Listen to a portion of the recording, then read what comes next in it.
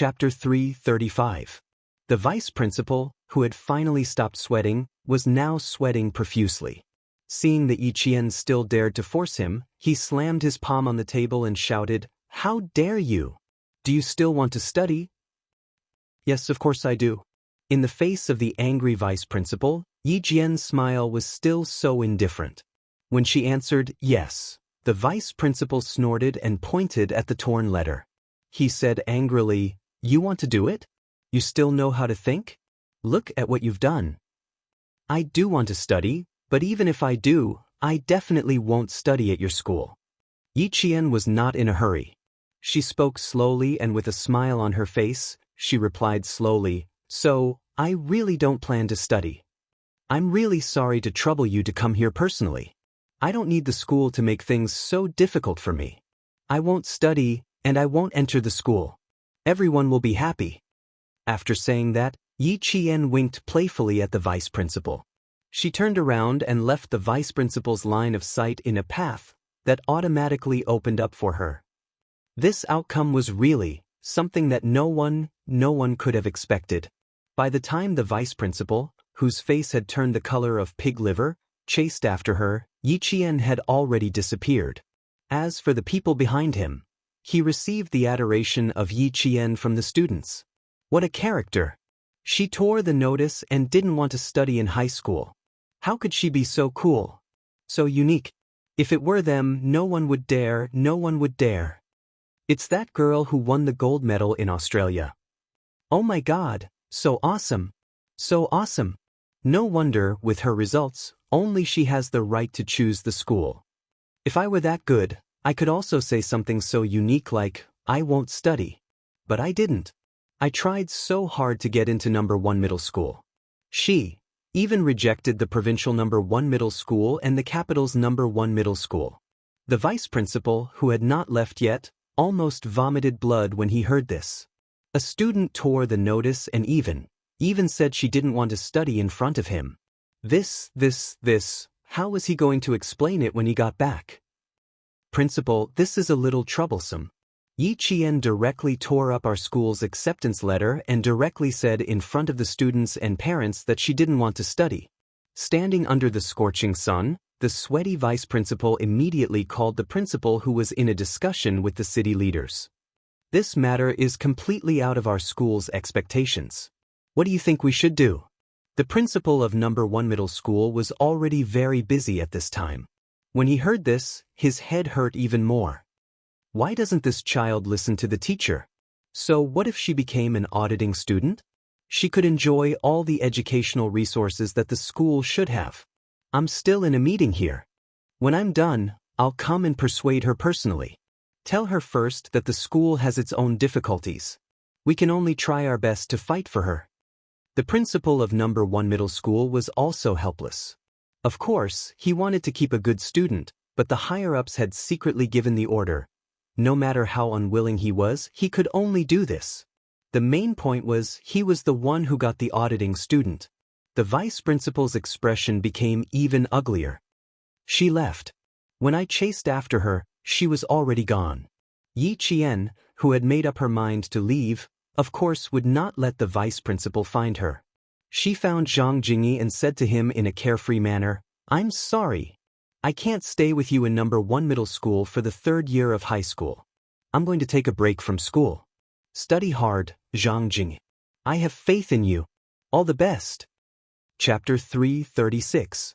The boy from the same village, Zhang Jingyi, who was standing outside, did not know what had happened. He saw Yi Jian carrying her luggage as if she was stepping on hot wheels and directly jumping onto a bus that was going somewhere. Goodbye. She was not afraid of not studying. She was afraid that she would be in trouble if the vice principal caught up with her if she did not walk faster. "Yifan, oh Yifan, I will grant you your wish this year." She did not want to study in high school for 3 years. Yi Qian had never wanted to be too far away from Principal Chen and Uncle General. She had enough excuses to take a year off from school. That night, she happily returned to Fujian town. She did not know that she had once again become the biggest news in the city. She tore up the notice in front of so many classmates and announced that she was not going to study anymore. She had to have the right to be arrogant. Coincidentally, Yi Qian had the right to be arrogant again. In an instant, the entire Anyang city was in an uproar because of Yi Qian. Number 1 middle school, which was already at the center of the storm, was once again suppressed by public opinion. When Secretary Wu found out about this, he smashed 3 cups and even broke a chair in his office. Corruption. Corruption. Bureaucrats. Bureaucrats. Incurable. Incurable. All their efforts were in vain. It was a huge setback to the education system in the city. It was no wonder that Secretary Wu was angry. Principal Chen took Secretary Wu's call and said, "Secretary Wu, I was worried that the child would be ruined if she went to school. I am relieved that she did not. This girl is smart. If she does not go to school this year, then so be it. It will be the same next year." There was an arrogant Yi Qian. She had to have a family behind her to support her. Secretary Wu had nothing else to say. He sighed and said, "It was my fault. I almost caused Yi Qian to fail." There was no mistake. At least, Yi Qian was happy to take a leave of absence, so it was not considered a mistake. Secretary Wu was not the only one who called. The next day, Principal Chen received a call from Principal Chao of Provincial First High School. The moment he opened his mouth, the principal questioned, "Old Shen, what the hell is going on? Did number 1 middle school have an explanation? He even forced a good student to drop out of school?" He tore up the notice on the spot. There must be an explanation for this. Their provincial first high school had gritted their teeth and swallowed their blood to let go of a good seedling. Who would have thought that the school that had accepted her didn't cherish her and actually forced her to drop out? Get Yi Qian to report to the provincial first high school in the next 2 days. Our school's doors will be open to her unconditionally. Principal Chao had seen Yi Qian's abilities with his own eyes. He had even personally sent her to Beijing before going overseas to participate in the competition. He had 100% confidence in Yi Qian's character. He firmly believed that Yi Qian was worth waiting for. When Principal Chen heard this, his eyes were full of smiles. He said in a clear voice, "Old Chao, I'll stop here. Thank you very much. As for where this child will study next year, we haven't decided yet. To tell you the truth, this summer, Yi Qian went through all the high school textbooks. I also gave her a test. A typical key university won't be a problem for her. So, it's not a big deal for her to take a leave of absence for a year. I'll thank you on behalf of that child." After listening for a while, Principal Chao asked tentatively, "So, Yi Qian wanted to take a leave of her own accord?" "You guessed right. I just found out that this child doesn't want to study for 3 years in high school. She thinks it's a waste of her time. As for me, I support her." Principal Chen did not hide anything and chatted with Principal Chao with a smile on his face. After hanging up the phone, Principal Chao leisurely took a sip of herbal tea. On such a hot day, a sip of herbal tea is really cooling and comfortable. Chapter 337. There was a call from the provincial government, followed by a call from Dean Li in Beijing. Like Principal Chao, they hoped that Yi Qian could report to their school within the next 2 days. The examinee's file had to be entered into the education system as soon as possible.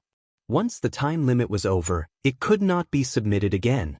Principal Chen's answer was still, let Yi Qian take a year off from school. If there was anything else, they could talk about it next year. Who was the happiest about this? Naturally, it was Yi Zhifan's family. Yi Zhifan, who was still handling the admission procedures at the provincial first school, received the call. He suppressed his happiness as he bought daily necessities for Yiying. Instead, he said sadly, this child. Hey, I just wanted her to admit her mistake. Who knew that she would be so rebellious and disrespectful to the teachers? She even dared to tear up the notice. This matter has nothing to do with you. I will definitely apologize to you when I get back. Really? Hey, I didn't think that she would be so presumptuous.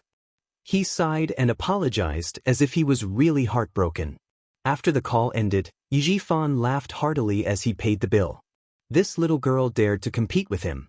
Hey, this time she will remember. Ying still could not believe it.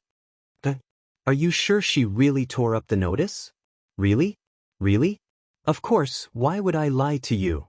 Yi Zhifan placed the toothpaste and toothbrush on the table and said to his overjoyed daughter, Yingying, Yi Qian was never your opponent. You don't have to treat her as your opponent. Do you see that?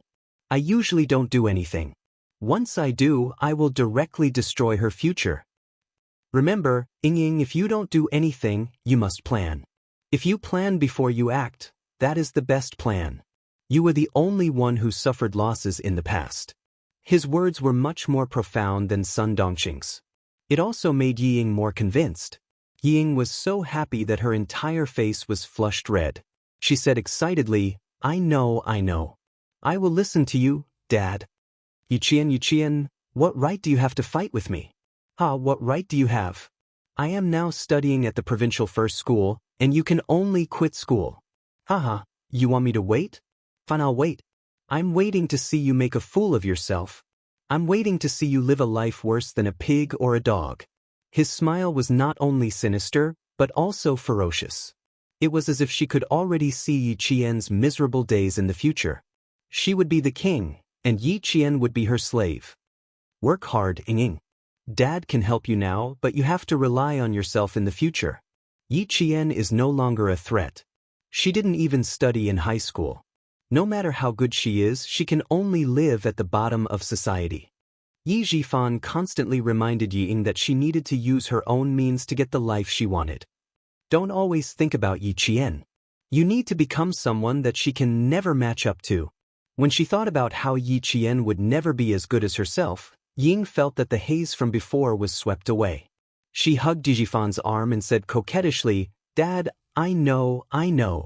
Don't worry. I used to throw tantrums because of Yi Qian, but I won't anymore. She was already inferior to me, and she will still be inferior to me in the future. I will work hard for you. I definitely will. Sun Dongqing, who was hanging the clothes outside, didn't know about this. When she found out that they had returned to Fujian town, Yi Zhifan told her. She knew, and not long after, the villagers of Shuku village found out. They all felt sorry for Yi Qian. He was such a good child and he had a bright future, but he ruined himself. Chapter 338. 2 months after school started, the news of Yi Qian's suspension from school still hadn't died down. Yi Zhifan, who had always been cautious, asked around for 2 months and confirmed that Yi Qian's name was not in any of the high schools in the city, nor Yi Qian's name in any of the high schools in the province. He was still worried and used his connections to check Yi Qian's household register. It was only when he found out that Yi Qian was still in Fujian town that he truly felt relieved. Yi Qian didn't repeat his studies, nor did he enter any of the high schools. It was as if he had completely disappeared. In October, the principal Chen of Fujian town resigned due to health reasons, and the position of the high school principal was handed over to another veteran who could continue to guard the underground oil depot. In October of the same year, Uncle Zhen, who had lived in Shuku village for more than 20 years, said that he was going to look for his relatives in Sichuan province. He left Shuku village with the village chief, Zhang Difu. Yi Qian, Uncle Zhen, and Principal Chen's figures faded out of Shuku village and Fujian town. Even the people in the army didn't know where the 3 generations had gone. They only knew that they had gone to wherever the hardships were. Heavy snow was already falling. In one night, the entire Anyang city became a world of silver and white. Winter of 1996 had arrived. Anyang city of the southern province welcomed its first snow of the winter. Children were happily having snowball fights in the snow. The children's laughter added the most vibrant colors to the entire city. Drivers, cyclists, and pedestrians were all very careful for fear of accidents. Only a jeep suddenly appeared at the intersection. It sped up again, stirring up waves of snow, and disappeared around the bend in the road in the blink of an eye. The driver's deep black eyes contained a faint smile. His elegant and handsome face contained a smile like the spring breeze in March. He steadily drove the car to the entrance of number 1 middle school. Hello, I'm looking for Yi Qian from grade 1 class. A tall man in a military coat casually rested his arm on the windowsill of the guard post. He took off his gloves, revealing a pair of slender hands that were as long as a pianist's. He picked up the ballpoint pen used for registration and wrote down his name stroke by stroke. He smiled at the guard at the door. Yi Jian, Grade 1, Class 1. The guard at the gate was a security guard in his 30s. When he heard this, he glanced at the young man in a military coat. When his gaze landed on the man's military cap, his eyes flickered slightly. Xia Jinyuan put down the ballpoint pen. He could see something strange from the other party's expression. There was a hint of seriousness in his soft voice. What's wrong? What happened to her? Comrade, this Yi Jian? The guard opened his mouth awkwardly. After thinking for a while, he lowered his voice as if he was afraid that someone would overhear him. She didn't come to our school. Why don't you go outside and ask around? Ask around at the small store in front. I'm just a security guard. There are some things that I can't say. If you ask someone else, they will know. She didn't come to school? Xia Jinyuan clenched his fists. He said, "Thank you." Then he strode away. He started the car and stopped in front of a roadside convenience store in the blink of an eye. He stopped the car and bought a pack of chewing gum. He fiddled with it without eating it. Looking at the shop owner, who was sitting by the fire, bored, Xia Jinyuan pointed at the stove and smiled. "Brother, let's go to your store to warm up. I'm waiting for someone." In his military uniform, he took off his military cap and naturally placed it flat in the palm of his hand. He then fastened it to his waist. His actions were indescribably dignified and masculine. Seeing this, the shop owner laughed loudly. "Whatever. Do you want some hot tea? I'll make you a cup." His action, dressed in military uniform, won the shop owner's favor. Chapter 339. There's no need to trouble yourself. I'm just waiting for someone. Class is about to end. Xia Jinyuan sat down. Even his sitting posture was a habit of the army. His hat was gently placed on his knees to maintain his military posture. He was always cautious that he was a soldier and would never spoil his military image outside. More importantly, this was also a characteristic of physics. When one's hands were placed on his knees, it formed the most stable triangle. When one stood up, it was easy to immediately exert force to stand up. Xia Jinyuan's plan was to leave immediately after asking about Yi Qian. The shop owner warmly poured tea and came over. When he sat down and saw Xia Jinyuan's appearance, he subconsciously straightened his back and started to chat with him. Number 1 middle school is really good. This year, 6 students from Tsinghua University and Western University took the college entrance examination. Now that it's famous, all the students outside are squeezing their heads to get in. Everyone wants to go to number 1 middle school and enter the top universities. The shop owner was bored guarding the shop alone, so when a soldier came to chat with him, he warmly introduced number 1 middle school while drinking hot tea.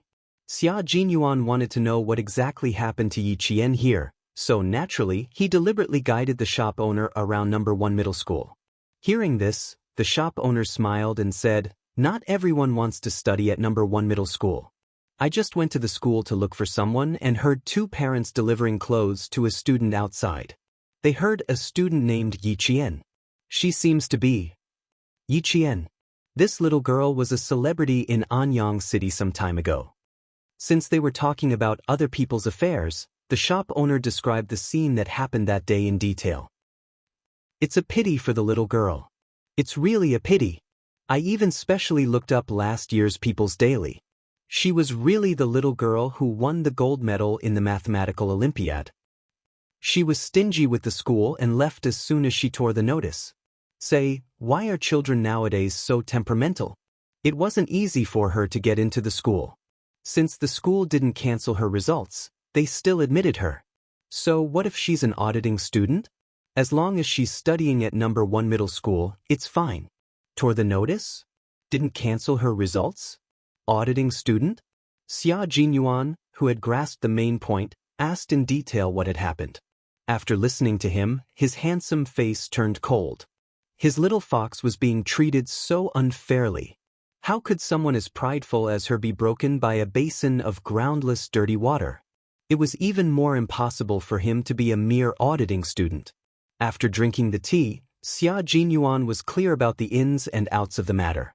After he left the snack bar, he took out a black and white mobile phone that had been popular in Beijing recently and was worth more than 10,000 yuan. He dialed a set of numbers. Help me investigate someone. Yi Qian, she just turned 16. Find out which school she's studying at in Nan Province. I'll give you a call in 10 minutes. After the phone call, Xia Jinyuan, who had not slept for several consecutive nights, closed his eyes and rested. He did not panic, for he knew very well that it was impossible for his little fox to drop out of school. If she wanted to be admitted to a military academy, she had to be studying at a high school. Regardless of high school or junior high school, as long as she was in school and her student ID was there, he would be able to find her. In less than 10 minutes, the phone rang. The person on the other end said something, and Xia Jinyuan, who had a calm expression just now, suddenly opened his eyes. His voice was as cold as the snow outside. Have you checked all the schools in the province? Chapter 340. The person on the other end of the phone was a woman with a gentle voice. She was dressed in an expensive suit. She was wearing a suit and a pair of black heels that were at least 8 centimeters high. She leaned against the desk and said calmly, I did. Her student ID hasn't been changed and her file is still in the province. In other words, she's suspended from school. She didn't attend high school or repeat her 3rd year of junior high school. She's suspended from school to retain her student status. Suspended from school to retain her student status. After hearing this, Xia Jinyuan's tense nerves were all relaxed at once. Uncle Chen leaving Fujuan High School, Uncle Jen leaving the village, and Little Fox suspending from school. All of this made sense. The 2 old revolutionaries didn't take any action and left immediately.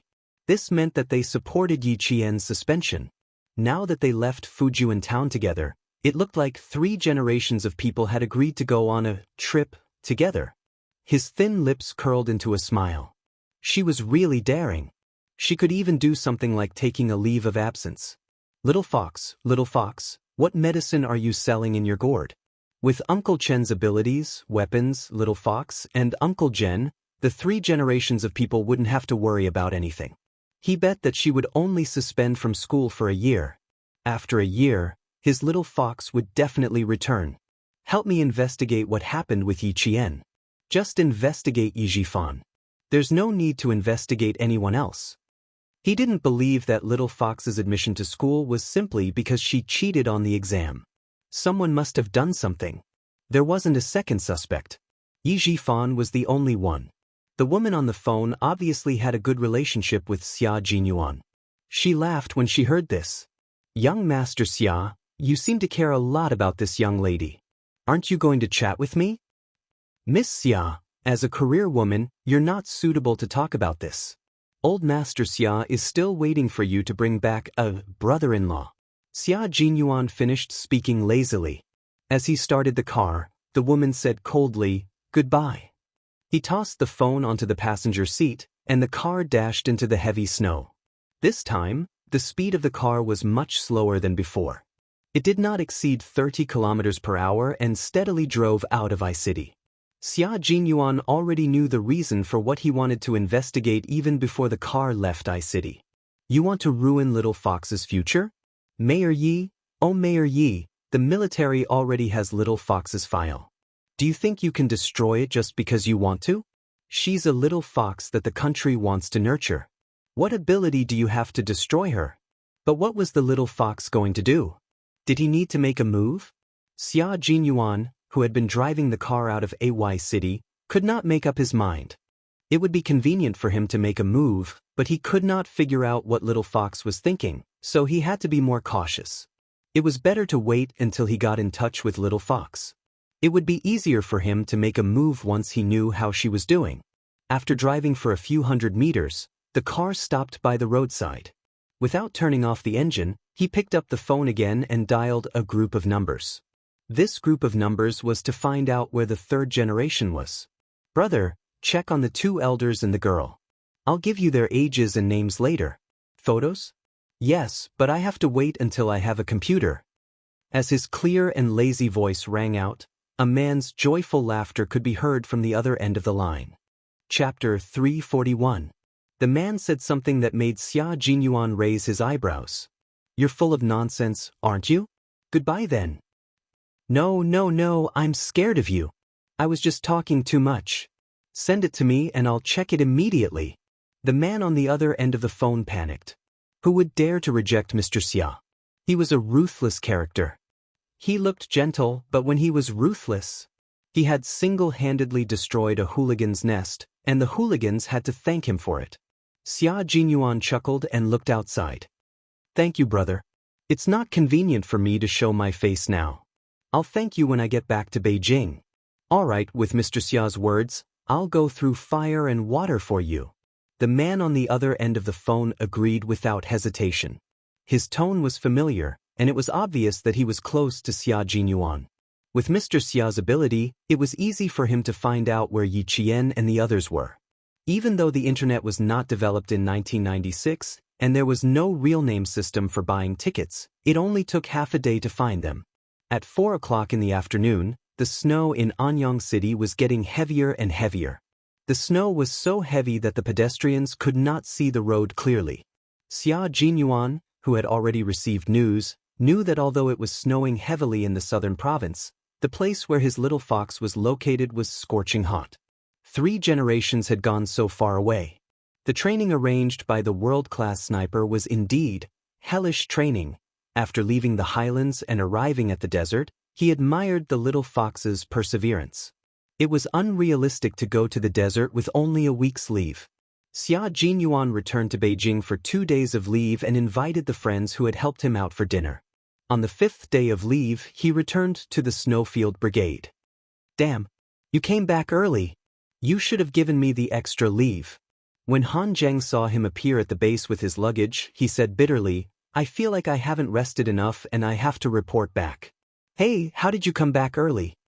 Seeing Xia Jinyuan's expressionless face, Han Zheng took a closer look and frowned. That's not right. You didn't look for your little fox? Fuck, little fox is ignoring you? You guys broke up? Did they really break up? From puzzlement to schadenfreude, it only took a few seconds. When have I ever dated an underage girl? If there's no pursuit, how can there be a breakup? Xia Jinyuan, who had been ignoring him, finally glanced at him and sneered. Do you think I'm like you? When you return to Beijing, 3 girlfriends will break up with you. Young Master Han, the news about you has spread all over the capital. Fuck. Who the fuck is spouting nonsense and ruining my reputation? What do you mean by breaking up with me? I'm the one who doesn't want them. Han Zheng's face was a little pale, especially when he heard Xia Jinyuan's chuckle. His self-esteem took a big hit, and he jumped up to explain, Damn it, I've always been the one to dump people. When have you ever seen me being dumped by a woman? Xia Jinyuan chuckled at Han Zheng's explanation. He didn't care about this kind of thing. Before he returned to the dormitory, J5, who was dressed in a training uniform, walked towards him. You're back at the right time. There's an important meeting at 7 p.m. Someone from the top is here, a big shot. The mission is a level in hearts. A level in hearts represented a mission within the country. Okay. Xia Jinyuan looked at the time. There were still 46 minutes to 7 p.m., which was just enough time to check the map. Chapter 342. After putting away the luggage, Xia Jinyuan took out a map and looked at it carefully. They were looking at military maps, which were very detailed and accurate. He ran his finger across the map, took out a pen, and wrote down a few places Yi Qian might go next month. Hey, you know a little? So fast? Who told you? G3 asked from behind him, took out a pen from the desk, and ran it across the map. This is a flight mission. We will depart from Machadi at 77 degrees 28, minus 79 degrees 05, east longitude and 38 degrees 25, minus 39 degrees 22, north latitude. We will cross the entire Taklamakan Desert and arrive at Ruoqiang at 86 degrees 45, minus 93 degrees 45, east longitude and 36 to 41 degrees 23, north latitude. As for the specific aircraft type, it is top secret. Choosing a desert was like choosing Area 51 in the United States. There was nothing but secrets. Xia Jinyuan picked up the map, slowly turned to look at G3, and raised his eyebrows slightly. G3, I was wondering why you immediately dragged us to flight training before we came down from the plateau. So you were waiting for us here. Don't look at me like that. I just found out too. The Snowfield Brigade is always at the forefront. You should have known on the day you joined that we take priority in everything. G3 smiled, his low voice full of pride. Let's have a meeting. We will depart in 3 days. All the soldiers of the Snowfield Brigade were all-rounders. They had to be trained in fighter jets, tanks, and even naval combat. Be loyal to the motherland, surpass yourself, challenge your limits, and win every battle. This was the Snowfield Brigade's slogan. At 7 o'clock, the Snowfield Brigade's 2 teams had a meeting. It was not held in an outside conference room, but in an underground conference room. They turned on electromagnetic shielding and tracked the radio waves of unknown origin to prevent the meeting from being eavesdropped. Xia Jinyuan's gaze was cast on the screen. He watched as the red laser light swept across the sky and the flight path that the fighter jet had to pass through. His thin lips were already smiling slightly. He and his little fox were really fated to meet in the same place even though they were thousands of miles apart. 3 days later, when Xia Jinyuan set off, Yiqian was lying on the sand that was scorched by the sun. The endless yellow sand was the only scenery she had seen in the past month. Other than the flying yellow sand, she would occasionally see cactus in the desert. She was now in the Taklamakan Desert, and it was the golden season to cross the desert. What she needed was not to cross the desert, but to train here. Just as Principal Chen had said, he had brought her across the plateau, desert, plains, and across forests. Now, they were undergoing desert training. They did not have a fixed time, but they could leave when they wanted to leave. The beautiful golden scenery of the poplar leaves did not enter Yi Jian's eyes. In her eyes, she was sniping Headmaster Chen, who was hiding in a golden world. The sound of a camel ringing a bell came from the sand dune. Yi Jian looked ahead through the scope and saw a group of desert explorers carrying backpacks. They climbed over the sand dune and slowly walked towards them. Tian He, their target was Hetian He, who was behind her. The Hetian River was one of the 3 main sources of the Darim River in China. It originated from the Kunlun Mountains and the Karakoram Mountains, flowed north into the Darim Basin, passed through the Taklamakan Desert, and joined the Darim River. Yi Qian began to wriggle in the yellow sand with her body. She did not get up. If she got up to avoid these travelers, Principal Chen, who was in hiding, would not hesitate to shoot. Chapter 343. Yi Qian's body wriggled like a snake, and soon, a human hole appeared. She then used her arm to rub against the sand. As the layers of sand covered her, Yi Qian's entire body was hidden under the yellow sand. Her gun was also hidden under the sand under the protective cover. Not a single foreign object could enter the gun, not even a grain of sand the size of salt. Protecting the sniper rifle in her hand was also protecting her own life.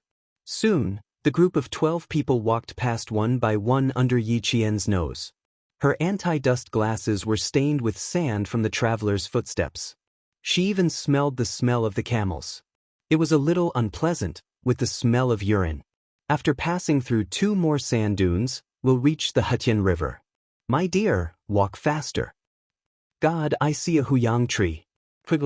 A huyang tree. A huyang tree whose leaves are like gold. This was a group of foreign travelers. They had passes that allowed them to enter China, so their identities were travelers. Yi Qian held her breath and didn't move until she finally couldn't hear their footsteps anymore. Then she slowly revealed her body from the sand dunes. They were also the only travelers that Yi Qian had seen in the dozens of days that she had been here. It was as if they had suddenly broken the silence of the entire desert, breaking the cold isolation of the world, and instantly pulled her back into the crowd. If it weren't for the special circumstances, she thought that she would have rushed forward to give them a warm hug and welcome their arrival. Being happy was only a matter of time. Soon, hiding, moving forward, the same thing happened again. Yi Qian, who had already learned how to remain calm and collected in the cold, stayed parallel to the sand so that she wouldn't be exposed to the sniper's range.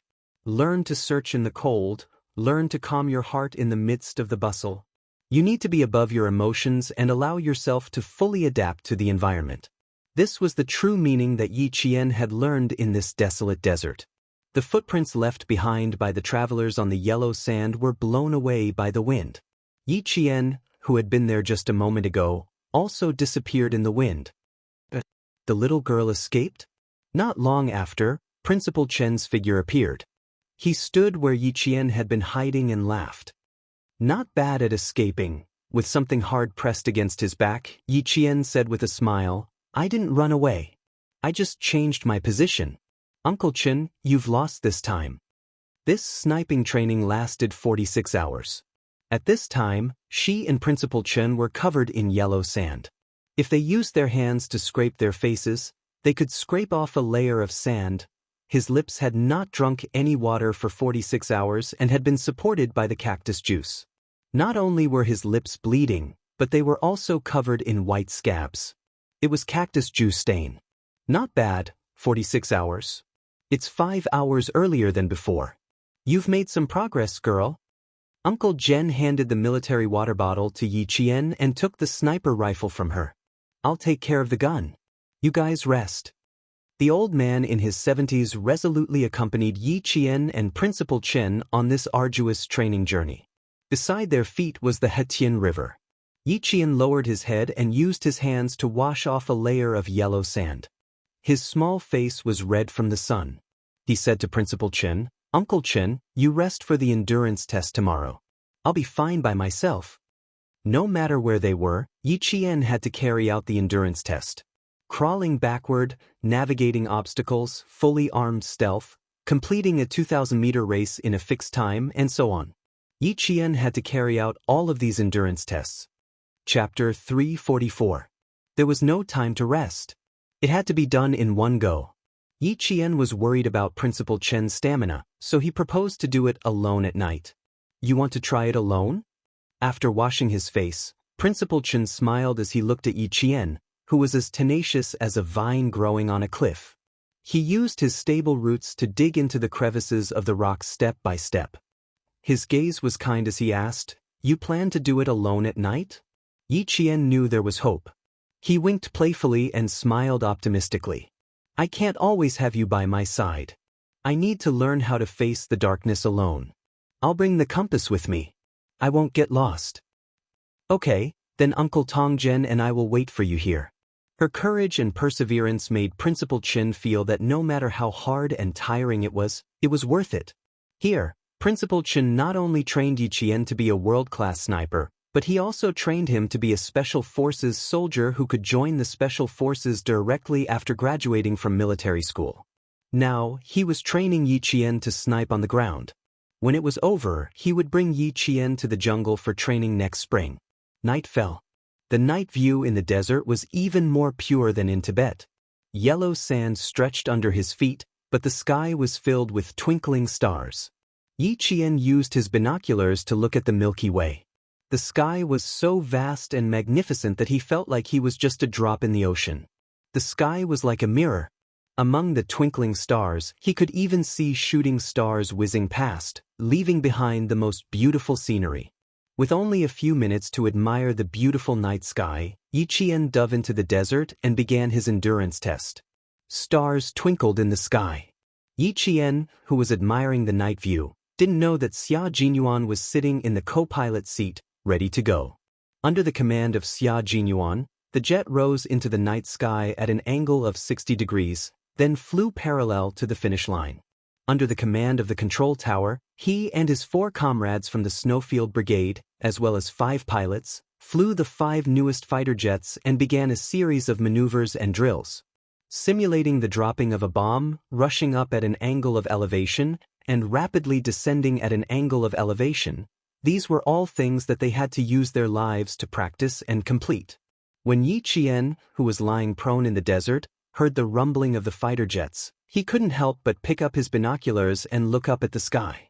In her eyes, she saw several airplanes flying over her head at an extremely fast speed. In Xia Jinyuan's eyes, he knew that he was in the desert, and he didn't know where he had met his little fox. The difference was that he was in the sky while she was on the ground. At the same time, at the same place, they would definitely meet.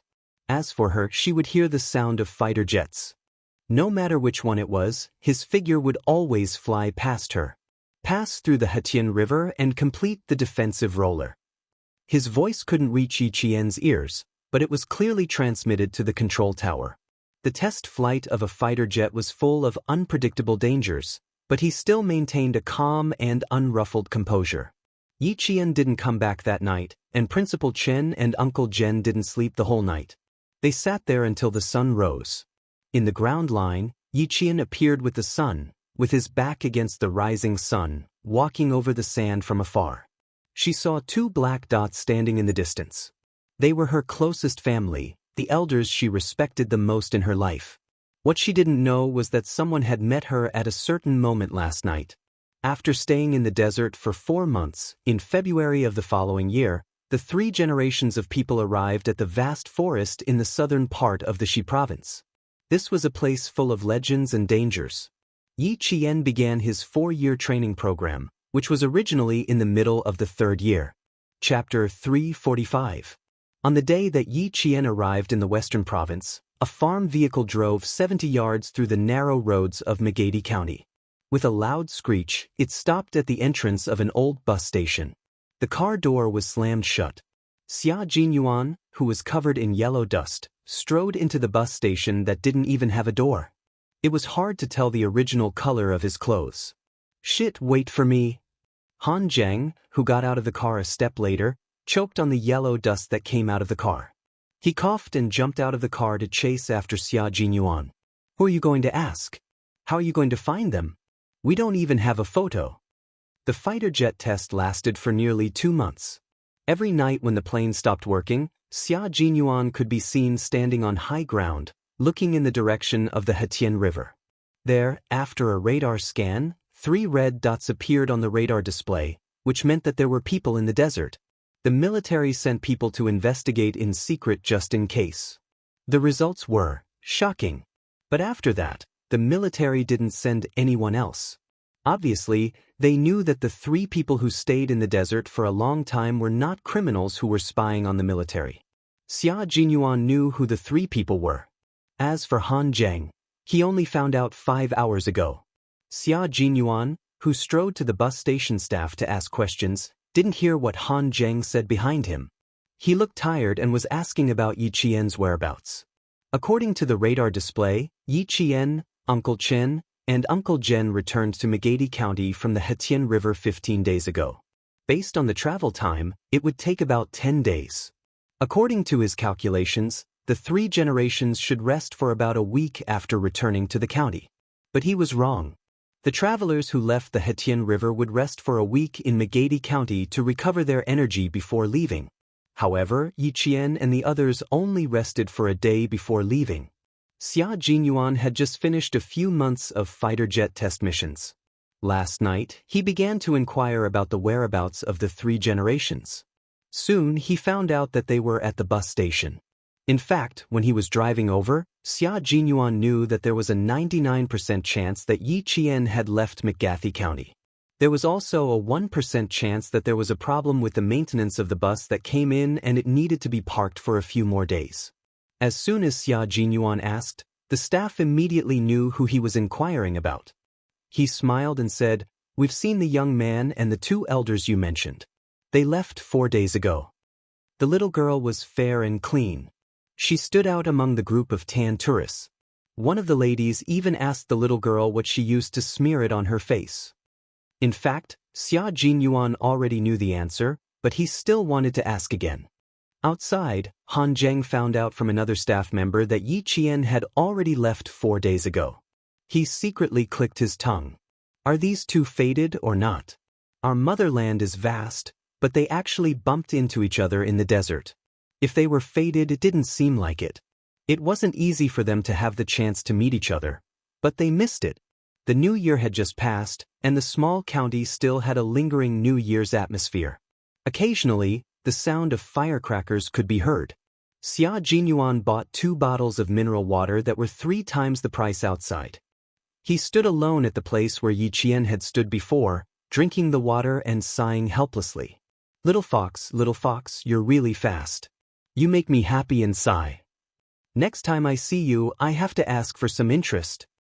Chapter 346. What are you mumbling about? Let's hear it. Han Zheng, who was holding 2 bottles of mineral water in his hands, walked over. Seeing his tall and straight back, his childhood friend exuded the aura of a soldier no matter where he went. He teased, "Your little fox can become a celebrity wherever she goes. I can grab any staff member and they'll know her. She left 4 days ago and only rested for 1 day. She was lucky to meet the tour bus and left the next day. Mr. Xia, it's hard for you to catch your little fox." Xia Jinyuan tightened the cap of the half-empty bottle of mineral water. He glanced at his childhood friend who was teasing him and said with a smile, "Do you think my little fox is like those brainless women with big breasts? She had a plan to enter the desert and leave the desert. She never believes in luck. She only believes in herself and the truth." The truth was that they met the tour bus on the way back from the Hetian River. It was completely planned before they entered the desert and left just in time. Damn. There are benefits to having big boobs. I don't have to worry about them. Han Zheng was not convinced and snorted. "I'll spend some money to get them. Unlike you running around everywhere. How tiring." He did not have the patience to chase them like this. Xia Jinyuan laughed even more coldly. "Your pursuit is not worthy of praise. You spent money to find women, but in the end, they are all unreliable. What are you after? It's hard for me, but I'm willing to do it. Finding a girlfriend who can fight side by side with you is like finding a soul mate. It's the highest level of love between two people. People like you who spend money to find big boobs will never know what it means to be connected. You're destined to be single for the rest of your life. You want to feel superior in front of Xia Jinyuan? TSK, the word blow will make you want to cry." Han Zheng, who had been unable to gain the upper hand every single time, received a blow from his childhood friend. He was so angry that the mineral water bottle in his hand cracked.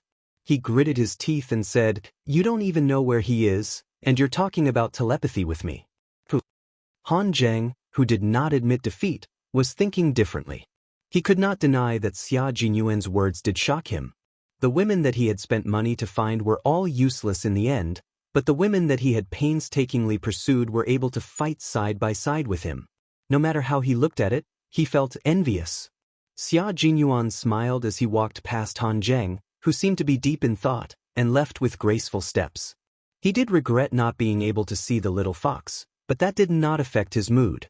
In the great mountains and rivers of the motherland, he and she had left their footprints in the same place at different times.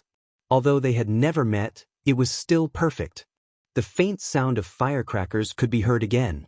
Xia Jinyuan raised his wrist and looked at the date on his watch. It was the 21st day of the first lunar month, the 6th day of the second lunar month. He and Little Fox had spent the spring festival in the same place. It felt pretty good.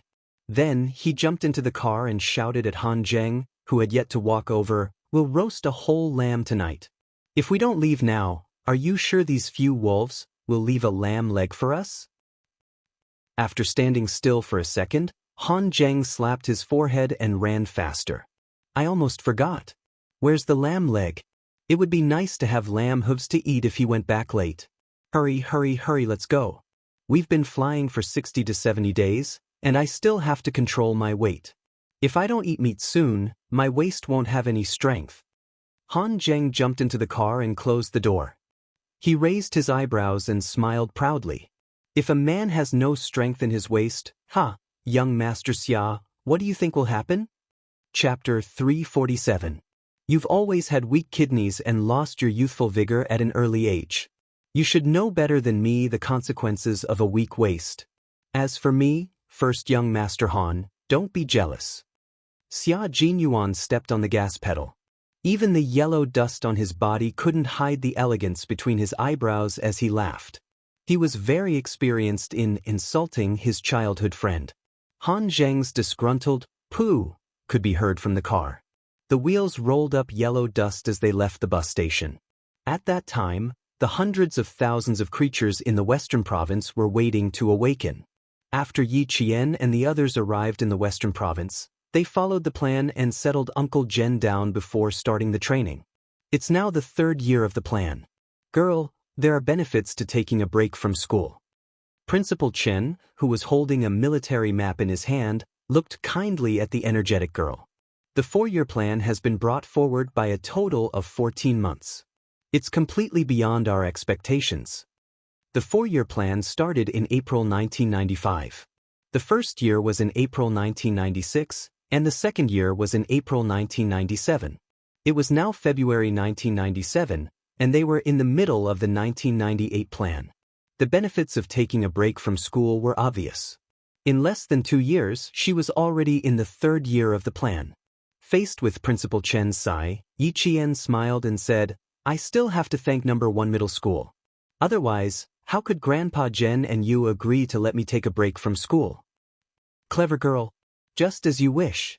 Principal Chen laughed. This girl was actually quite clever. "Come, let's talk about the training this time." Entering the mountains wasn't done aimlessly. There was a strict route, and the coordinates and latitude could be matched on the military map. Where to enter, where to pass, and which exit to exit from were all strictly planned.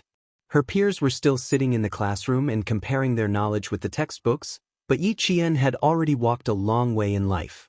This was a distance that countless people could only dream of.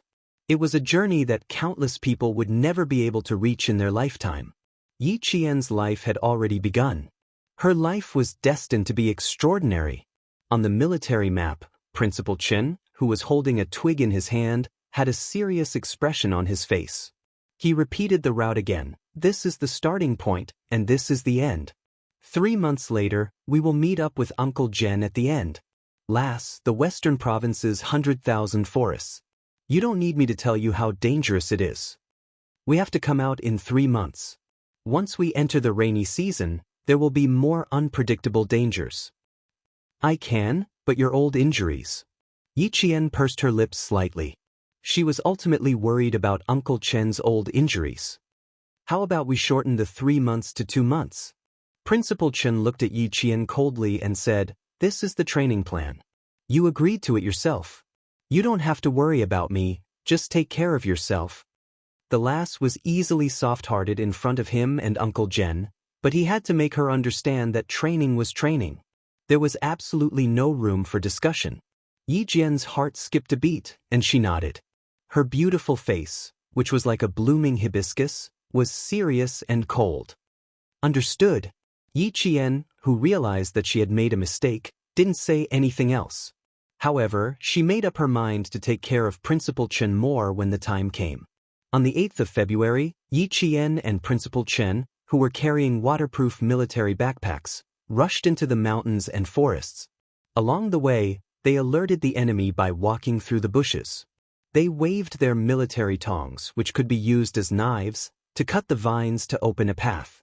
They passed through forests that no one had ever walked through before.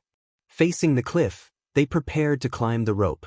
Gritting their teeth, they climbed step by step like a fox. Chapter 348. When they came into contact with the river, they tightened their bags, waterproofed their guns and bullets, then stepped directly into the river, where they did not know if there was any danger. When they came out of the river, the sky was dark. They found a depression and rested, soaking wet. There was no fire or hot water here, and the only food they could eat was not cooked. From mushrooms to wild fruits, even raw meat could fill their stomachs. Yi Qian never complained about the hardships, nor did she shrink back. She was like a young girl chasing after the sun, running all the way to where there was light. Along the way, she trained. She did not know how many mountains and cliffs she had climbed. Finally, she successfully completed more than 10 field training courses.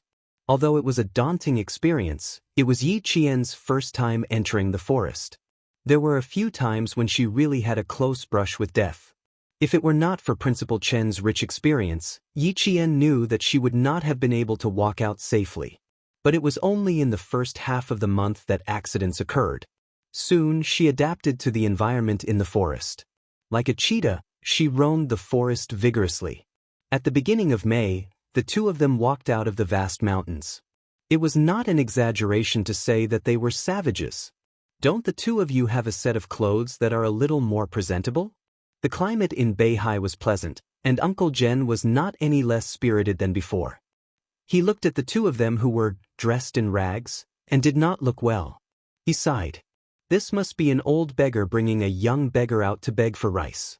If it were not for the fact that the two of you are clean, I'm afraid that no bus would bring you back. Yi Qian put down her backpack. Her eyes became clearer, and she giggled. You guessed right. When we first left the mountains, Uncle Chen and I were waiting for the village bus. When we got on, everyone on the bus thought that we were beggars. Uncle Chen rented a house in a vacation village near the North Sea. He paid a hefty sum every month just to wait for Yi Qian and Principal Chen to come out. In the holiday village, Yi Qian rested until all the swollen mosquito bites on his body disappeared. He then took a medicinal bath prepared by the local traditional Chinese medicine doctor for half a month, until his blood was rosy and his skin was white and tender. Only then did he return to Fujian town. At the end of May, there were still 20 days left before the middle school exams.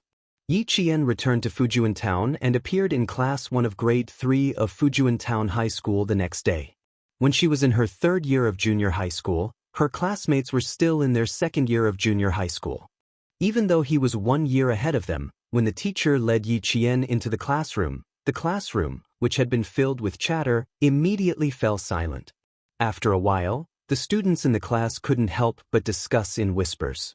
Isn't this Yi Qian? Why is she here? Yi Qian is so awesome that he tore up the notice right in front of the vice principal. Are you here to repeat your studies? Oh my God, that's impossible. Even if she wanted to repeat her studies, she would have done it a year ago. How could she repeat her studies after a year? The homeroom teacher had received instructions from the school leaders. Regardless of what the students were saying, she simply smiled and introduced, "Students, quiet down. This is Yi Qian. I'm sure everyone has heard of her before. From now on, she will be a member of our class. Students, please give her a round of applause to welcome her back to school." The applause was extraordinarily loud. Everyone was curious about the legendary senior who had suddenly appeared in their class. After the applause died down, the homeroom teacher smiled and said, "If you have any questions about your studies, you can look for her. I believe that even if student Yi Qian were to take a year off from school, he would not be worse than any of the students in our class."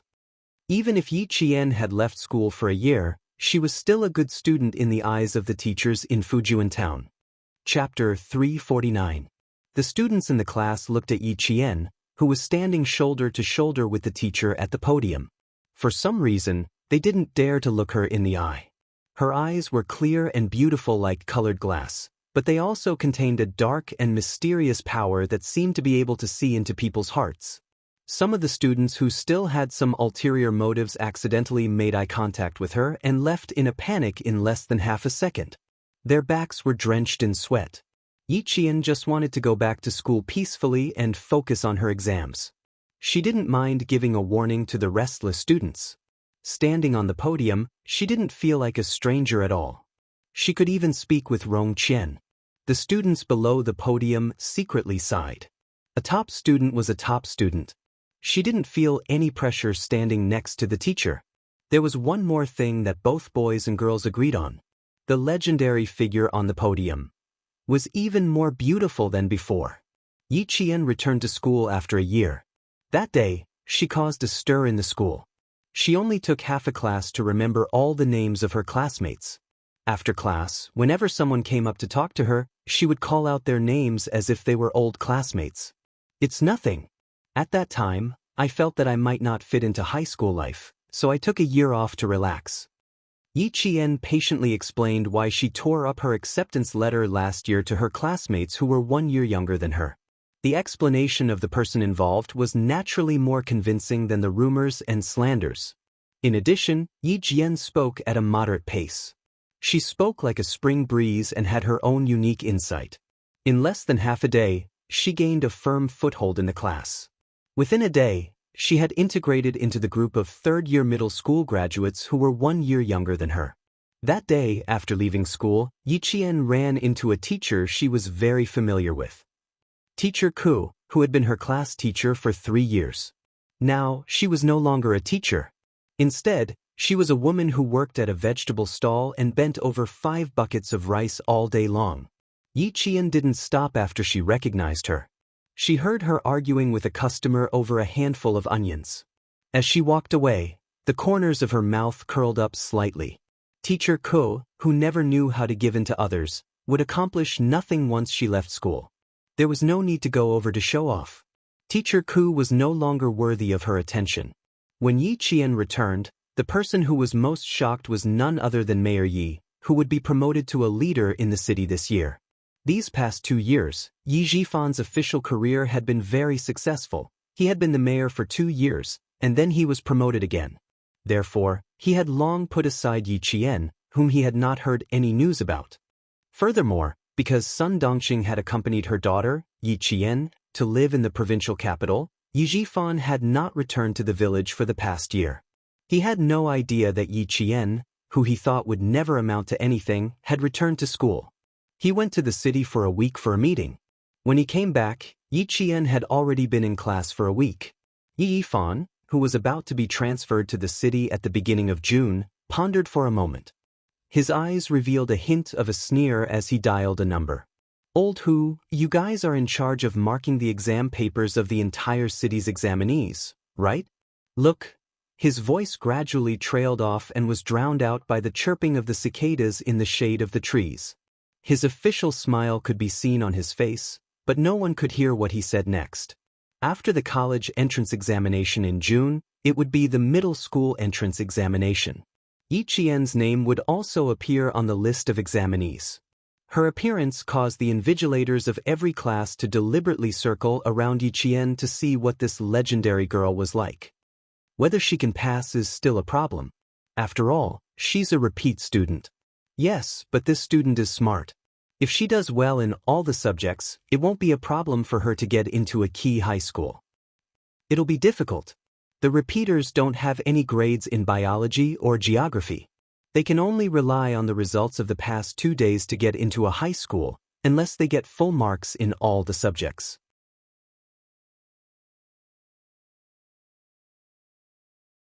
And teacher, can I hand in my paper and leave the exam hall now? Yi Qian was already used to her teacher's shocked expression. This time, she deliberately increased her speed to let some people know that his tricks were nothing. Trying to trap her? It was simply daydreaming. Moreover, if they tried to frame her, then don't blame her for not giving them face. The invigilator was a teacher from Qingtang Middle School. When he heard that she was done, he thought he heard wrong and repeated, "Do you want to check the entire test paper? You didn't score in geography and biology, so you can't be careless in these exams." At this point, Yi Qian vaguely remembered that her name had been passed around by the teachers of various middle schools. She looked up and smiled politely. "Yes, I'm sure I'm done. Thank you, teacher."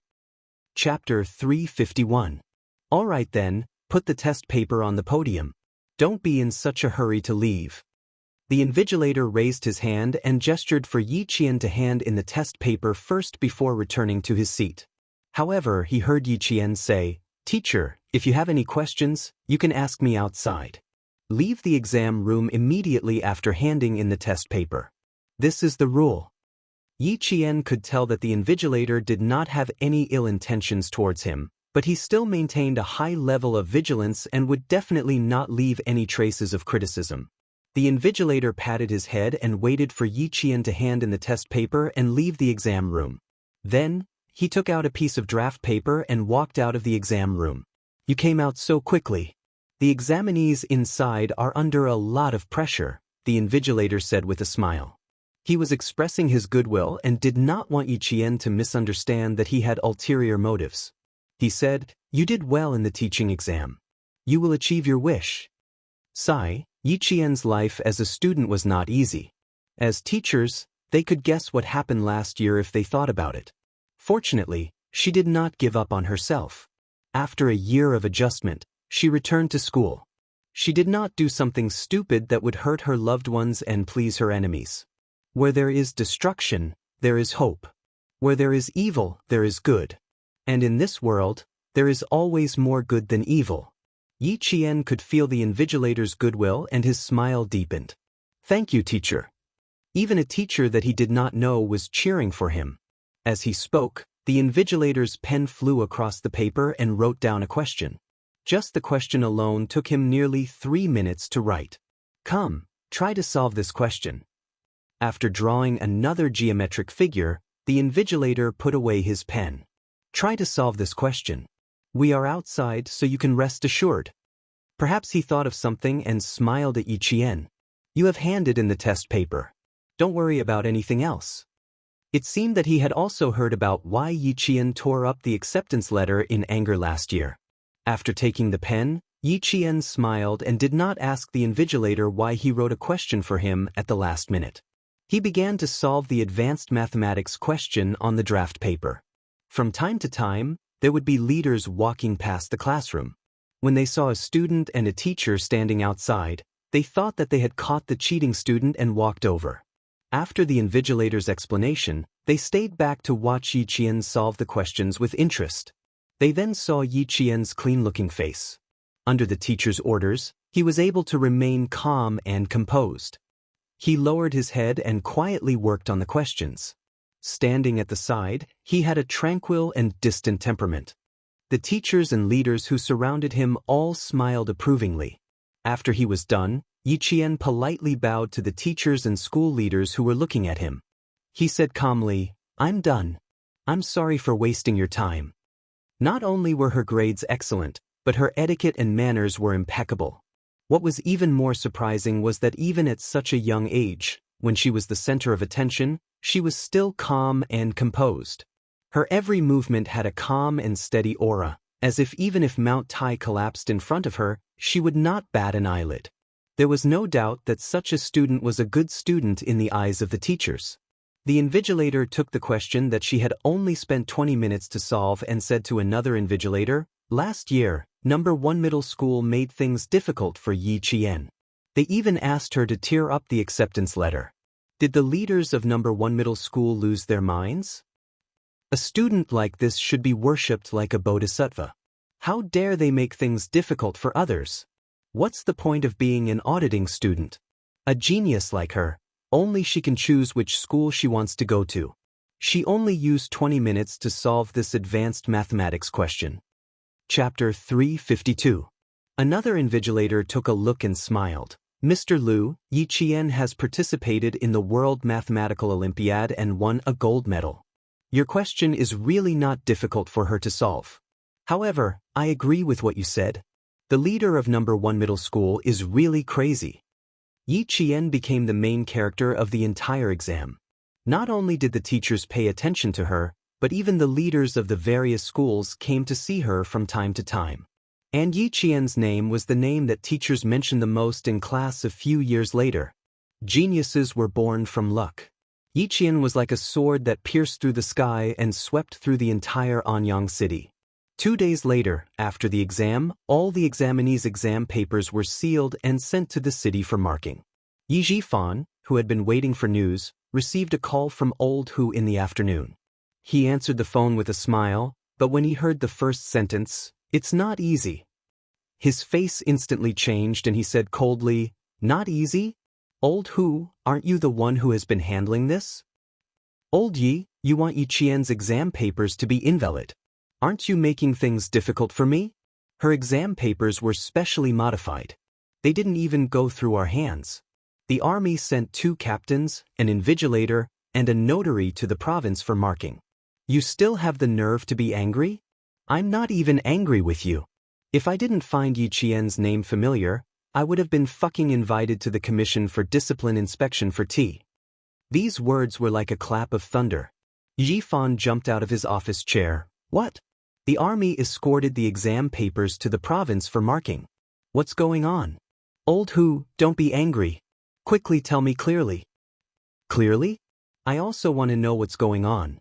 Last year, this examinee was admitted to number 1 middle school. In the end, this examinee tore up the notice and was suspended for a year. Old Yi, we have been friends for many years. Let's not talk about last year's incident. But this year's incident, I'll pretend that you didn't call me. As for me, I'll pretend that I didn't know. Let's just pretend that nothing happened. Also, let me give you a piece of advice. Don't make any more moves. Be careful not to get into trouble." If it weren't for the fact that they had known each other for so many years, he wouldn't have reminded him. Yi Zhifan did not know when the other party had hung up. He did not know how long he had been listening to the beeping sound. He sat there in a daze for a long time before he slowly put down the phone. Originally, he thought that it was just a matter of moving his finger. But now, it seemed that it was not something he could do. If even the military were to step in, then who exactly was it that was protecting Yi Qian? Who was it? Was it someone he couldn't afford to offend? Was it someone he couldn't afford to offend? Yi Zhifan thought about a lot of things. There were many things that he did not understand, but there was one thing that he understood. Yi Qian's future was not something that he could cut off or interfere with. So, other than old Uncle Jen who helped Yi Qian behind the scenes, who else could it be? Yi Zhifan sat quietly in his office for a while. He looked at the time, then stood up with a tense expression and left the office. Yi Qian did not know that her exam papers had been sent to the provincial capital before she left school. She was talking and laughing with her classmates in the same exam room as her as she walked out of the school gates. She felt a cold and heavy gaze on her. She was talking to her classmates when she raised her head indifferently.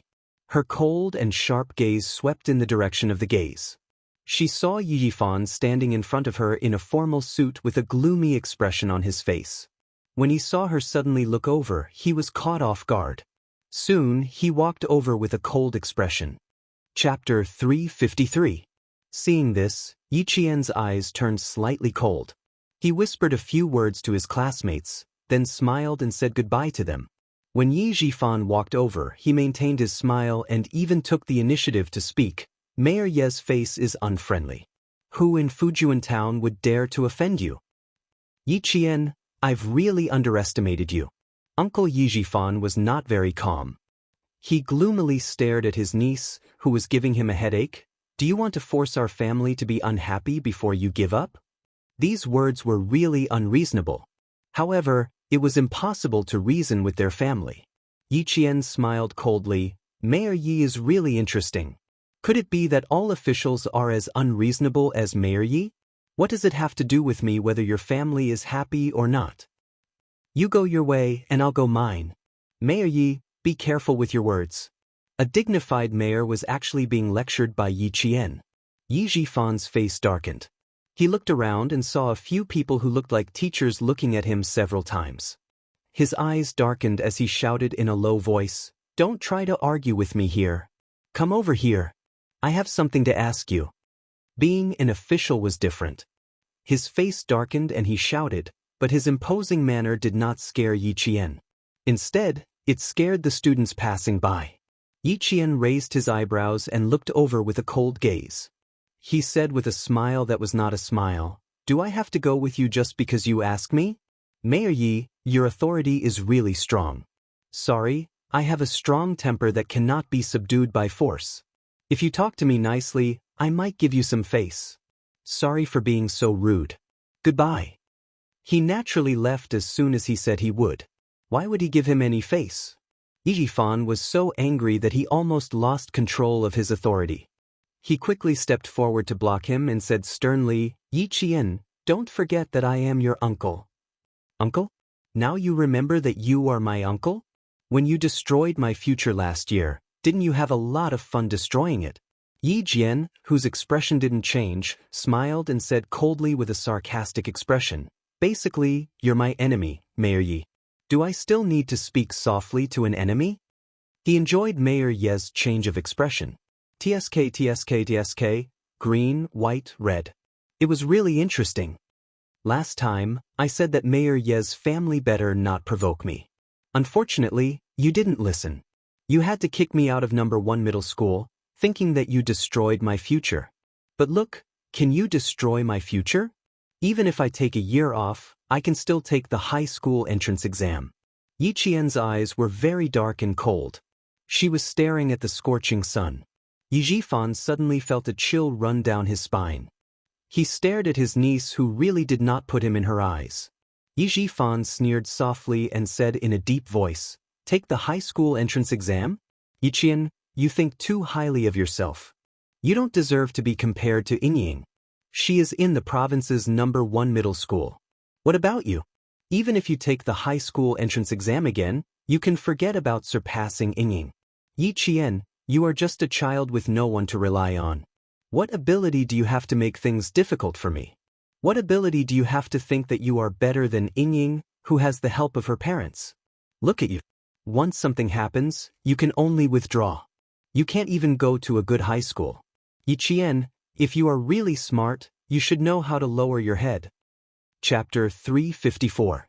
His voice became colder and harsher, and the threat in his voice deepened. No matter who is supporting you, you can only survive if you learn how to lower your head. Otherwise, no matter how good your grades are, there are still people who can make it so that you can't enter a school or study. Yi Zhifan had calculated everything. As long as Yi Qian showed even the slightest bit of fear, he would be in the palm of his hand. He thought that by threatening Yi Qian like this, he would be able to see the fear on Yi Qian's face. After all, she was still a child. Faced with the stern reprimand of an adult, she would more or less feel afraid. As long as she was afraid, he would be able to convince her to give up her studies. Then, he would use some tricks to make it so that she would never be able to return to the southern province.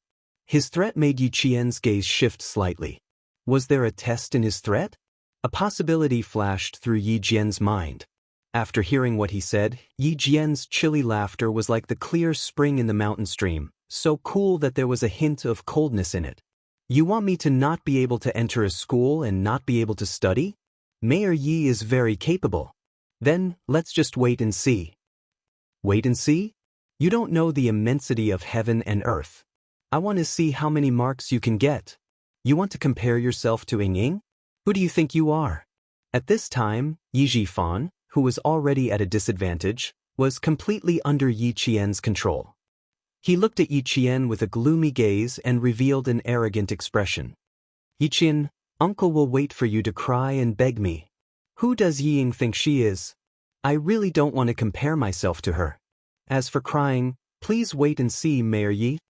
By the time he finished speaking, Yi Jianqian had already replied with a smile. Also, Mayor Yi, be careful that you don't fall from your horse. Officials were most afraid of hearing others say that they had fallen from grace, and Yi Fan was the same. When he heard this, his expression was already ugly, and now he was so angry that his face turned the color of pig liver. When Yi Qian saw his expression change again, his laughter became even more crisp.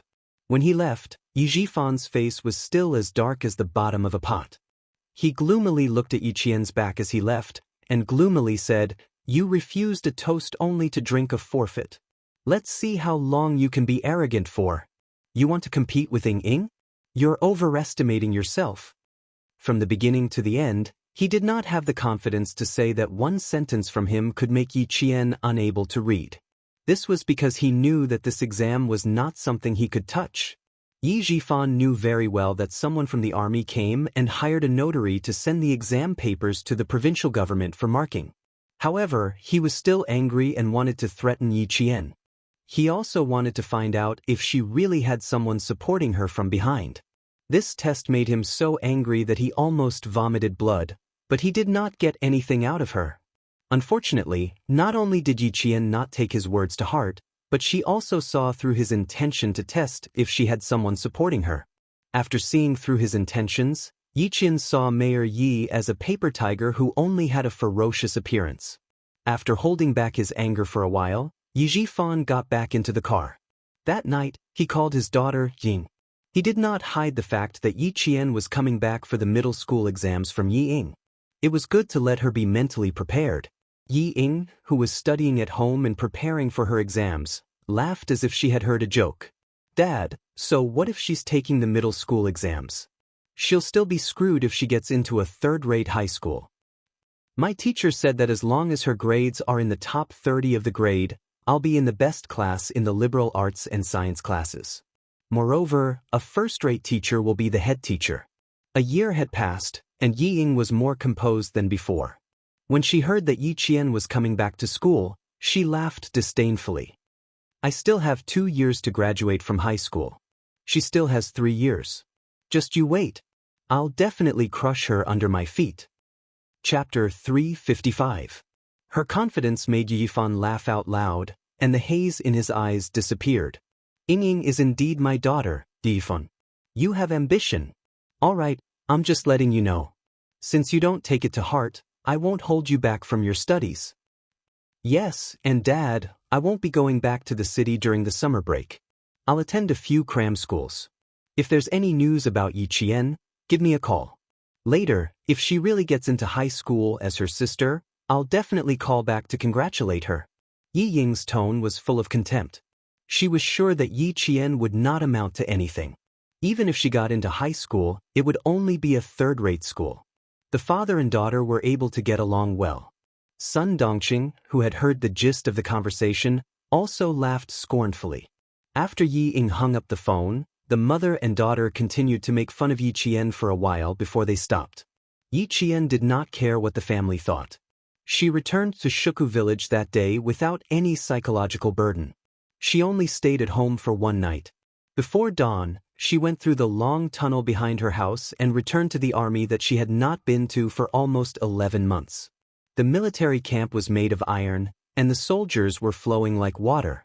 Yi Qian saw many unfamiliar faces as soon as she entered the army.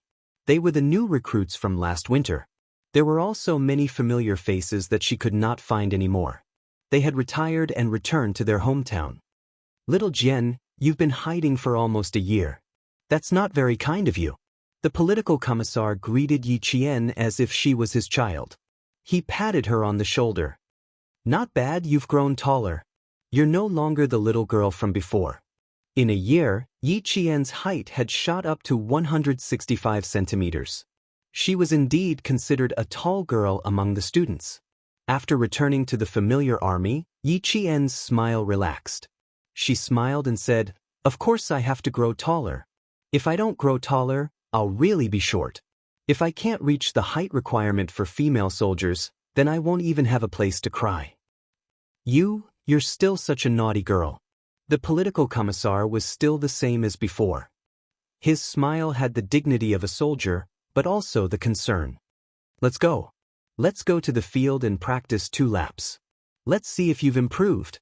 After saying that, he led Yi Qian to the field. After taking a few steps, he looked at Yi Qian and sized him up. Let's go to the Internal Affairs Department to get a set of training clothes. I was wondering why he didn't look right. If he didn't wear his military uniform or training uniform when he came to the army, he would be an anomaly. We can't be outcasts. Thinking about Uncle Jen's request on the phone, the political commissar smiled and said, "Change your clothes and go to the field. Recently, there are a few troublemakers in the army. Come and teach them a lesson. Let's see if they still have the face to be troublemakers." Troublesome soldiers meant that they might be a little outstanding, but they didn't put the class leader in their eyes, and they would often speak ill of her. Before Yi Jian came, a few troublesome soldiers from the international metropolis crushed 2 green flies and threw them into the class leader's mung bean soup to relieve the heat.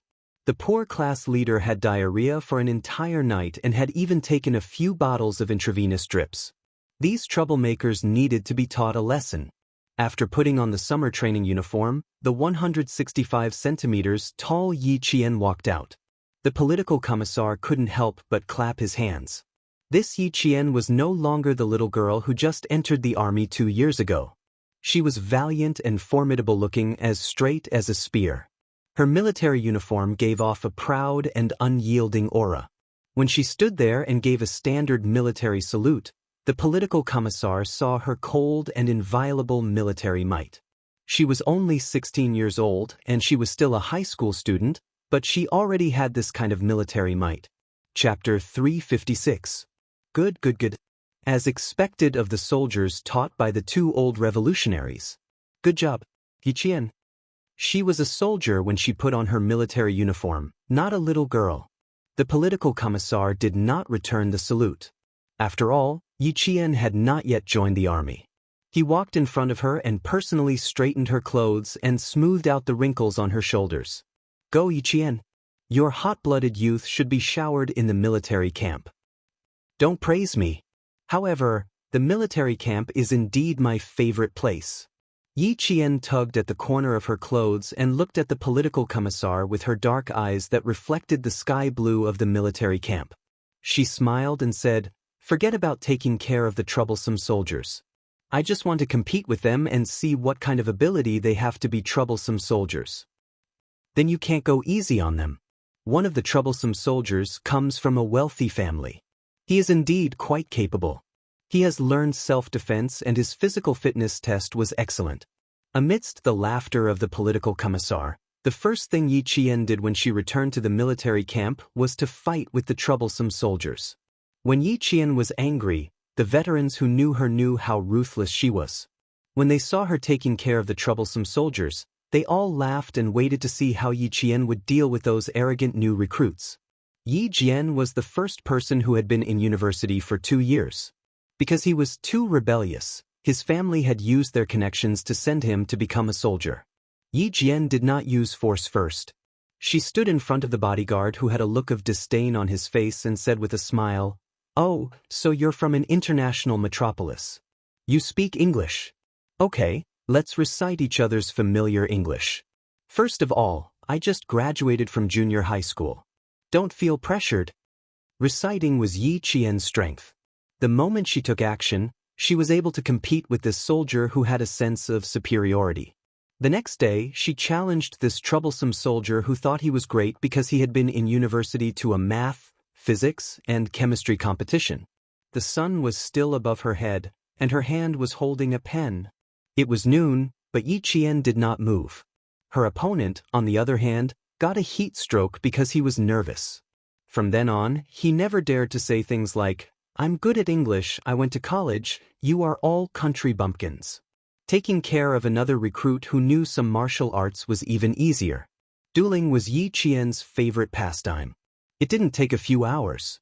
It only took a little more than 10 minutes. Only when the other party's face was bruised and swollen did he stop calmly.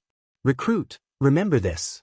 The class leader that you threw flies at has participated in 2 large-scale military exercises, participated in flood relief, and saved several civilians from rolling rocks. What about you? Other than your punching skills, what other inspiring things have you done?" Yi Qian was a girl, and she was also a student. Her actions not only served to intimidate them, but also made these troublemakers feel ashamed. They felt ashamed of their own arrogance and complacency. In just a few days, Yi Qian had finished the task given to him by the political commissar. Without the accompaniment of Uncle Zhen and Principal Chen, Yi Qian used her own abilities to gain a firm foothold among the recruits. She quickly gained their trust. How to convince the masses and how to get along with the male recruits was not something that the elders could teach her. She could only rely on herself to figure it out. She had already become brothers with the recruits.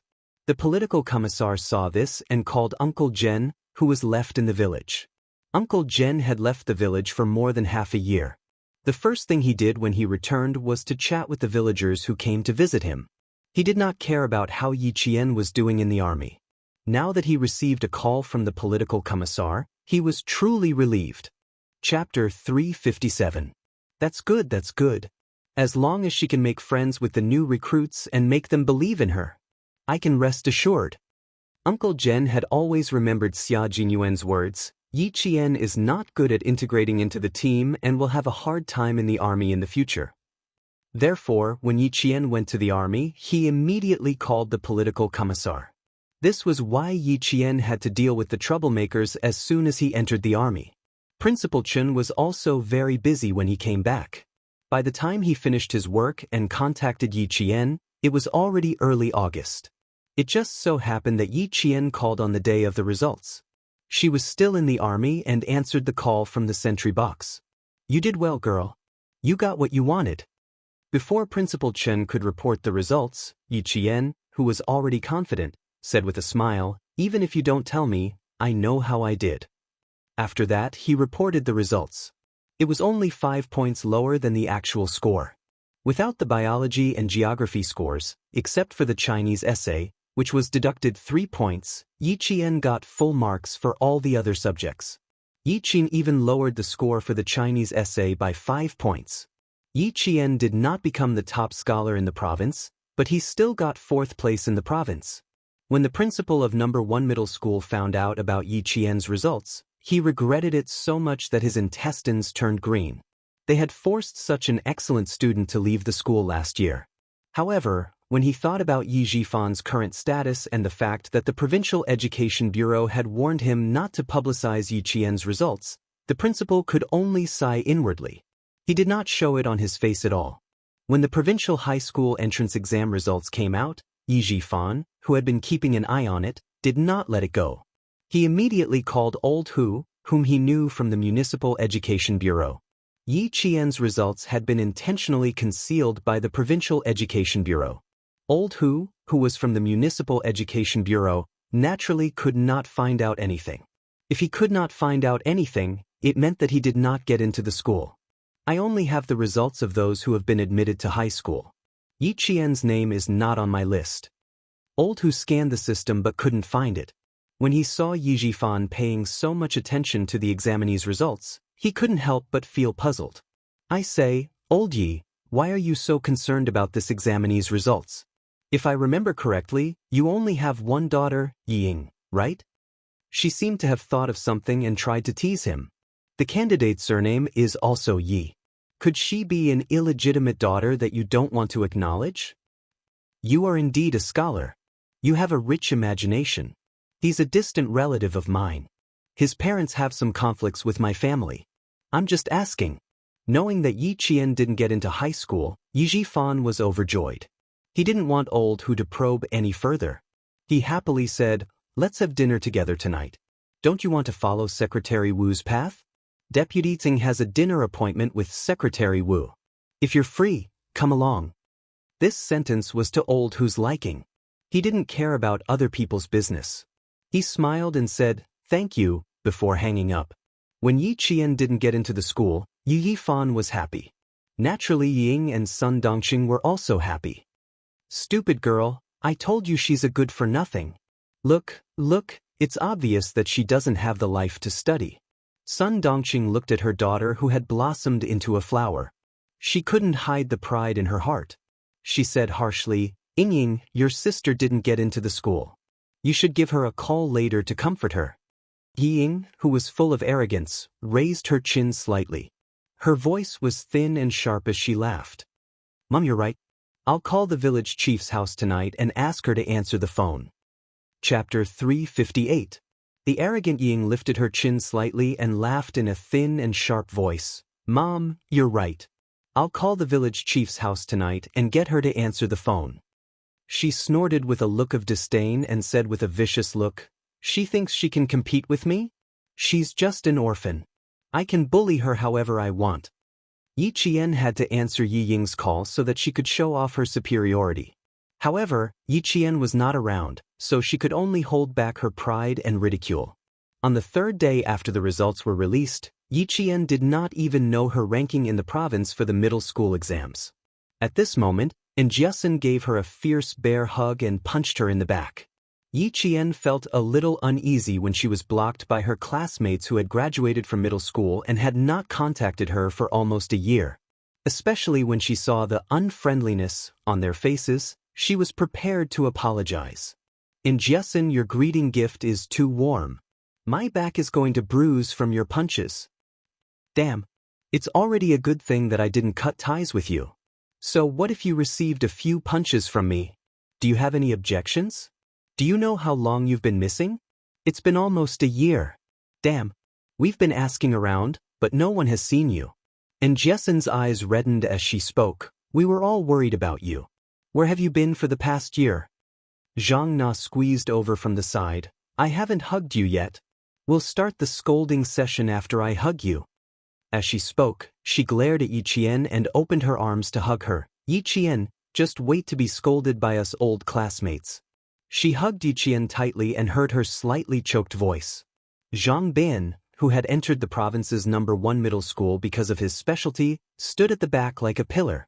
He looked at the girls hugging each other and laughed. Yi Qian, why don't we hug too? Damn. Get lost. Trying to take advantage of me. Jiasun kicked him in return. Learn from Zhou Liao. He's a gentleman. It's more polite to stand aside. Zhou Liao pushed up his glasses out of habit. After thinking for a while, he slowly smiled and said, I'm not a gentleman. I'm waiting for the girl to finish hugging me before I do it myself.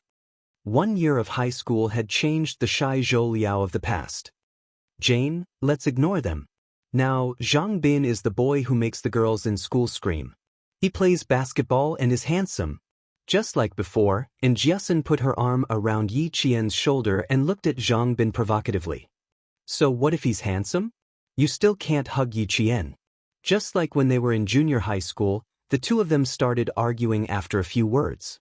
Looking at them, Yi Qian knew that his friendship with them hadn't changed because of time. He smiled as he watched the two of them quarrel again.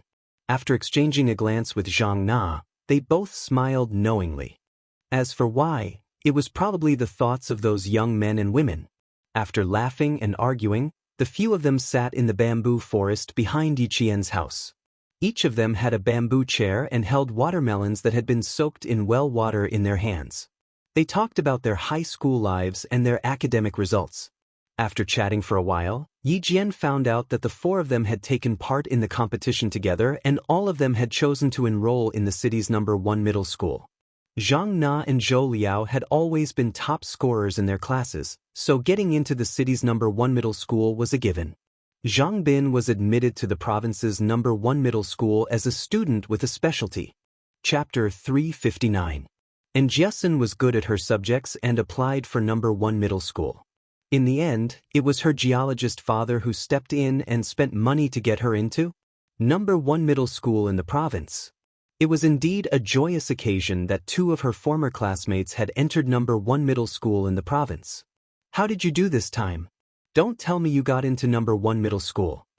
The few of them were concerned about where Yi Qian would be going to school this year. Zhou Liao, who was more mature, asked, "We didn't come here for any other reason. We just wanted to know where you will be studying so that we can keep in touch." As soon as he spoke, Yi Qian could clearly feel the nervousness on their faces. They were worried that she would be upset. Ming Yan's eyes moved like water in the swaying bamboo shadows. Looking at their nervous faces, a bright smile bloomed on her face. Yi Jian raised her eyebrows and said leisurely, "You should have done well in the exam. You have also received the notice." "Damn, you scared me to death." After Jiasun heard this, she let out a long sigh of relief and took a deep breath. She had been holding her breath, waiting for Yi Qian to speak. Great. When school starts, I can tell that bitch Ying. Let's see if she can still be so smug. She screamed happily as she jumped up from the bamboo chair and pounced on Yi Qian. She was so fierce and inaccurate that Zhang Bin cried out in shock, "Tomboy, be gentle." He was afraid that she would fall. "You're a human sandbag. You're really heavy." Yi Qian was also worried that she would fall. He quickly stood up and hugged her. He joked, "You're already a year older. Why you still like a child?" Zhang Na smiled and glanced at the nervous Zhang Bin. She pursed her lips and laughed alone. "Tell me, where will you be studying? Hurry up and tell me." And Jiasun, who had pounced on him, sneaked her hand under Yi Qian's armpit and tickled him.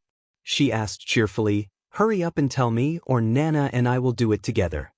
Tickling was nothing. Yi Qian opened his arms and smiled. "Come, tickle me all you want. I won't laugh when you touch me." "You're so stubborn." After scratching for a while, and Jiasun gave up. She curled her lips and said, "If you're not afraid of this, what else are you afraid of?" She wanted to ask more, but Zhang Bin pulled her back and secretly gave her a look. Although he majored in sports, he had a father who was a policeman. Zhang Bin's temperament was also extremely meticulous, and he knew when to stop. "Don't ask any more. Why don't you use your brain if you don't have results in geography and biology?" After Yi Qian started chatting with Zhou Liao, Zhang Bin secretly reminded Jiasun, "Can't you see that we're not asking any more? You, stop talking so much." Zhou Liao noticed that Zhang Bin was obviously warning the tomboy. He smiled and said to Yi Qian, "I don't know how Ying found out that she spent money to buy a school. Whenever she sees her, she will definitely mock her. You also know that tomboys can't tolerate it." Ying said that she couldn't tolerate it. Once she said it, they started arguing. In the end, both sides suffered. After all, they weren't from the same school, so Zhou Liao's knowledge was limited. He only knew bits and pieces about Zhang Bin and other students who entered the provincial first high school. Yi Ying's name. He hadn't heard it for almost 2 months. When he heard it again, Yi Qian's eyes turned cold. He smiled and said, "Don't worry, Ying won't dare to say such things again." Chapter 360. You. Zhou Liao's eyes lit up. He looked at his classmate, who had always been indifferent, in surprise. Then he let out a long, "Oh," and smiled sincerely. "Yi Qian, you always surprise people. It may be a surprise to you, but it must be a shock to some people." She raised her eyebrows slightly. Her casual and indifferent temperament changed instantly. There was a frosty air about her. "Thank you for your concern. Let's keep in touch." Zhou Liao pushed his glasses and reached out his hand. "We can't go to the same high school, but I hope we can go to the same university and continue our friendship." "I hope so too." Yi Qian reached out to shake his hand and smiled. Continue our friendship. This was a promise. Regardless of whether it would be in the future or not, at least he was her classmate, her friend, and she sincerely hoped they could continue their friendship in university. On the other side, Jiasin raised her voice and said cheerfully, "I'll give Ying a call when I get back." I want to anger her to death. Classmate, and I don't want there to be a situation where I can't study. So, please keep this a secret for me. It won't be too late for you to tell me after I finish the admission procedures.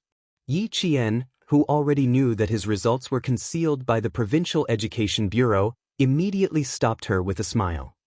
"I really can't tell you now. I'll only tell the four of you." After a short silence, there were four voices of assurance in unison. Uncle Zhen, who was enjoying the cool air in his house, heard the laughter coming from behind the house. The old man, who was lying in the rocking chair, gently fanned himself with his eyes closed.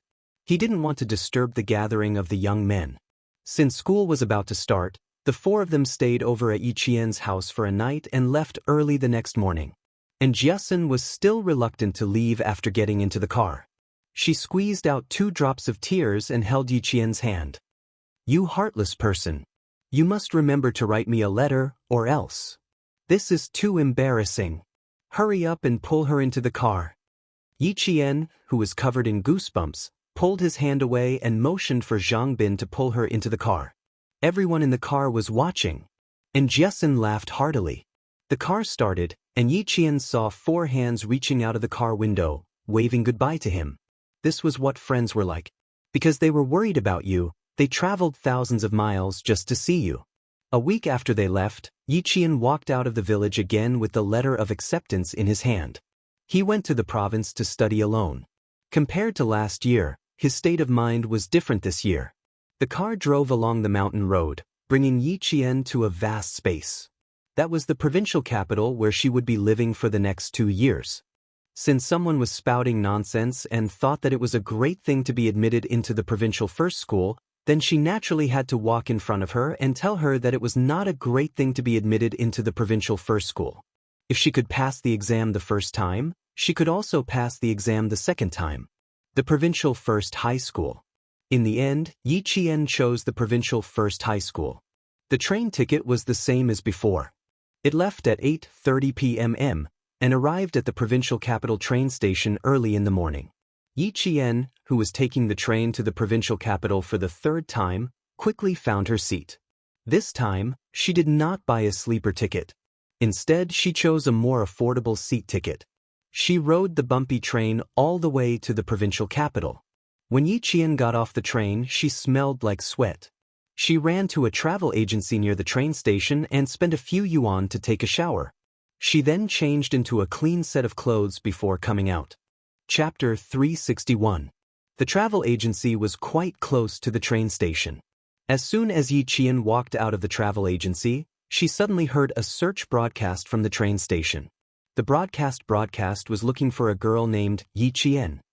Student, short-haired, 165 centimeters tall. Name, identity, hairstyle, height. All of these were possible.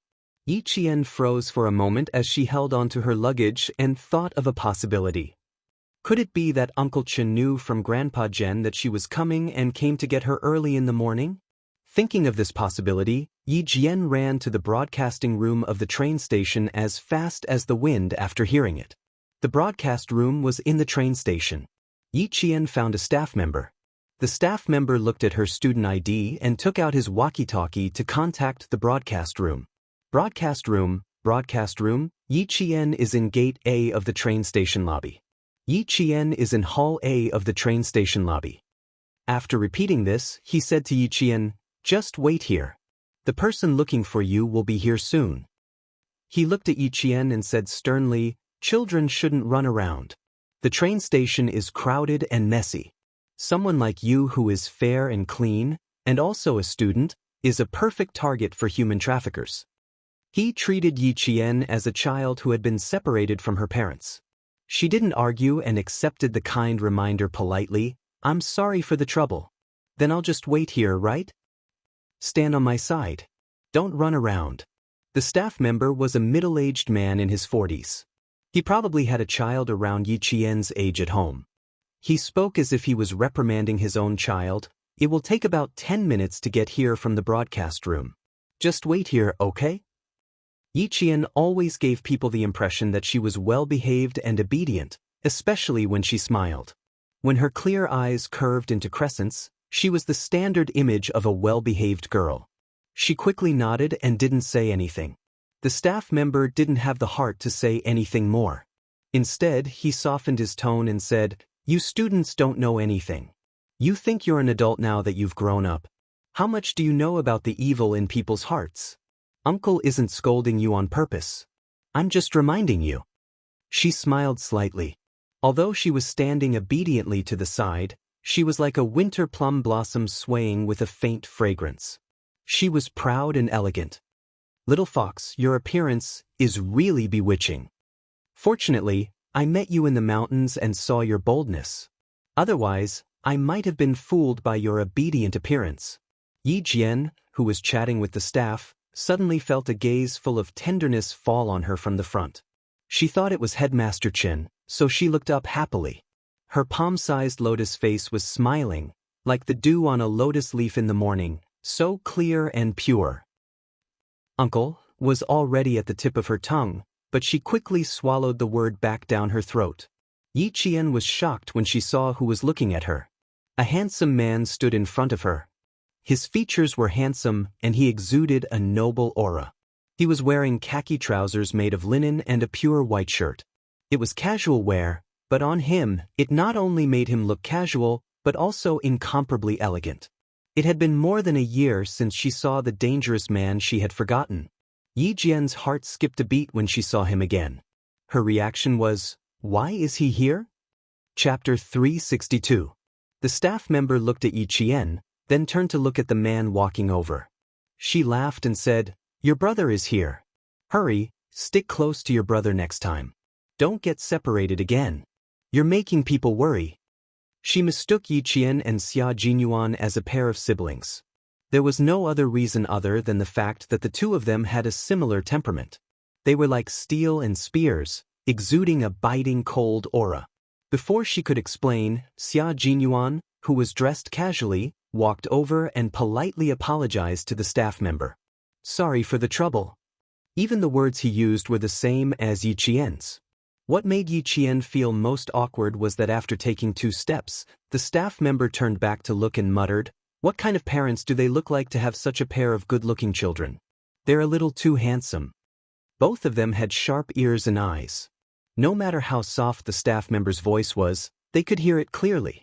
The man who was as white as snow in spring laughed. The staff member was quite thoughtful. Wasn't he her brother? However, the word brother was different from the word brother. He really wanted to hear her call him brother. "You're stunned just because I'm here?" Xia Jinyuan's clear voice came slowly. There was a hint of a smile in his voice, and it was as intoxicating as wine. "Brother came from afar. Why is my little sister so cold? She didn't even give me a warm hug." There was no warmth, no surprise, and no surprise. Her expression only said, "Why are you here?" Her indifference made Xia Jinyuan, who had been waiting for her for a few hours, feel sad. "His little fox, you're really cruel. Even if it was an old friend meeting, there should at least be a little surprise." However, she was so unique. Why did he even appear in front of her? Yi Qian choked on the words brother and little sister. Her fair face flushed red. She glanced at him and said calmly, "I don't have a brother. Captain Xia, don't randomly acknowledge people as family." It had been a year since they last met, but Xia Jinyuan was still the same Xia Jinyuan from a year ago. He was still flirting with her and teasing her. "I'm older than you, so it's fine for you to call me brother." The shade of crimson on her face was truly breathtaking, not a bit more, not a bit less. Her natural beauty was perfect with light makeup and heavy makeup. The smile on Xia Jinyuan's face deepened. He hadn't seen her for more than a year, and the little fox had grown up again.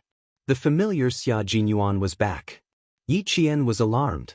He discreetly put some distance between them and said calmly, "I'm not used to calling other people big brother. Also, why are you here? Did Uncle Qin come with you?" When she spoke, she calmed herself down. Because of the man in front of her, Yi Qian felt that time had treated him too well. He was not a soldier serving in the military, but a young man who was as white as snow in spring. He was elegant and radiant. His calm tone concealed Yi Qian's intention to put some distance between them. Just as Xia Jinyuan thought, she was not surprised at all when facing him. Xia Jinyuan, who quickly recovered from his sadness, raised his eyebrows and naturally took the luggage in her hand. He smiled and said, "Uncle Qin is very busy now. It takes some time to get used to a new working environment. He's not free today, so he asked me to pick you up at the train station." "Uncle Qin is not free? How would he know?" Yi Qian stopped and did not immediately follow him. Xia Jinyuan took 2 steps forward and realized that she was still standing in the same place. He smiled and walked back. Chapter 363. With his other hand holding the luggage, he freed up his right hand, which was beside Yi Qian's shoulder. He skillfully raised his right hand and wrapped it around Yi Qian's slender shoulder. "This time, I have to keep a close eye on you. I almost lost you just now. Luckily, there's a broadcast. Otherwise, where would I have found you? How am I going to explain this to Uncle Chen when I get back?" While Yi Qian kept her gaze forward, she frowned and glanced at the hand on her shoulder. It was slender and beautiful, like the hand that played the piano in the Golden Palace. But she knew how powerful and sharp his movements were when he fired the gun. "Uncle Chen said that he works in the provincial capital. He'll come and look for me when school starts. Do you know where Uncle Chen works?" Yi Qian frowned but didn't shake off his hand. Even though she didn't like being so close to him, she tolerated it. It was a pleasure to have a guest from afar. She was from the southern province, so she had to maintain the courtesy and reserve of a southern province citizen. Yi Qian's tolerance made the wolf Xia Jinyuan smile. He used Uncle Chen as an excuse to get close to her. She had no choice but to accept it. "Uncle Chen's workplace. He said he wanted to give you a surprise, so I can't tell you now. Let's go and have breakfast first." She smelled faintly of soap, which was unique to her. It was a refreshing fragrance. "You can't register until 9. It's still early." It was only 6 o'clock, and the sun hadn't driven away the coolness of the night. With Xia Jinyuan's arm around her shoulder, Yi Qian pursed her lips. When they entered a kanji shop, he let go of her and secretly sighed. She waved her hand gently, as if doing so could get rid of the minty smell he left on her. The breakfast shop was doing well. Yi Jian chose a table near the glass wall and sat down. The tables near her were filled with parents accompanying their children to enroll in school. While eating breakfast, the parents did not forget to lecture their children. One moment, they told their children to be bolder in school, the next moment, they told them not to be reckless. Yi Qian smiled helplessly. Poor parents. Sometimes, their words didn't make sense. A boy was annoyed by his parents' nagging. He put his spoon in his bowl and retorted, "Mom, can't you let me have breakfast in peace? I'm 16 years old, not 6 years old. I wonder if I'm retarded if you keep saying that." Fine, I won't say it." When the mother saw this, she immediately gave in and pushed half of the salted duck egg over. "Eat the egg. Go report after you're done."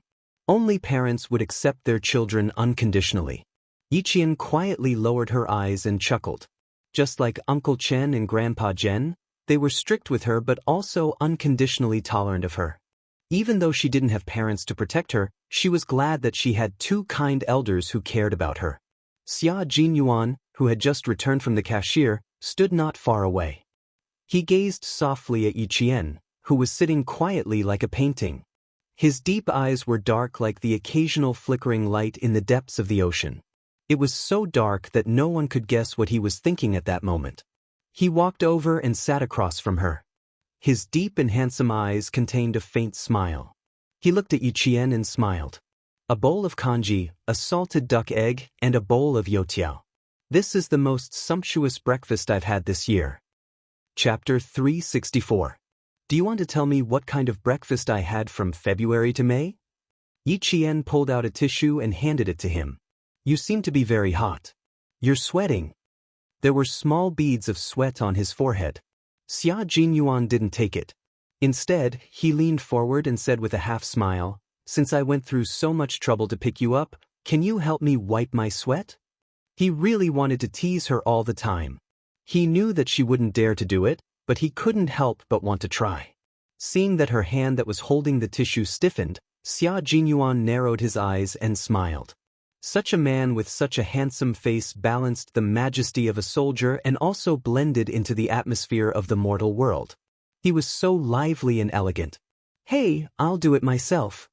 Xia Jin, who knew when to stop, raised his eyebrows. As he spoke, he reached out to take the tissue from Yi Jian's hand. "You can't even wipe your sweat." A shadow flashed in front of his eyes. The tissue that should have been within his reach was pressed softly against his forehead and pressed down on it. He was completely caught off guard. She really did wipe his sweat for him. "I'm just wiping your sweat. I spent the summer in the army and I've wiped the sweat of countless male soldiers when I was competing with them." Yi Jian purposely used her wrist to block his line of sight, blocking the teasing in his eyes that she couldn't take. She said calmly, "It's just a small matter. Captain Xia, you can just say it next time." Is he still trying to tease me until I feel uncomfortable? I have to let him know that he doesn't think I can't fight back. With a sly smile on his face, Yi Qian wiped his sweat. When he noticed that Xia Jinyuan's expression was a little stiff, his smile became even more sly. "Xia Jinyuan, you finally have a day like this." Xia Jinyuan, who didn't expect to be teased by Yi Qian, laughed. His low and deep laughter was like the strings of a zither, pleasing to the ear. "Not bad. You've improved." Yi Qian gently wiped his forehead from left to right. He understood the meaning behind Xia Jinyuan's words and smiled calmly. "It's normal to improve. Last October, I went to the desert and ate the first raw snake meat in my life.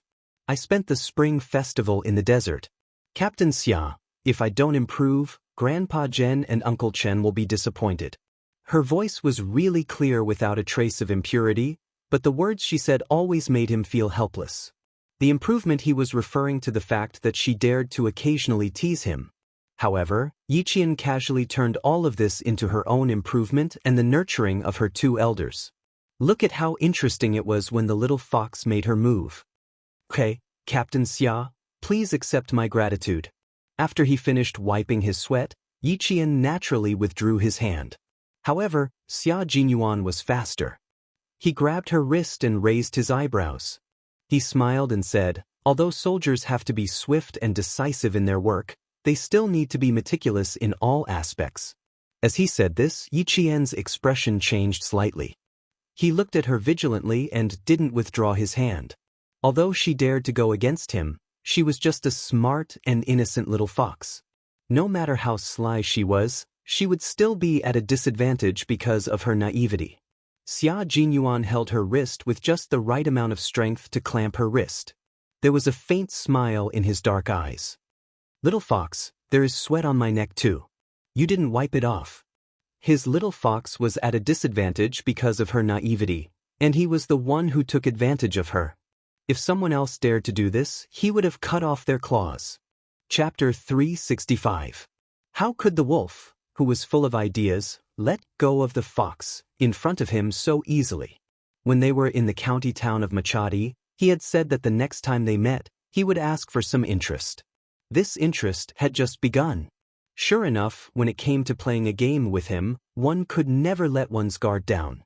Wiping sweat was not a simple task. Smiling, Yi Qian glanced at the hand he was holding, then met his smiling gaze. The more he fought, the braver he became. Yi Qian glanced at the clean tissue, then slowly said, "Captain Xia, you have to let go of my hand first before I can take the tissue."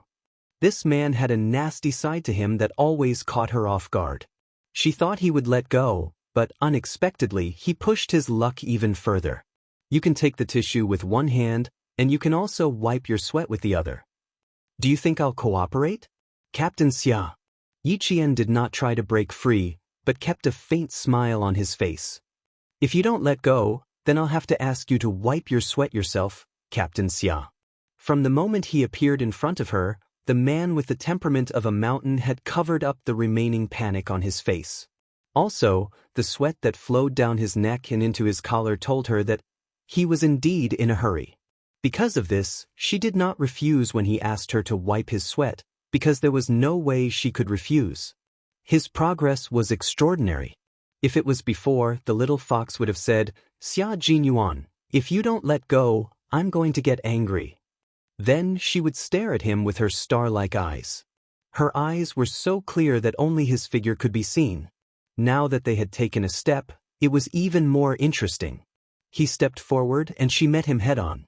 It was like a spear against a shield, neither of them had the upper hand. Naturally, he had to let go of her hand. He did not really want her to wipe the sweat on his neck. Xia Jinyuan pulled out the tissue and smiled lazily. "The porridge is here. Fill your stomach first. As for the sweat, I'll wipe it myself."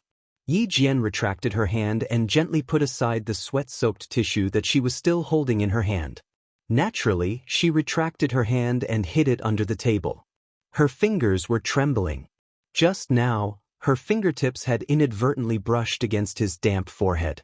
It was as if she had been burned by fire, and her wrist, which he had grabbed, had been burned to the point that she was a little flustered.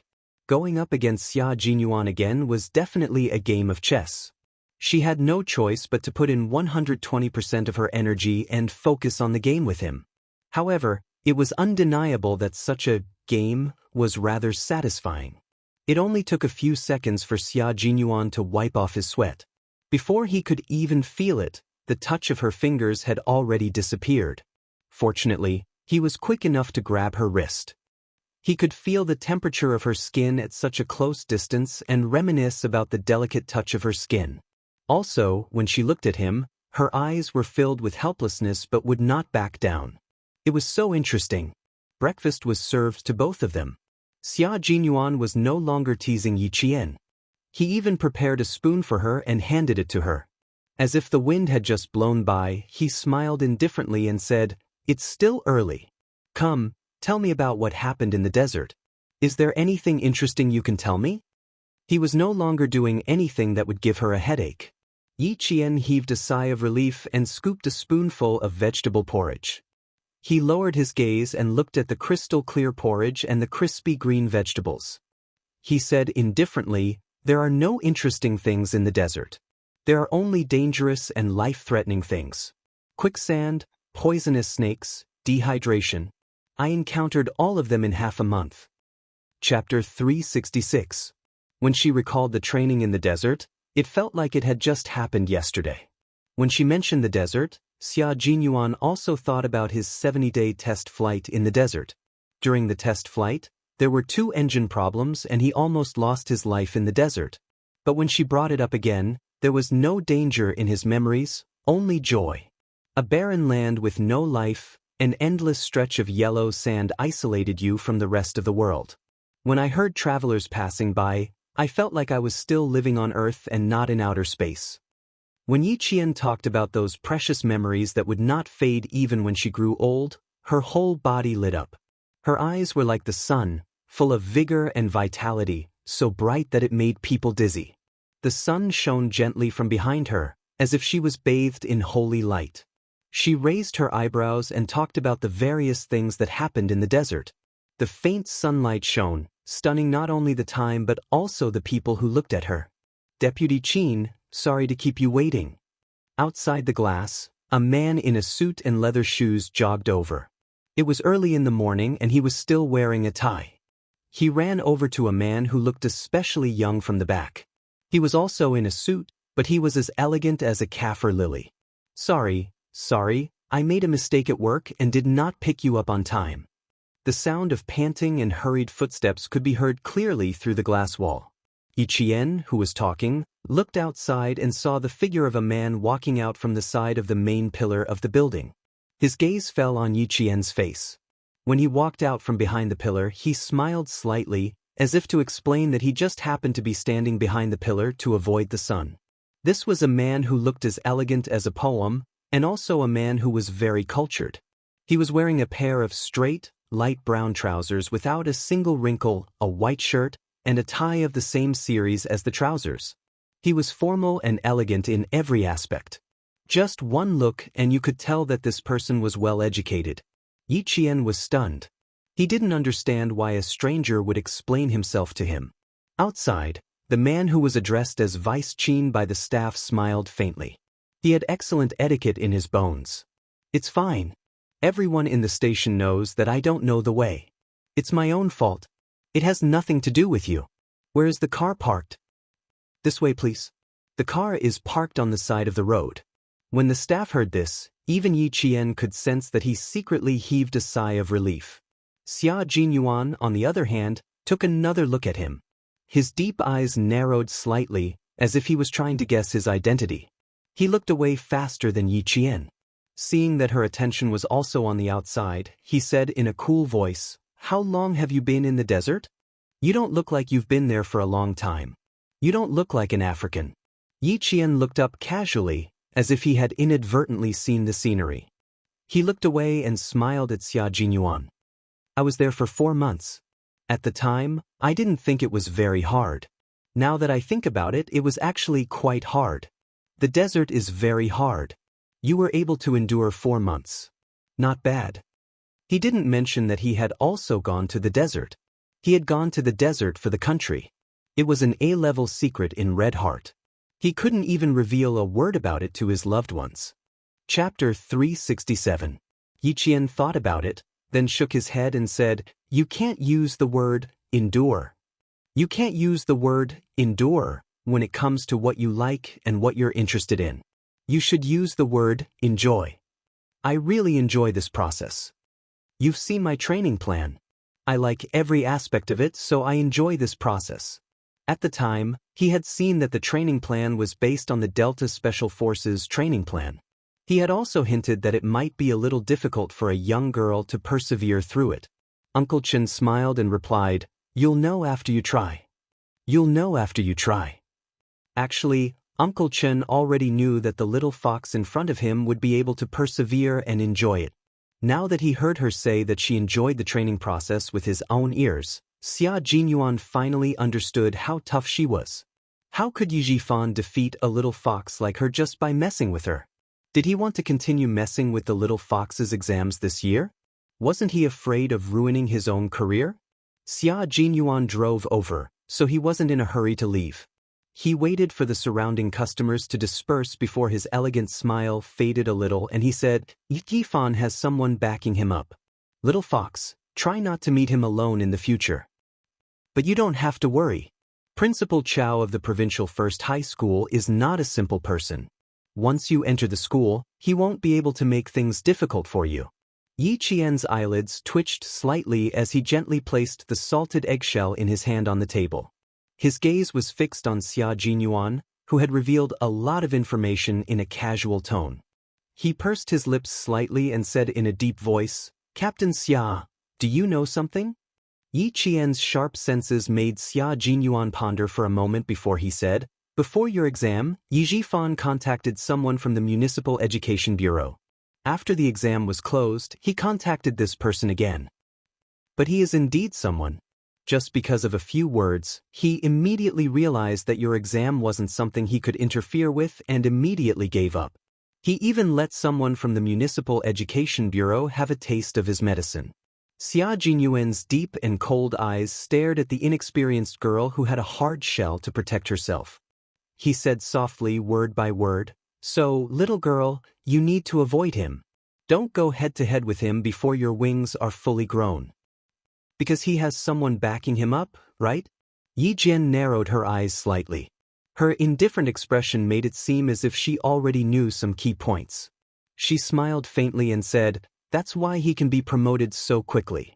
It's because someone is supporting him, right?" Her sharp senses and expression made Xia Jinyuan's eyes change slightly. She was unusually sharp and could see the crux of the problem at a glance. She could even calmly say that Yi Jifan had someone backing him up. Why did it feel like she already knew? Xia Jinyuan nodded with some doubts in his heart. The smile on his handsome face had long disappeared and was replaced by a serious and cold expression. That's right. It's precisely because he has someone backing him up that you absolutely can't go head-to-head with him. So there really is someone backing him up. Yi Qian slightly lowered his gaze. The corners of his mouth curved and his eyes gradually darkened. In her previous life, Yi Jifan's official career had been smooth sailing up until her death. He had gone from a small-town mayor to the second-in-command of a large province. If there had been no help in between, how could he have risen so quickly? And how could Ying have married into a prestigious family and become a young mistress? Chapter 368. As for Uncle Zhen, he had also avoided Yi Jifan. After transferring her household registration, he had never interacted with Yi Jifan again. From this, it could be seen that Uncle Zhen probably knew a little about him. In the end, when Uncle Chen left the school, wasn't it also to avoid the sharp edge? For her, the two elders had taught her to be self-reliant and independent. Only then could she go further and reach the peak that even Yi Ying could not reach. She could reach the peak where no one could threaten her. Putting all these things together, it was clear to her that Yi Jifan had someone backing him up. And she had to be so strong that even the person backing him couldn't do anything about it. Yi Jifan was in politics, and she was in the military. As long as she had a firm foothold in the military, even if someone wanted to touch her, they would have to think twice about it. After Xia Jinyuan confirmed his suspicions, Yi Qian felt a lot more relaxed. He raised his head and smiled faintly. I've never met him head-on. Last year, No. 1 middle school's actions made me realize that no matter how good my grades were, I would still be under his control if I stayed in school. So, I tore up my acceptance letter and left AY City. Yi Jifan's current sphere of influence is still limited to the city. As for the province, from the moment I received the acceptance letter from the provincial No. 1 middle school, I knew that his influence had yet to reach the province. No matter how fast he gets promoted, it's impossible for him to get promoted every 2 years. As for me, before he reaches the province, I will leave Nan province. At this point, Yi Qian paused for a moment. Under Xia Jinyuan's increasingly gloomy gaze, he leisurely said, I won't meet him head-on, but I have to let him know that I, Yi Qian, am not someone who can be easily bullied. With Yi Jifan's cautious and suspicious personality, he must also be wondering if I have someone backing me up. After weighing the pros and cons, his actions in the open will only become smaller and smaller, but his actions in the dark will also have to be wary of my backer. Why is he so certain that I have someone backing me up? It's very simple. I'm sure Xia Jinyuan has already guessed it. Not only did he guess it, but he also felt it. The little fox in front of him was indeed a fox. If it continued to be so smart, it would ascend to the heavens. She made use of Yi Jifan's suspicions to reveal her strength step by step in front of him. She even told Yi Jifan that she wasn't worried about not being able to go to school at all. Of course, she wasn't worried.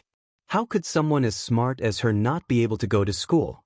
Even if in the eyes of others, Yi Qian had fallen on hard times and had to stop studying, in the end, she used a year to complete the Special Forces training and return to school to retake the exam. She used her own strength to tell everyone that Yi Qian was not someone who would admit defeat easily. Thinking of this, Xia Jinyuan casually leaned back in his chair and asked with a smile, Aren't you afraid that Yi Jifan will really tamper with your exam papers? When 3 people form a wall, public opinion can melt metal. I handed in my exam papers early and solved the questions in front of so many invigilators and school leaders. After the exam, the students from the other schools also knew about my performance. Yi Qian. Yi Jifan wants to tamper with my exam papers. If the person who agreed to his request isn't stupid, they'll know that it won't go according to his wishes after a little investigation. Moreover, when I came back, Principal Chao personally told me that regardless of my results, I can still go to number 1 middle school in the province. Last year, Director Lee of number 1 middle school in the capital also wrote to me. As long as I'm willing to return to school, I can use his recommendation letter to enroll in number 1 middle school. Chapter 369. I have a way out and someone to prove me. Moreover, I passed the exam with my own hard work. Besides, Yifan hasn't reached a place of great power yet. What do I have to be afraid of? When she spoke, her voice was like glittering jewels and jade, clear and melodious. Her features were picturesque, like green mountains and clear waters. This was her spirit. Her gaze was clear, but the ripples in her eyes were like the waves of the sky. She had a lofty and oppressive aura, but it faded away with a smile. The only thing that could be seen was her attitude and her arrogance. This was her soul. Xia Jinyuan smiled. His elegant and handsome face was as gentle as water. He looked at her with his deep black eyes, which were full of amazement. So, this time, regardless of whether Yi Jifan did anything to you, you can still study in a famous school, right? There was a subtle sigh in his voice. Xia Jinyuan was sighing at himself for doing something unnecessary. He contacted the army and sent 2 captains, but they were captured by the career woman and became her bodyguards in exchange for special privileges for Little Fox's exam papers. A teacher, 2 captains, and a notary personally escorted her to the provincial government to mark her exam papers. Then, the Provincial Education Bureau hid Little Fox's scores. Unimportant people, even the city's education bureau, couldn't find out. He didn't want her to know about these things. He just wanted her to have a smoother life. Who knew? His little fox didn't need any of this at all. She could handle it herself. Yi Qian finished the last bite of the deep-fried dough stick and wiped the corners of her mouth with a tissue. She looked at the man who was eating elegantly and said meaningfully, "As long as I can think of something, I can do it well. I don't need to rely on others. Captain Xia, I like to rely on my own hands and not others." "You're right. It's better to rely on yourself than on others. This is why I admire you." Xia Jinyuan pretended not to hear the meaning behind her words. He picked up the car keys on the table and said, "We can leave after we finish eating. I have 3 days to rest. There's no need to rush to finish talking." He got up and left, leaving Yi Qian with a view of his tall and sexy back. He didn't give her a chance to continue the conversation. Yi Qian furrowed her brows and had no choice but to follow him. He was always like this. Even though she had made it so clear, he would still be able to pull out 1,000 caddies with just 4 taels of silver. Xia Jinyuan knew very well that he would not be able to spend the next 3 days with this cunning fox if he didn't brush it off lightly. During breakfast, he was amazed by every step Yi Qian took. Every step she took was so steady that it was like the foundation stone of a skyscraper, unshakable. What made him even more amazed was her temperament. She had cultivated both inside and outside to the point where her smile was elegant and her coldness was oppressive. Both her spirit and soul had been greatly tempered. Only 16 years old, she was only 16 years old. Growing up in such a difficult environment, her temperament should have been developed long ago. However, she didn't. After she walked out, it was as if she had washed away all the dirt on her body and was reborn on her own path. When they walked out of the breakfast shop, the sun was a little too bright. The ladies walking around had already opened their umbrellas. For a girl like Yi Qian who spent all her time in the military camp, an umbrella had never appeared in her bag.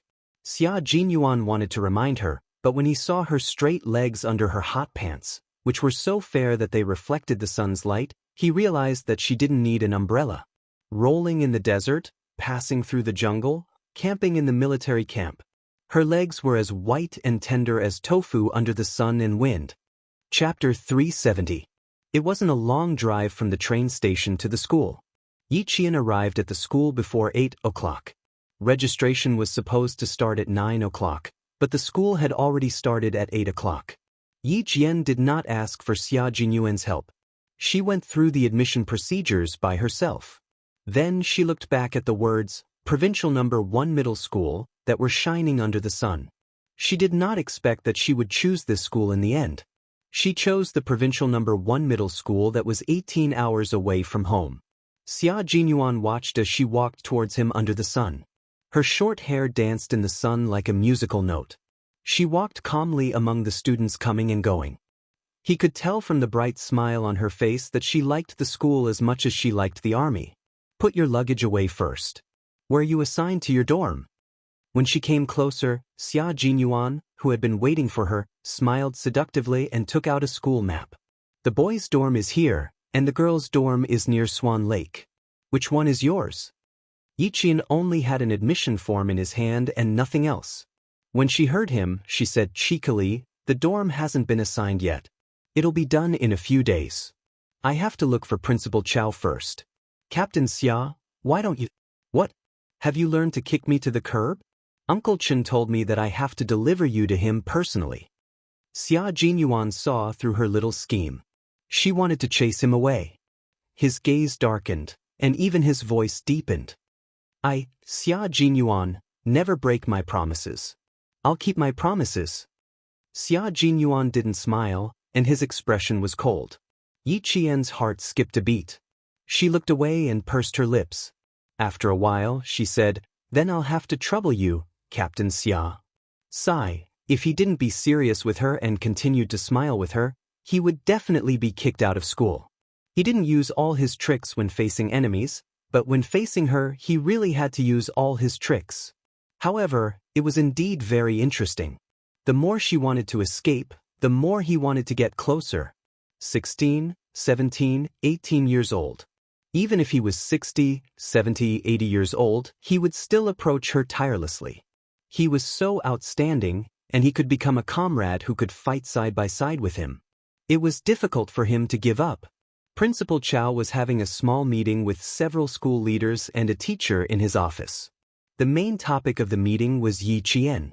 Faced with Class 1's form teacher's question, Principal Chow smiled and said, Oh, you, don't try to bargain with me after getting what you want. Didn't Teacher Zhu already tell you? What? You want to take advantage of me? You were the one who fought for Yi Qian. Back then, I didn't want to go overboard and hand her over to you. She's the famous Abbess Miju in the school.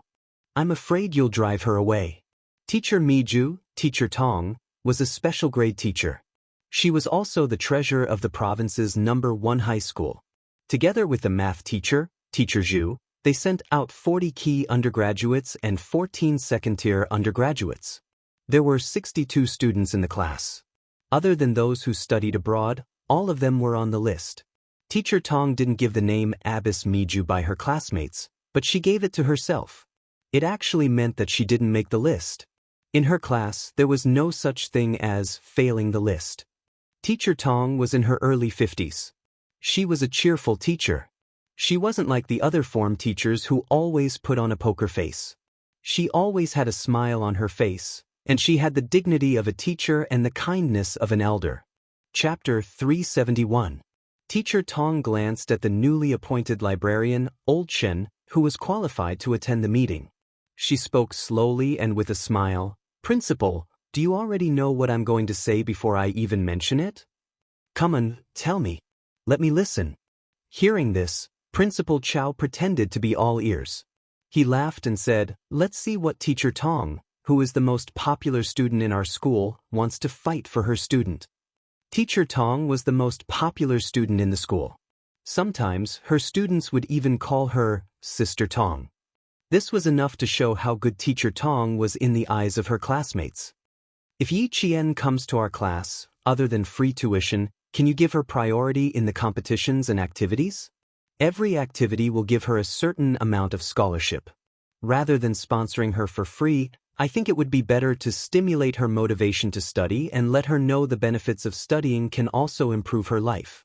She was really thinking from the perspective of the students. Principal Chow nodded and agreed with her suggestion. At that time, there was only one reason why he did not consider arranging Yi Qian to be in her class, and this reason could not be told.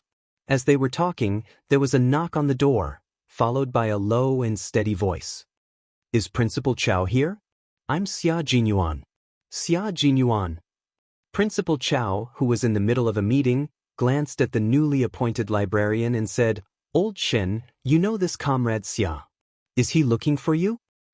I met with him yesterday and asked him to pick up Yi Qian this morning. Old Chen, who was also Principal Chen, was now an idle librarian in the provincial first high school. He stood up and smiled at Teacher Tong. It should be Yi Qian. Teacher Tong, if you have any questions, feel free to ask. She's very brave and has no stage fright. In order to not fall behind Yi Qian's training, Principal Chen declined the position of director and became a librarian who had nothing to do after work, especially during the winter and summer vacations. The door opened and several school leaders filed out. When they saw Yi Qian, they smiled and left with the dignity of a leader. Come in. Major Xia, come in and have a seat.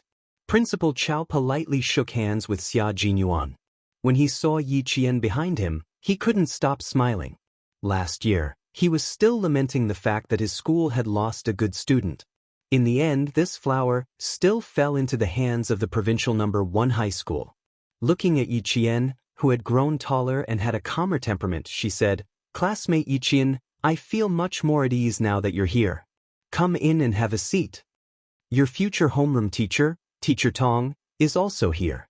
And Principal Chao leaned sideways so that Yi Qian, who was looking straight ahead, could look up and look in the direction Principal Chao was pointing at. "Old Chen has been waiting for you for a long time. If you didn't come, I'm afraid he would have gone to the train station to pick you up himself." Principal Chen, who was wearing the school's staff name tag, walked over and laughed as he looked at the dumbfounded girl. He said to Teacher Tong, "This child didn't know that I came to the provincial number 1 high school. I didn't tell her all this time. Now she's in shock."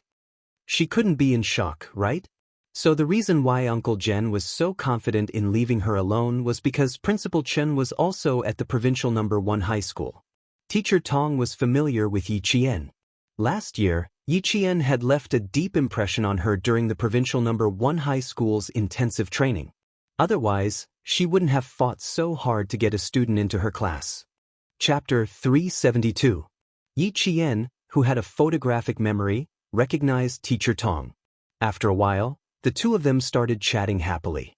On the other side, Principal Chen and Xia Jinyuan were already shaking hands and exchanging pleasantries. On the other side, Teacher Tong was already asking about Yi Qian. She was a very kind teacher. At 50 years old, she had a pair of gentle but stern eyes. She asked about everything from Yi Qian's life to his studies to his personal problems. Teacher Tong also liked the quiet and strong student in front of her very much. She smiled the entire time and said, "All of us have looked at your test papers. Not only can you keep up with the class, you can even directly enter the 3rd year of high school. Class will officially start tomorrow. You will enter the classroom with me and give a simple self-introduction. I will also give you a list of your classmates in advance. You can look at it in advance. But don't worry, the arts and science classes have been separated. Our class is also a new class." She had once met an extremely unreliable form teacher who even wanted to destroy a student for his own selfish reasons. Then she looked at the teacher in front of her, who was always considerate of her students. They were both teachers, but the difference in their ethics was like heaven and earth. She pursed her lips and smiled. "Thank you for your concern. I don't have many difficulties in life, but if there is anything I don't understand in my studies, I will need your help." The more polite she was, the more the teacher liked her. Good. You are indeed a good student. Then come to the office later and get the list of your classmates from me."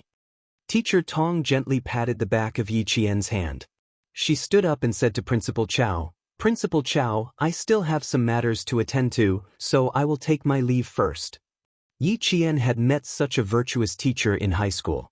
He could already foresee that her high school life, which she had never experienced before, would definitely be colorful. After Teacher Tong left, Principal Chao walked out from behind his desk and sat down in the meeting room. He looked at Yi Qian with a slightly serious expression. "There is something I need to tell you in advance. You have to be mentally prepared before you go to the classroom tomorrow." For some reason, Yi Qian instinctively looked at Xia Jinyuan. It was as if looking at him would make him feel more at ease. Coincidentally, Xia Jinyuan, who didn't know what was going on, also looked over.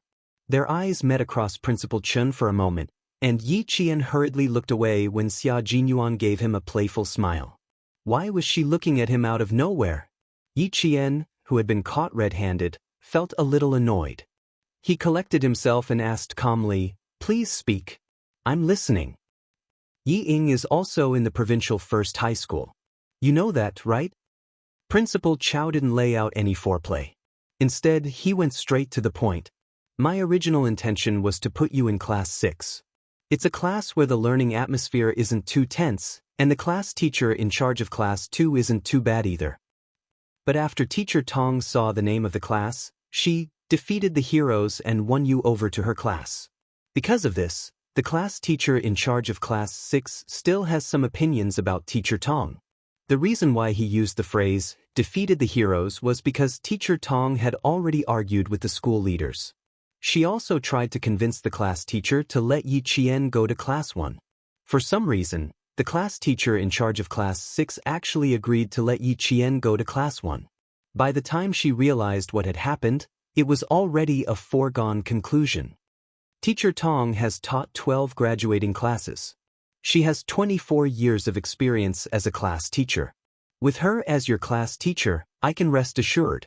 The only thing I'm worried about is that you will be in the same class as Yi Ying. Chapter 373. That was the reason why Principal Chow couldn't say that he wanted to transfer Yi Qian to the 6th class. Yi Qian, who thought it was a big deal, laughed and said, "It doesn't matter if we're in the same class or not in the same school.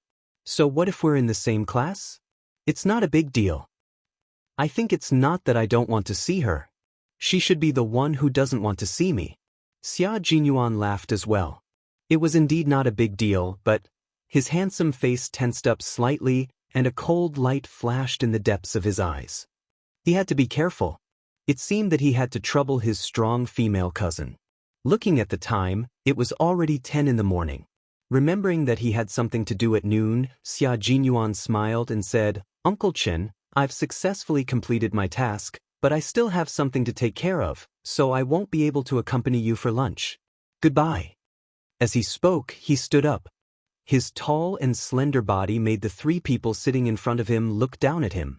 When Yi Jian saw his handsome chin, the memory of him asking her to wipe the sweat on her neck flashed through her mind. Her expression was a little unnatural. When his gaze landed on her, Yi Qian, who had finally relaxed, suddenly tensed up. She quickly stood up and said, "Then I'll see Captain Xia out. Uncle Chen, Principal Chow, I'll go look for Teacher Tong later. I'll also go back to the dormitory to pack my luggage." Xia Jinyuan was a little surprised that she took the initiative to see him out. Then she pushed him out of the office. When he heard her slam the door shut like a thief, Xia Jinyuan couldn't help but laugh. He seemed to understand why she took the initiative. "Why do I feel like something bad is going to happen when I hear you laugh?" Yi Jian's ears were a little red. Just now, she was afraid that he would say something like, "See you tonight, little fox," again. In a moment of desperation, she didn't care too much. She pushed his back with both hands and impolitely left the office. At this moment, Yi Jian's hands, which were still warm from his body temperature, were placed behind her back. Her fingers moved unnaturally. Yi Jian knew that her face was burning to the point that even her ears were red. Unnaturally, she stubbornly met his gaze.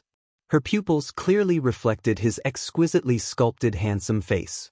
Perhaps the school was a place that was filled with innocence and made it easy for people to calm down. Yi Jian suddenly realized that the eyes of the man whom she had not seen for more than a year were darker than before. They were as dark as a bottomless abyss. She looked at the pair of eyes that were as vast as the sea. They could hold the world and everything in it. Time had been kind to him. It did not leave any traces on his jade-like handsome face, but it had imperceptibly increased his aura. Back then, he had a piercingly cold aura that made all living things in the forest crawl. Now, there was a layer of profoundness on top of that. When he raised his eyes, the light that burst out from his eyes was unstoppable, with a might that made people unable to disobey. He was a soldier who had cultivated the prestige of the nation and made people tremble in fear. Is this a gift? Or not? Why, are you still thinking about whether you want to go back on your word? She just stared at him with her beautiful brows furrowed. Xia Jinyuan couldn't help but smile.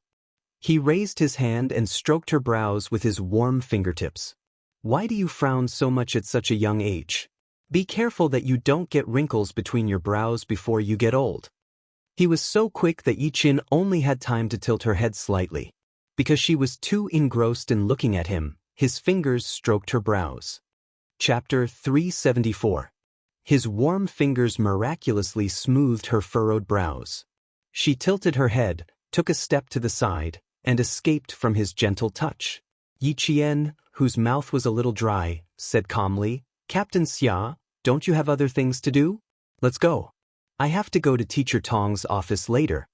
Like a frightened deer, she only wanted to leave the hunting area as soon as possible. Xia Jinyuan, who saw her unnatural behavior and escape, smiled faintly and walked down the stairs leisurely. The car did not stop at the campus. Instead, it stopped at the entrance of the campus. After they got downstairs, Xia Jinyuan said lazily, I left a gift for you in the car and forgot to take it. Little girl, you have to accompany me to the school gate. He easily blocked Yi Qian's excuse of only walking him downstairs, so she had no choice but to follow him obediently. Xia Jinyuan could be said to be self-taught when it came to creating more time for each other. It was already past 10 o'clock, and the sun was already quite bright. Groups of students came and went in the school. Parents carried boxes, mats, buckets, and boxes, and the whole school was bustling with activity. No matter how hot the weather was, it could not take away the smiles on everyone's faces. The scenery at the school was very beautiful. After all, it was a famous school with 100 years of history, so the scenery was incomparable to that of ordinary schools. When Yi Qian saw Xia Jinyuan stop by a broken wall, her heart tightened. She pretended not to see him and continued to walk forward. Xia Jinyuan looked at her hurried back and laughed. How much did this sly little fox not want to spend another minute with him? What should she do? She didn't want to, but she couldn't stop him from wanting to. One walked in a hurry, while the other walked unhurriedly, taking advantage of his long legs. Fortunately, it was the registration day, so the students and parents who came and went were only concerned with their own things and did not pay much attention to them. Otherwise, one was handsome, and the other was beautiful. Who knew how much attention they would receive? Later, I'll go see Teacher Tong with Dad and ask her out for a meal tonight. You'll be assigned to Key Class 1. You must have a good relationship with the class teacher. A familiar voice with a completely different tone drifted out from the crowd. Yi Qian, who had been hurrying along, stopped in his tracks. He stood under the shade of a tree and swept his cold gaze over. She saw Yi Fan carrying his luggage and walking past her with Yi Ying in tow. Behind them, Sun Dongqing was talking to a few of her classmates' mothers. She couldn't help but feel proud of herself. As for Yi Ying, he had not seen her for more than a year, and she had grown a lot taller. Her long hair was draped over her shoulders, and she was wearing a light blue denim dress. In terms of appearance, her temperament was much better than that of her classmates. Another thing was that she was much fairer than she was in her previous life. It was true that whiteness could cover up all ugliness. She looked much prettier than before. He was in the same class. Very good, he was back to his junior high school life. Fortunately, he didn't meet Teacher Ku. Yi Qian smiled coldly and looked away. At the same time, Xia Jinyuan walked up and said, At least you have the conscience to wait for me. It seemed to be another beautiful misunderstanding. His tall figure happened to block Sun Dongqing's unintentional gaze. Yi Ying's mother, what are you looking at? Your Ying Ying is waiting for you in front. One of the parents greeted her warmly and said with a hint of flattery, I didn't expect my daughter to be in the same class as Ying Ying again. Ying Ying, please guide her in the future, especially. Chapter 375. Amidst the compliments, Sun Dongqing retracted her gaze and smiled. It's my duty, it's my duty. Could it be that her eyes were playing tricks on her? Why did it seem like she just saw Yi Qian, that wretched girl? She must be seeing things. How could that wretched girl appear in a century-old school? But, with how she disdained even dogs, it would be strange if the provincial high school recruited her. After walking a few steps away, Xia Jinyuan, who was blocking her line of sight, discreetly turned back to look at the plump woman. His eyes narrowed dangerously. They bumped into each other on the first day of school. It seemed that little Fox would have to continue to battle of wits and courage with this family in high school. Fortunately, little Fox was not one to be taken advantage of. Subduing Yi Ying in school was a small matter. The car was scorched by the sun.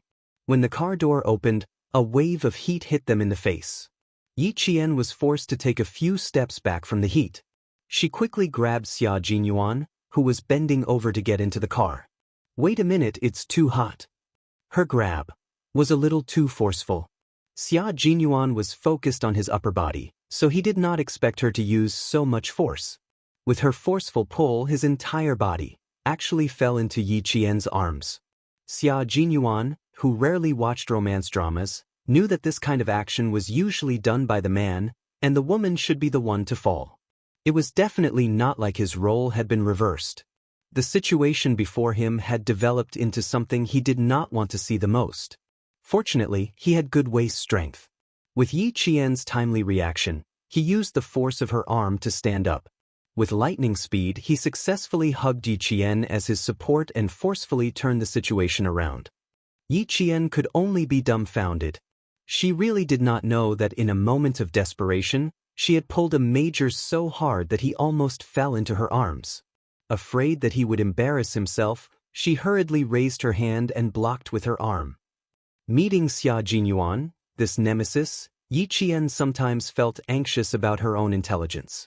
What was she trying to block with her arm? Wasn't he waiting for her to take the initiative to hug him? The moment Yi Qian stretched out his arm, he regretted it. Just as he was feeling a little regretful, what happened next made him even more regretful. Xia Jinyuan was so skillful that he managed to turn what was supposed to be an embarrassing situation into a situation where he hugged her tightly and pressed his entire body against hers. She was trying her best to straighten her body to prevent both of them from falling, while he was trying his best to hug himself tightly to prevent both of them from falling. From an unexpected beginning to an unexpected end. Although the process was dangerous, there was an unexpected and pleasant ending. Xia Jinyuan did not let go immediately. He was a man, a mature man. It was normal for him to be reluctant to let go of the little fox in his arms.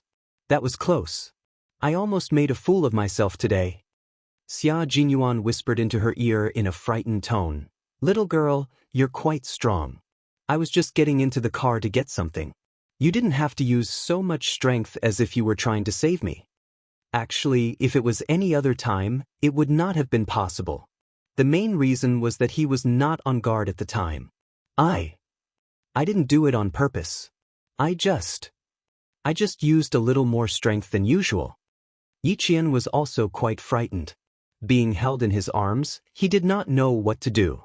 His arms were wide open and completely. He did not dare to place them on any part of his body. Chapter 376. She blushed and panicked. All she could do was apologize. "I'm sorry, I'll be more careful next time. Captain Xia, if you stand firm, it'll be troublesome. Let go of my hand, it's a little hot, and there are so many people watching. It's quite embarrassing." Hugging was embarrassing in Yi Qian's eyes, but Xia Jinyuan felt as if an arrow had pierced his heart. How could it be embarrassing? It wasn't hot either. Her body was very cold, and there was not a trace of sweat on it. The fragrance that he had smelled in the morning was still there, and it was so cool that it seemed to have washed away the heat. Also, the benefits of growing taller came. In the past, he had to bend down to hug her, but now, he only needed to slightly tighten his chest and use a comfortable posture to hug her completely in his arms. They met when she was 14 years old. 2 years had passed, and at 16 years old, she had already grown into a slender and elegant girl who would make any boy infatuated with her. "Captain Xia, hurry and stand up." Yi Qian, who was feeling hot all over, couldn't help but poke his firm back with a finger. His muscles were lean and tight, and even if he poked with a finger, he could feel the hidden strength in his body. Xia Jinyuan lowered his head and took a deep breath next to her neck. Then, he stood up as usual and looked at the embarrassed Yi Qian with a half-smile. He sighed and said, "I almost fell down. Little fox, you're deliberately trying to embarrass me, aren't you?" No. Yi Qian quickly shook his head and explained seriously, I didn't mean anything else. I just felt that it was too hot in the car and you would feel uncomfortable in it, so I didn't think too much about it and pulled you up.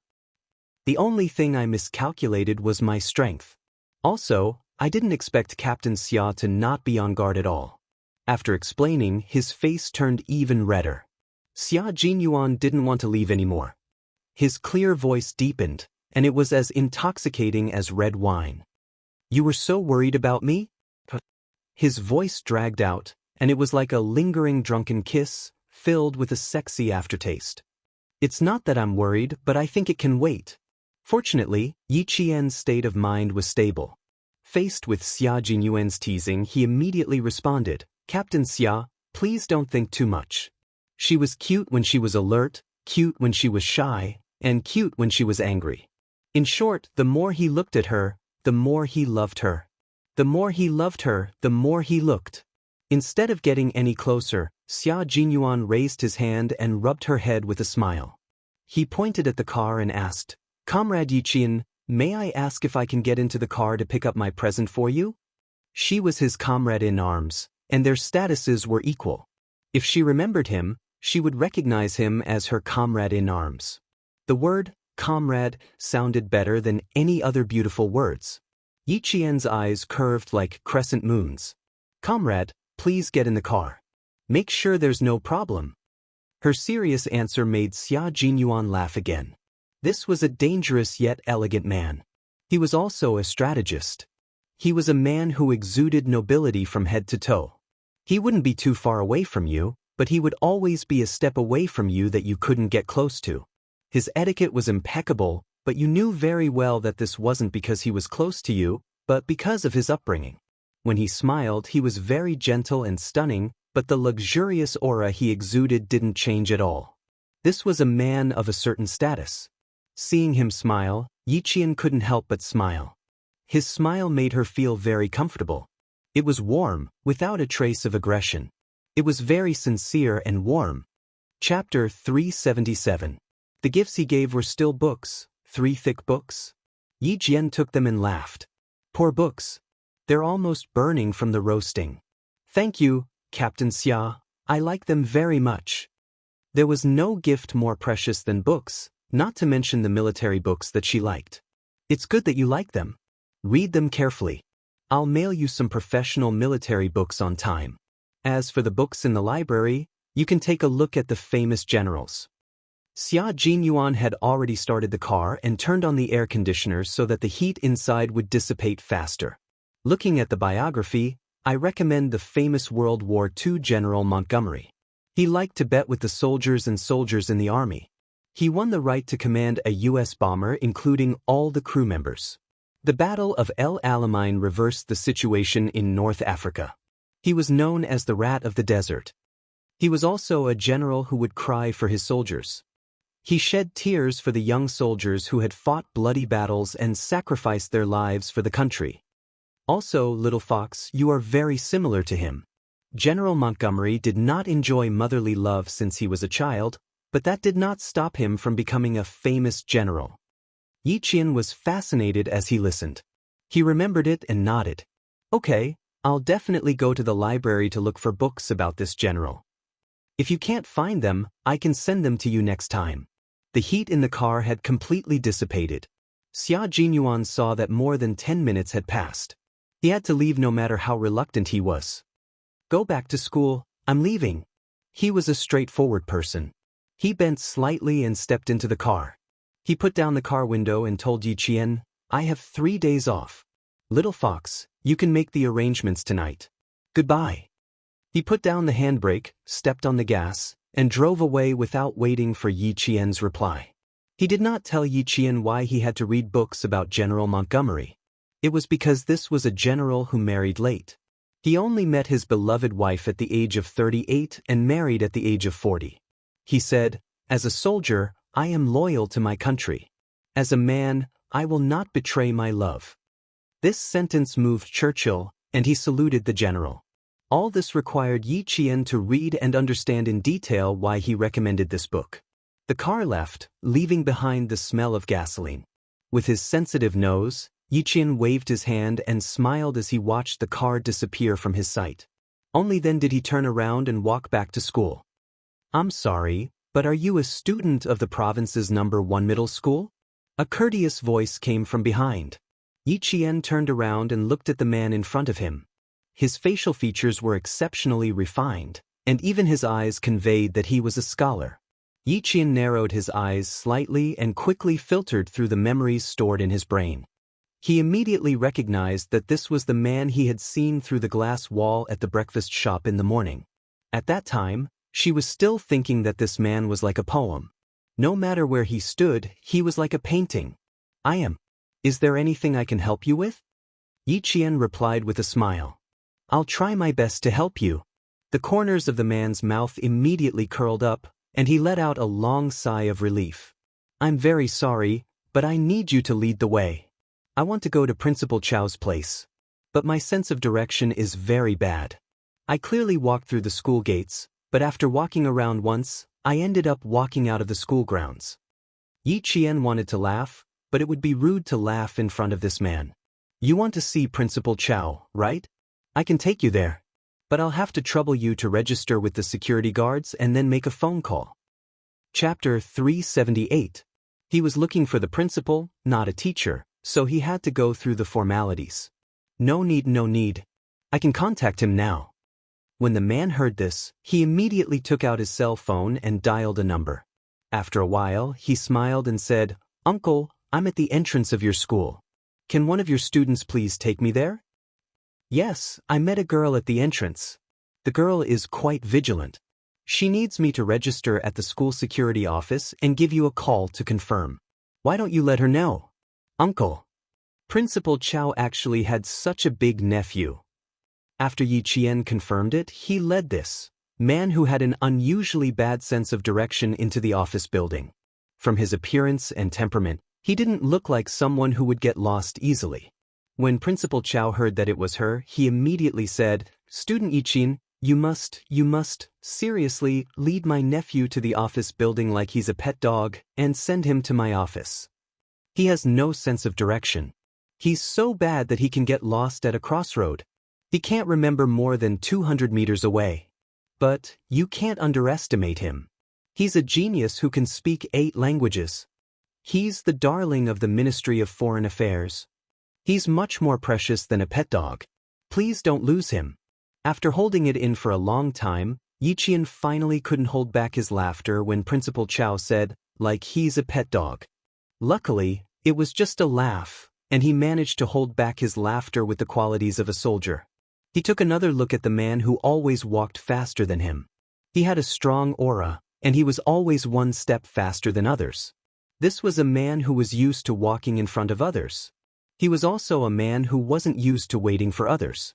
His elegance was only on the surface, but he was also a strong and restrained man. This kind of man was actually born with no sense of direction. He could speak 8 languages, the darling of the Ministry of Foreign Affairs. Wrong, we should have turned right. So you turned left. The man who was walking in an imposing manner suddenly took a step forward and walked in another direction. Yi Jian quickly ran to catch up with him. This way, we'll reach the bishop's building. That's where the office building is. The man's movements were very natural. It was obvious that he often did this kind of thing. He turned around and smiled apologetically, sorry for the trouble. He was very gentlemanly. His apology was as smooth as flowing water, poetic and beautiful. No need, it's my job. Yi Qian couldn't accept the frequent apologies, and signaled for him to turn right. He took the initiative to follow behind. Seeing that they were about to reach the office building, the man's expensive mobile phone rang. Even the way he held the phone seemed to have undergone strict training. He took it out calmly and elegantly, and used the standard Mandarin of a television anchor to greet, "Hello." The change in expression and tone only took a second. The gentle-looking man just now still had a smile on his face, and even his tone didn't change. He said with a smile that was as gentle as the wind, "In other words, now you need me to come forward and pay for your mistakes?" Saying that you haven't interacted with him before is an excuse for you to make mistakes, right? Or do you think that these mistakes can be made up for and that it doesn't matter? His smile and tone didn't change, but his aura changed imperceptibly. It was deep, cold, and serious. It was as if he was a huge wave under an iceberg, and no one knew when it would break out of the ice. Chapter 379. Yi Qian didn't care about these things. What she cared about was, you can talk, but you don't have to turn left as you talk. Yi Qian had no choice but to block the man's way and use her actions to remind him, you're going the wrong way. A man at work was very serious, and a man who was angry was not to be trifled with. However, a man who was in the middle of a scolding suddenly appeared in front of him and blocked his way. He raised his eyes and glared at Yi Jian with a stern look. The smile on his handsome face was still shallow, but it was no longer poetic and elegant. There was only thunderous hostility. Yi Qian didn't move. She promised Principal Chao that she would be responsible for sending this person to the office. She had to keep her promise. This was her integrity. The man frowned and didn't turn around.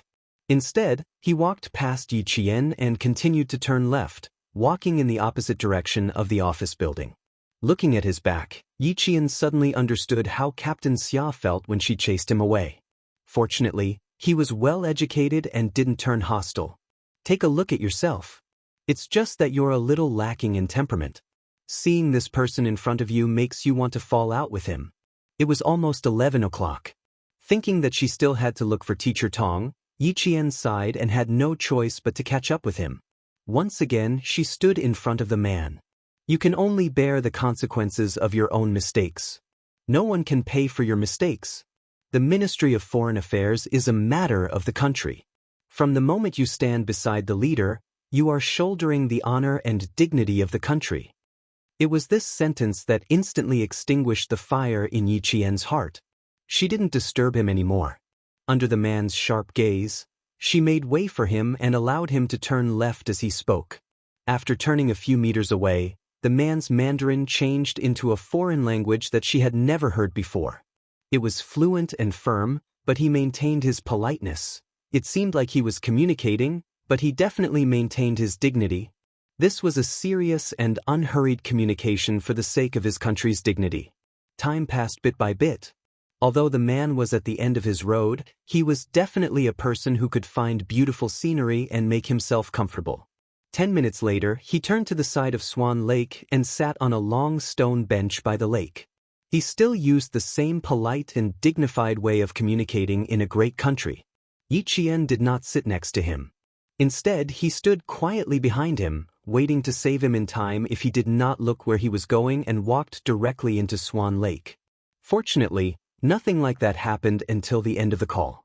After the man hung up the phone, he did not stand up immediately. Instead, he sat there, exuding a cold and unapproachable aura. He sat there quietly for 5 minutes. Yi Qian saw him raise his head and take a deep breath, seemingly exhausted. He rubbed his face and stood up. After reprimanding the translator from the Ministry of Foreign Affairs and communicating with the German engineer, Xianxia finally realized where he was after he calmed down. Then, he was completely confused and didn't know where he was going. Also, the girl from the provincial first high school who was following behind him just now, the girl he saw in the morning, the girl who stunned him for a long time, was also gone. Hello, are you done with your work? If you're done, I'll take you to see Principal Chao now. Yi Qian spoke calmly from behind him without a trace of impatience. 37 minutes have passed. I'm sure Principal Chao has been waiting for a long time. Chapter 380. The phone call lasted for a total of 37 minutes. It was not far from 12 o'clock. Xianxia turned around with a smile on his handsome face. He apologized naturally and politely, sorry for making you wait for so long. And just now, my attitude wasn't very good. I'm sorry. It's okay. Yi Qian just wanted to send this Buddha away. Even sending a 3-year-old home wasn't this tiring. She wasn't angry at all, which meant that she really didn't care. Xianxia pursed his lips and walked over. He sighed in his heart. Sigh, this is the first time we met? My impression of you is too bad. I have to fix it. As a staff member of the Ministry of Foreign Affairs, Xianxia was very good at diplomacy. He quickly found a way to fix it. We met this morning. Do you remember me? He reached out his hand. His fingers were long and slender, and his fingers were clean and beautiful. I'm Xianxia. I'm sorry to have taken up so much of your time. Yi Qian, who didn't like physical contact, only hesitated for a minute and a half before finally reaching out her hand. He was Principal Chao's nephew. Xianxia could tell from her half a second of hesitation that the student in front of him didn't like physical contact. He immediately released her hand within 3 seconds and maintained his smile. I don't know my way around. My sense of direction is always left or right. It's like my brain is separated from my body. I always make the wrong choice. It took courage to openly admit one's mistakes to a stranger. Yi Qian pursed his lips and smiled. He said calmly, no one is perfect, but Mr. Qin's sense of direction. It's true that you should have someone by your side at all times. Implicitly keeping unspoken words also represented a person's self-restraint. Xiao's smile deepened. Just as he was about to speak, the phone in his hand vibrated. He first said, sorry. Then he looked down at his phone. The corners of his mouth curled up slightly again. He said to Yi Qian, it took us almost 40 minutes to get to the office from the school gate. My uncle probably thinks I've gone missing. His clean fingers pressed the answer button. He said in a cool and elegant voice, I'm at the school Swan Lake. HM? Still here. Okay, I'll be right there. I'm begging you, please don't work while walking. Yi Qian still has things to do, so I can't let her follow you around the school. Principal Chao felt that his hair had turned a lot whiter in the past half an hour. It turned out that her name was Yi Qian. It was a very simple name that could be easily memorized after being recited once. Around noon, Xianxia did not receive any more calls, and Yi Qian finally sent him to his office without a hitch. Principal Chao was already waiting for him at the door. When he saw him, he quickly walked up to him and said, why didn't you bring your entourage? If you go missing in such a big provincial capital, how am I going to explain it to your mother? When Yi Qian noticed that something was wrong with his expression, he had already left quietly. A person who was being scolded would not want someone else to watch while they were being scolded, so he knew better than to leave. I took a work call and lost track of time. Xianxia did not take it to heart. Because he was not good with directions, he had countless entourages since he was young. In the past he had no choice, but now he did not like it. He changed the topic without leaving a trace. I still have to thank. He turned around to thank Yi Qian, but he realized that the girl who was supposed to be behind him had already left. Chapter 381. She left a long time ago. You're lucky to have met her. She's a very responsible girl. She accompanied you for more than 40 minutes at noon. Principal Chao saw that he was still wearing a bow tie and knew that he had rushed over after finishing his work. Go sit down and relax. I'll arrange a car so we can go out for lunch. What's your schedule in the afternoon? If not, you can go back to the hotel to rest or go out to play. But you have to bring your entourage. Xianxia looked away and smiled at his uncle's nagging. Okay, I'll be careful. I want to walk around your school in the afternoon. It's fine if I don't go out. This century-old school has beautiful scenery. If I'm tired, I can sit down and relax. As long as I don't walk out of the school, you don't have to worry. Other than his poor sense of direction, Principal Chao was not worried about anything else. Okay, school just started and I have a lot of things to do. You can walk around the school. When are you flying back to Beijing? The day after tomorrow. I'm not going back to Beijing. I'm going to Germany with the delegation. As a staff member of the Ministry of Foreign Affairs, Xianxia was rarely in China. He was either abroad or on the plane. Yi Qian pushed open the door and entered the teacher's office. Compared to the 30 degrees outside, the coolness inside swept away the heat. Come sit here. This is Teacher Zhu's desk in our class. Teacher Tong waved her hand and gestured for Yi Qian to sit at the desk next to her. She pointed at the file on the desk and looked at the time. She smiled kindly. The roster is here. Take a look at it yourself. I'm not done with my work yet. I'll go to the cafeteria at 12:30. Okay? Yi Qian smiled and nodded. Okay, you don't have to worry about me. The teachers were very busy on the first day of school. Teacher Tong was the only one in the big office who had not gotten off work for lunch. Yi Qian gently took the roster out of the file and opened it to look at it carefully. The first few lists were of the top students. When he flipped to the 15th page, Yi Ying's photo came into view. Not bad. Not only did her skin become fairer, but her handwriting also improved. He looked at her strengths. Dancing English. Yi Qian raised his eyebrows and smiled playfully. It seemed that she had been working hard on English for the past year or so. She wasn't surprised. In her previous life, when Yi Ying came back from studying abroad, she spoke fluent English in front of her. She didn't know if she would do that in high school. After all, in her previous life, she had only studied in junior high and never sat in class again.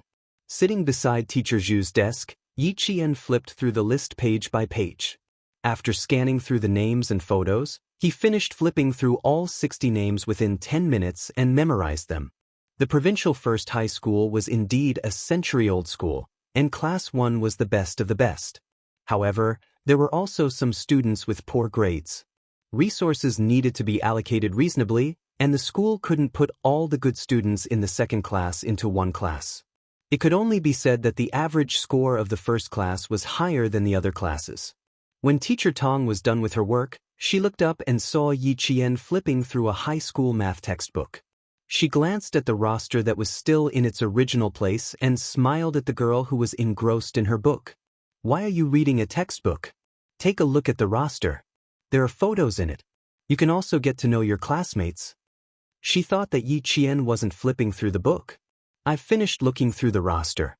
I didn't want to disturb you because you were busy, so I picked up Teacher Zhu's textbook to take a look." Yi Qian closed the math textbook that the teacher had prepared for class. She didn't tell the teacher about her relationship with Yi Ying. Chapter 382. When she was working, Teacher Tong wore a pair of plain glasses tied with a black string. She took off her glasses and looked at Yi Qian with a slight smile. "It seems like you intentionally hid your true strength during last year's intensive training.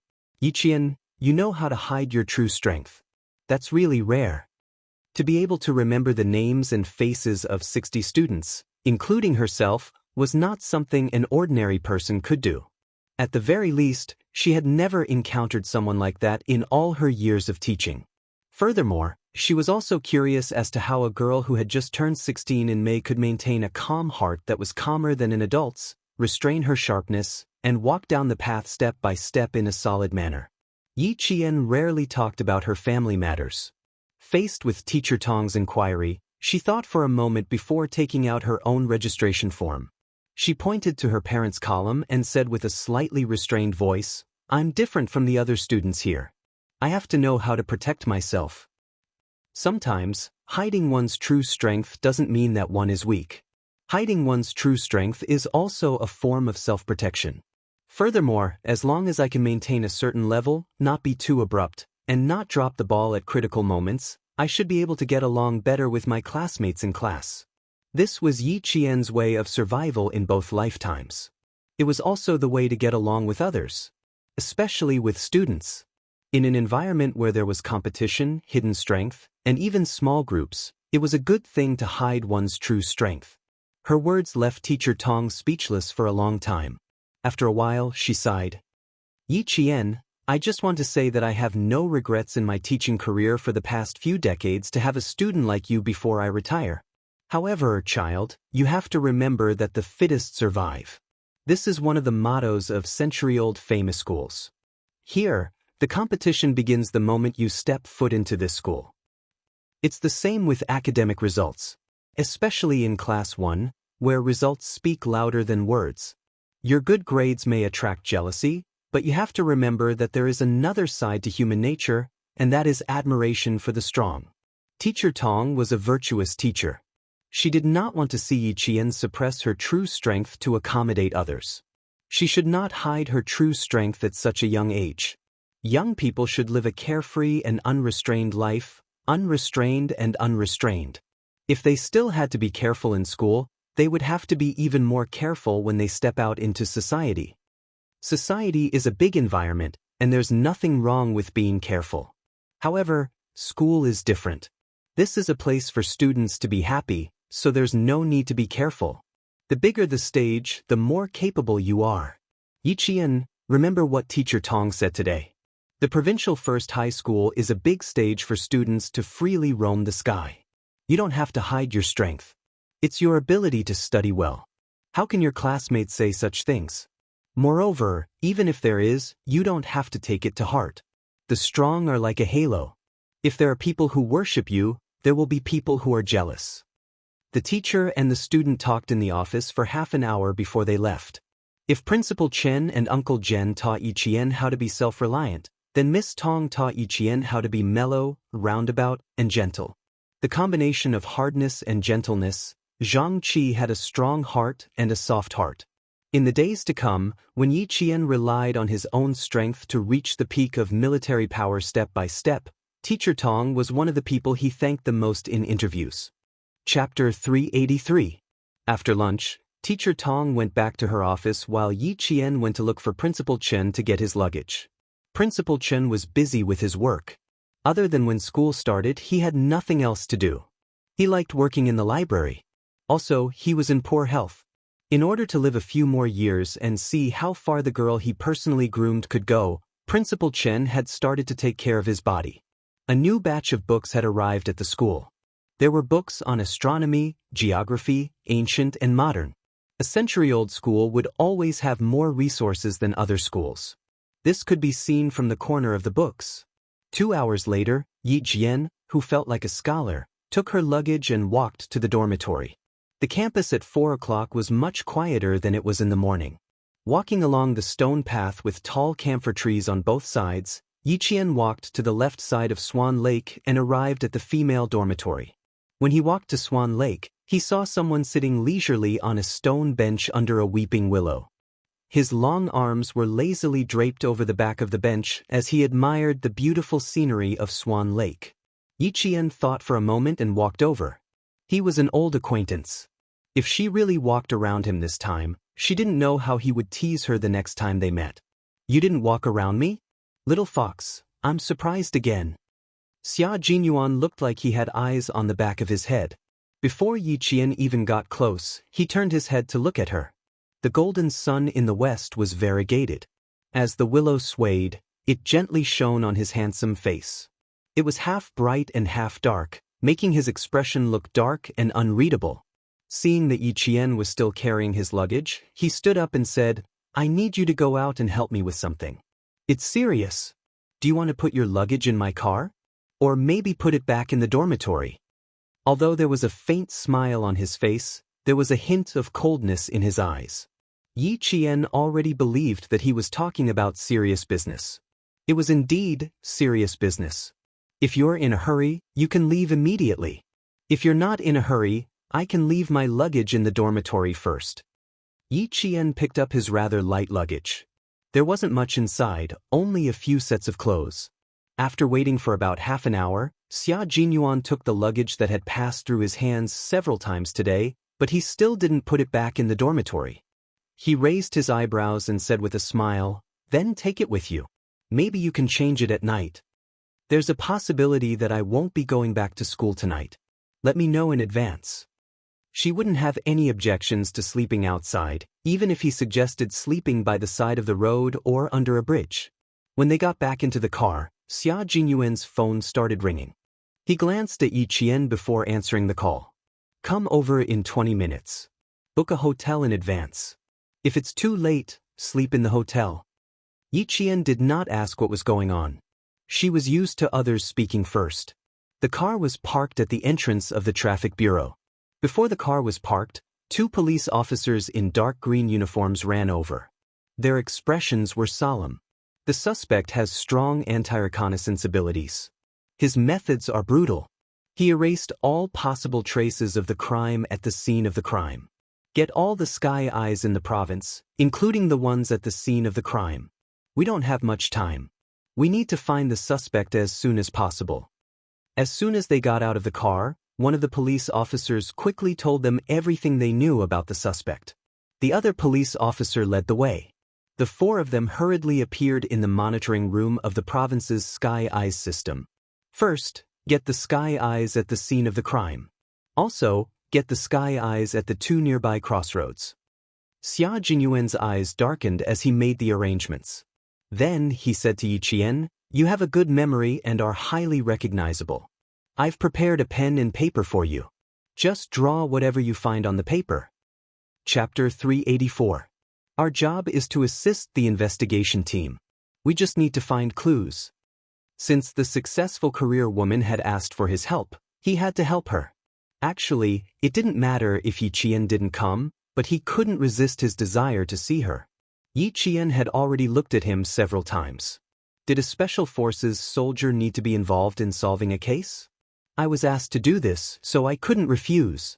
Xia Jinyuan, who was deliberately 2 steps behind, quickly leaned forward and said to the little girl, who looked calm but was actually asking him with her eyes, "If I don't ask you to come with me, how can we be together tonight?" Yi Qian instantly realized that the seriousness in his eyes was all an act. He didn't know what he was going to do before he arrived at the traffic bureau. "Xia Jinyuan, can you be more serious? Look, you're thinking too much again. What do you think we're going to do tonight?" Xia Jinyuan's lips curled up slightly. He straightened his back and walked into the surveillance room that was pushed open by 2 policemen in an elegant and cold manner. "Follow me. We only have 5 hours. After 5 hours, we need to go to another place." He had stirred up her calm emotions, but in an instant, he put them down and started talking about serious matters. The speed of the change made Yi Qian's chest heave up and down a few times. He took a deep breath before walking in. There were quite a lot of sky eyes in the provincial capital. Under Xia Jinyuan's instructions, Yi Qian began to put aside his distractions and immerse himself in work. The heavy door of the control room that was not locked opened halfway. A tall man wearing a slim suit jacket and a pair of slim trousers of the same color stood at the door. His gaze fell lightly on the slender student's body. Was this the high school student that Sixth Brother had mentioned? "Secretary Xia, please tell Changxing that our bureau will definitely solve the case within 3 days." A uniformed police officer stood beside the woman and said seriously, "We will not give the suspect a chance to escape from our province." The woman's makeup was exquisite, and she looked capable and experienced.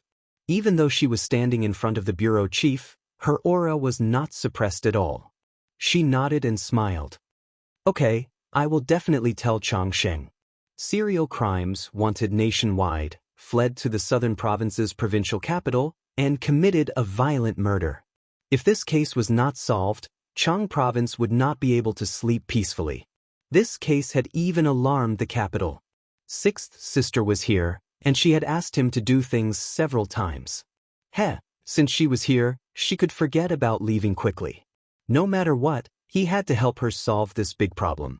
Wasn't finding clues his forte? The question was, why did he bring that high school student with him? The woman, whose emotions had already gone back and forth a few times, frowned without batting an eyelid. She did not disturb the 2 people who were working hard and assisting the bureau. She turned around and left quietly. 178 centimeters in height, 75 kilograms in weight, short hair. After nearly 4 hours, Yi Qian drew a man's head on a piece of paper. The 6 screens were all frozen. It was either the man's legs, the man's back, or an extremely blurry front. Xia Jinyuan leaned forward slightly and slowly explained the situation on his side to Yi Qian. He should be nearsighted. Occasionally, he would squint his eyes. He's not used to wearing glasses, but he would never leave his glasses.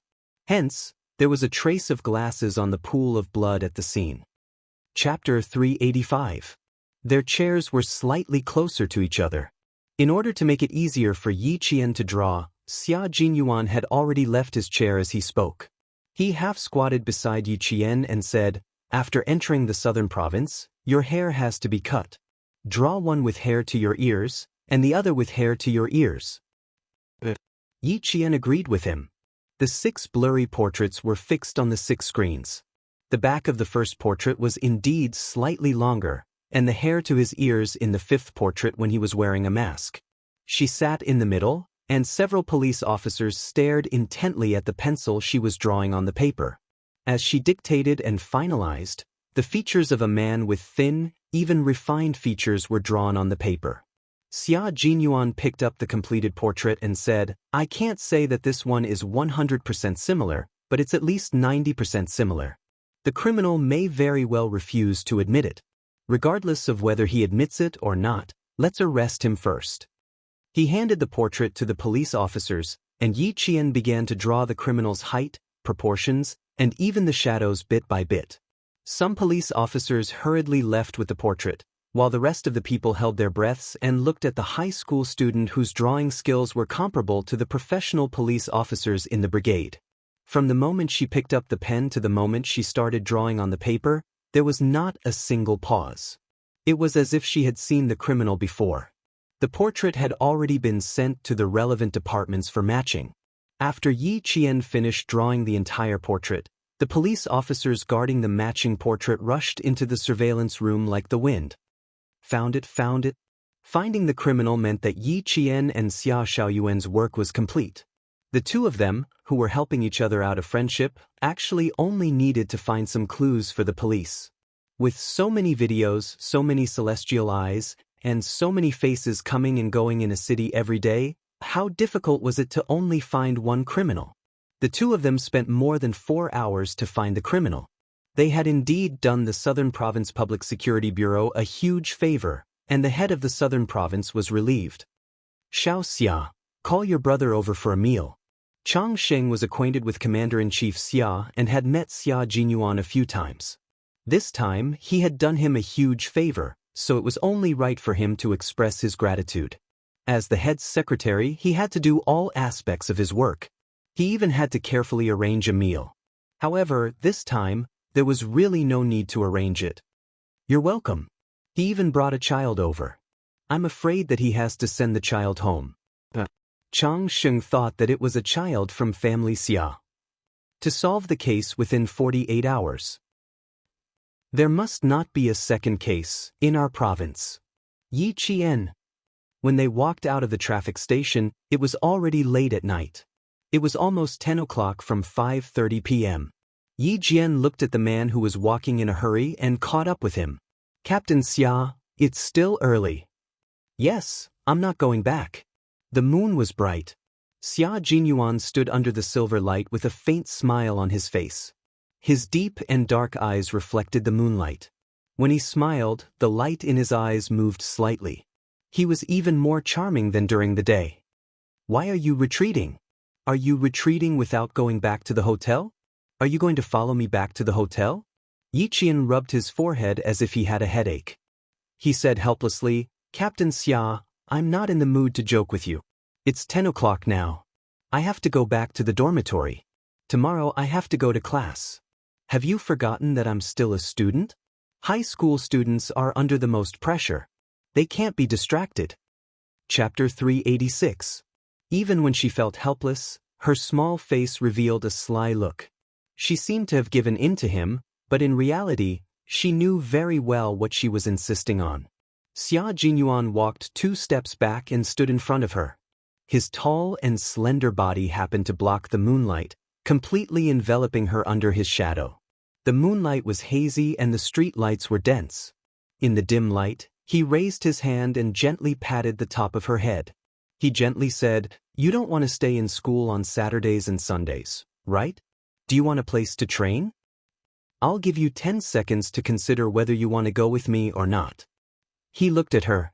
Even though the light was dim, his gaze was still accurately locked onto her face. There was a smile and understanding in his eyes. Yi Qian gently sighed and smiled faintly. I can't reject your suggestion. It doesn't even take 10 seconds. I've already made the decision to go with you within a second. Let's go, Captain Xia. His gaze was very warm, and there was a charm in his deep eyes that made her believe in him without a doubt. Yi Qian did not think that she had a reason to reject him. The city was still noisy after 10 o'clock. The car left the traffic bureau and headed in another direction. Xia Jinyuan said as he drove, In the future, when you go to the provincial military base on Saturdays and Sundays, I'll ask someone to look after you. First, you'll have to identify people and apply for a pass. Come over after school on Friday and come back on Sunday afternoon. Little Fox, although the provincial military base is not as big as the one in Fujian town, Trust me, there's no shortage of elite soldiers here. She was destined to join the military, so it was better for her to integrate into the environment in advance. Moreover, he could tell that she was a person who did not like to rely on others. In that case, he would give her a chance to use her own abilities to open up her own network of contacts. In order to obtain a cunning fox, one had to seriously attack to be able to conquer her. Yi Qian turned sideways and looked seriously at the man who had made everything convenient for her. Looking at his exquisite, jade-like face, she wanted to ask, "Why are you so good to me?" The words were on the tip of her tongue, but she could not say them. Her throat felt like it was stuck with thorns. It was as if she said those words, it would stab her throat and cause her to bleed.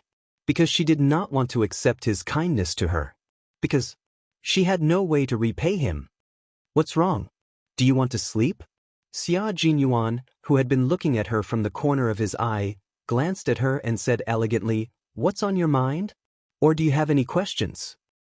"Oh, or you want to know why I'm bringing you to the provincial military, right?" Her words made Yi Qian clench her fists. Her heart rose to her throat. Even though she appeared calm on the surface, her hair had already tensed up. Never say anything that would give her a headache. He looked at her again as if he had seen through her nervousness and explained with a smile, "I called Uncle Jen before I came here, and he asked if it would be convenient for him to take you to the provincial military base. I won't reject such a small matter. You are indeed a seedling. Even the regiment commander and political commissar in the army have unanimously approved of you. If I bring you to the provincial military district, I think that even if I don't show up, the regiment commander and the political commissar will go to the provincial capital to mention it." His explanation made Yi Qian loosen her clenched fists. She secretly heaved a long sigh of relief. So that's how it is. Outside the car window, the flickering light from the street lamps flashed past. He could clearly see the relief on her face. She was indeed a young lady. Although she was intelligent, she was still young. She was extremely nervous whenever he moved, as if she was afraid that he would say something that she could not bear. Chapter 387.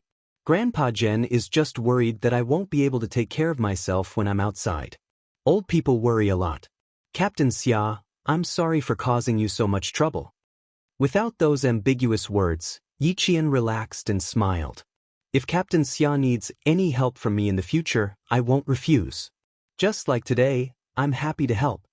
She always believed whatever he said unconditionally. Xia Jinyuan's sexy lips curved into a gentle smile. It was the only tenderness behind the iron-willed soldier. "Silly girl, if I ask you to go through a mountain of swords or a sea of fire, you won't refuse?" "Of course," Yi Qian answered without hesitation. His expression was solemn. "I believe in you, Captain Xia.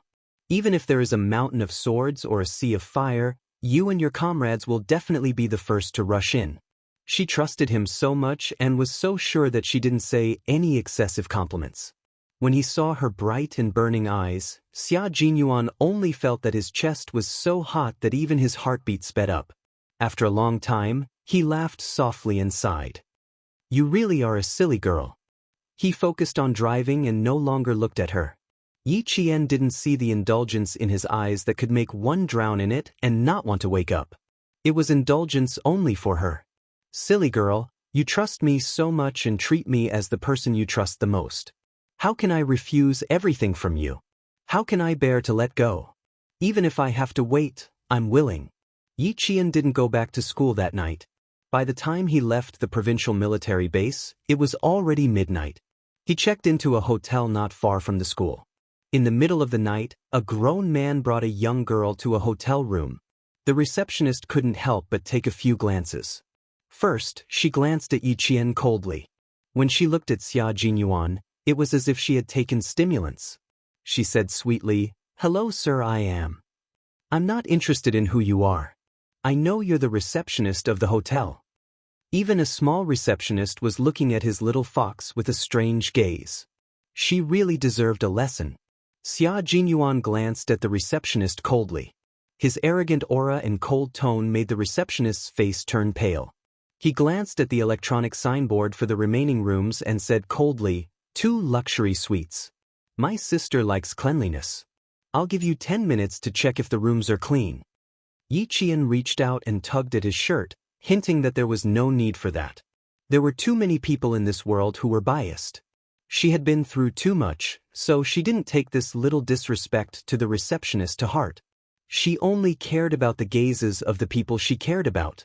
The gazes of unimportant people had nothing to do with her. However, she still had something she wanted to say. Glancing at the receptionist coldly, Yi Jian took the 2 room cards that the receptionist handed over with trembling hands. With a cold smile at the corner of her mouth, she said softly, Miss Lu Zhen went to Huajun Hotel with a man who was less than 1.6 meters tall 2 weeks ago. After leaving the next day, she went to Anxi Tea House with a man who was as fat as a pig that night. Then, she changed to another man. As soon as she said the first sentence, the receptionist's knees went weak. By the time Yi Qian told her which men she had checked into rooms with in the past 2 weeks, her face was as white as a sheet. She leaned against the marble counter. Chapter 388. That was not all. Yi Qian added, I have to tell you that the man who went to Huajun Hotel went to the hospital yesterday. He didn't look too good. I think there's something wrong with his body. Miss Lu Zhen, I suggest you get a checkup too. At the front, she could still lean against the counter to support herself, but at the back, Yi Jian's words made the receptionist fall to the ground. The staff on duty next to her did not know what happened. She quickly walked over and apologized to Yi Qian, then picked up the walkie-talkie to call for security. Yi Qian said it in a voice that only the 2 of them could hear, so as to preserve the front desk's dignity. After entering the elevator, Xia Jinyuan chuckled. You really can't afford to lose out. No wonder Uncle Chen let you come out alone. Even if you want to lose out, you have to see what kind of loss it is. I was just telling the front desk the truth. Don't think so much about it. Does she think everyone is the same as her? Yi Qian winked playfully and smiled. Besides, I was just reminding her out of kindness. The little fox reminded him out of goodwill, but the little fox's words shocked everyone. After pressing the floor button, Xia Jinyuan sighed. I can use what I saw in the heavenly eye to teach someone a lesson. Little fox, it seems like I can't leave any evidence behind in the future. Where did the front desk go? Who did she go with? She just arrived in the provincial capital this morning. The only explanation was that she took a look at the heavenly eye and memorized it. Her memory was extraordinary, and her brain storage capacity was also large enough. Would the military allow her to become a nobody? Obviously, it was impossible. The military would know her whereabouts and movements at all times. Just like in the desert, after confirming her identity, the tower command center did not make any further moves. As for Yi Jian, her intuition told her that it was best not to continue talking about this topic, that she couldn't tell whether it was true or false. She lowered her head and pretended to yawn. I'm so sleepy. I want to sleep early. The elevator door opened with a ding. As soon as she finished speaking, she walked out nimbly. You're that sleepy? Would you like a cup of coffee to refresh yourself? Or we can have a heart-to-heart talk in the room. Xia Jinyuan, who walked out of the elevator gracefully, smiled. His low voice seemed to have magic in the silent night as it drifted lazily and seductively behind her. I'm in the room next to yours. If you want to chat, feel free to do so. Yi Qian quickened his footsteps and rushed to his room. He swiped his card and entered before slamming the door shut behind him. The dangerous man with a bad smell was back. She patted her chest lightly and then slapped her forehead in annoyance. How rude. She didn't even say, good night. She composed herself and opened the door again. Xia. When he opened the door, he saw a black shadow standing at the door. He was so shocked that he let out an "uh." His subconscious reaction was naturally to punch the black shadow's chin. You opened the door just to beat me up? The black figure, which was Major Xia Jinyuan, reacted even faster. He stepped sideways and avoided Yi Qian's fist. He looked at her with a smile. I just came over to say good night, and I almost got beaten up. In the middle of the night, facing a dangerous yet elegant man, Yi Qian stopped at the door and said awkwardly, Sorry, Captain Xia, I didn't mean to hit you. Also good night.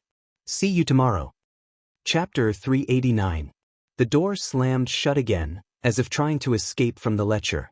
Outside the door, Xia Jinyuan gently rubbed his eyebrows with his slender fingers. He looked helpless, but his eyes were no longer as cold as when he faced the receptionist. Instead, his eyes were filled with gentleness. "Silly girl, if I really want to come in, can a door stop me?" he whispered with a smile. He just wanted to tease her. Thinking of the scene at the front desk just now, Xia Jinyuan's eyes, which had been soft a second ago, suddenly turned cold in the next second. If the receptionist could casually guess the relationship between the two of them, it was hard to guarantee that the people outside would do the same. There might even be rumors spreading. It seemed that Little Fox had made the right decision to keep her distance from him. He left immediately after the holidays, so he naturally wouldn't hear any rumors. But Little Fox was different. This was where she would be living for the next 2 years. He would appear from time to time and interact with her in an ambiguous manner. After he left, all the rumors would be shouldered by Little Fox alone. He only wanted to spend more time with Little Fox, but he didn't consider that his decision would bring trouble to Little Fox in her life. The sound of running water in the shower stopped after a while. The door opened and a pair of strong and slender legs stepped out. As a white shadow flitted past, a white towel wrapped around Xia Jinyuan's strong and narrow waist. His phone on the bedside table had already rung several times. His hair was wet and his body was covered in fine water droplets. He picked up a towel to dry his hair, took off his shoes, and walked over. The military man who came out of the shower was indeed sexy. The lines of his muscles were perfect, as if they were God's masterpiece. Every part of him was perfect and extremely seductive. When he sat down, his waist muscles stretched out sexy curves, showing off the strength that a man should have. "It's so late and you're still awake?" He spoke in a low and deep voice, with a hint of moisture in his voice. He was as lazy as a noble walking in the countryside, seducing innocent and beautiful village girls. "You're not sleeping, but I'm going to sleep." "Would you be able to sleep if there was a grown woman beside you?" The woman's voice came. She was Xia Jinyuan's cousin and also the secretary of the governor of a province. She was a strong woman. Xia Jinyuan sneered and replied lazily, "Xia Yiwei, you took the time to go to the transportation bureau and then rushed back. You sure are busy." How could he not notice that someone was brazenly sizing up his Little Fox behind him? "No matter how busy I am, I can't stop myself from wanting to see what the underage girl that young Master Xia is thinking about looks like." Xia Yiwei's legs were casually propped up on the study table in her house. Between her fingers was a long and thin lady's cigarette. The red dots were just halfway through smoking. Xia Jinyuan understood what she was implying. He smirked and said, "I'm just protecting an underage girl now. I'm not so horny as to establish a bad relationship with an underage girl." "Oh, so you know, I'll hang up then. Goodbye." He hung up the phone quickly. Xia Yiwei was relieved to know that he understood. Xia Jinyuan always had a sense of propriety. If he said he didn't, then he really didn't. What she didn't know was that even if Xia Jinyuan really did have such thoughts, he still had to ask Yi Qian for permission.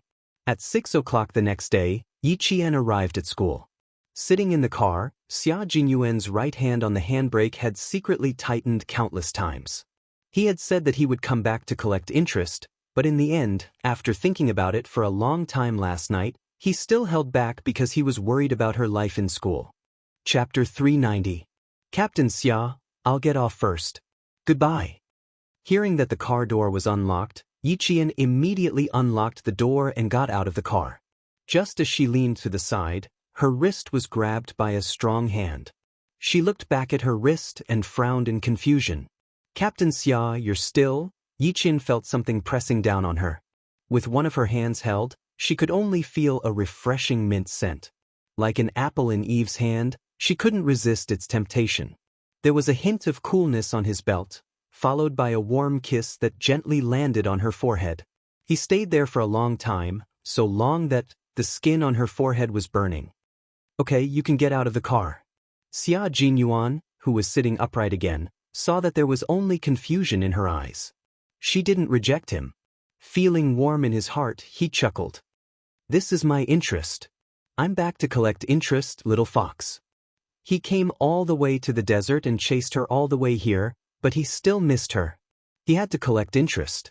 Yiqian was almost running away. She grabbed her luggage and walked faster and faster. Only when she reached the school gate did she slowly stop. She turned to look at the car that hadn't left yet and the man who had gotten out of the car. Yiqian's forehead burned even hotter. She pursed her lips stubbornly. She wanted to say something, but in the end, she didn't say anything and turned to enter the school. Xia Jinyuan, who was standing beside the car, had a faint smile on his face. His deep eyes watched his little fox enter the campus until she slowly disappeared from his sight. He blinked his unfathomable eyes and drove away in a good mood. The original interest was her first kiss. Today, he took a step back and left her with an emotionless kiss. The effect was unexpectedly good. It was a good thing that she didn't resist. It was normal for her to be confused. His little fox had never had any experience in relationships. When it came to a wolf like him, he had no choice but to rely on his feelings. At 6:00 in the morning, there were only students who were used to morning exercises. Yiqian was afraid that his roommates would not be awake yet, so he went to the teacher's office to wait for Teacher Tong to come over. Then they would go to the classroom together. In less than half an hour, Teacher Tong and Teacher Zhu walked over while discussing something in low voices. Yiqian waited for the two teachers to come closer before he greeted them politely. "You came so early? Did you sleep well last night?" Teacher Tong, who knew what Yiqian had been up to yesterday, quickly took out her keys and opened the office door. Behind him, Teacher Zhu said sternly, "There will be a test this morning. Yiqian, you have to show your skills. I will announce the results in the afternoon." This was the usual practice of the provincial number 1 middle school. They would start the exam on the first day of school to remind all the students that the summer vacation was over and the new semester had begun. It was time to settle down. Hearing this, Teacher Tong turned around with a smile and said, "Teacher Zhu, don't scare the students with your serious face." Then she said to Yiqian, "Don't be in a hurry to put your luggage back in the dormitory. After the morning self-study session, come to the classroom with me." Teacher Zhu glanced at Yiqian, whose expression did not change. It was rare for him to smile in front of the students. He said with a smile, "This student is bold and murderous. He even eliminated the foreign contestants. Why would he be afraid of an exam? Teacher Tong, I will switch with you for the language and math test today. I will take the first 2 classes first. It's early in the morning, let's wake them up." Yiqian listened to the two teachers talking about how to wake the students up as soon as possible. He quietly flipped through the new textbook for the second semester of high school. Chapter 391. At 7:00, the students who were not in the school dormitory began to enter the school. Like other classes, Year 2 Class 1 of the provincial first high school started to get to know each other in the new semester. "Hello, I'm Ying. Nice to meet you." Ying, who took the initiative to sit at the first table by the podium, started to introduce herself. She was pretty and had good grades. Her classmates had more or less heard of her name. Hearing that, they also started to introduce themselves in private. Some of the students were already classmates in Year 1, so they got to know each other without any introductions. There were also a few students in Year 1 like Ying. However, when they saw that she only cared about getting to know other students, 2 girls showed a trace of disdain in their eyes. They lowered their heads and whispered, "She's still the same as before. She's just a butterfly. That's her ability. We can't learn it. She's a flower in the student council." Then, they saw her walk to the first-place boy in Year 1 and introduce herself with a smile. The 2 girls rolled their eyes. Ying had always been good at pretending in front of boys. Not only did the 2 girls look down on her, but another girl also looked down on her. She said to her Year 1 classmates, "Do you see that girl? She's my junior high classmate. You guys need to be more careful in the future. She looks good, but she's full of bad intentions. Don't take her words lightly." Ever since Jiasin saw Ying, she had rolled her eyes countless times. In terms of popularity, she was more popular than Ying because of her tomboyish personality. At least in Year 1 of high school, she had never quarreled with her classmates, nor had she schemed against anyone in secret. When the students heard that, they all nodded lightly. When Yi Ying was talking to the first-place boy in year 1, she turned her gaze and saw Xianxia whispering to a few other classmates.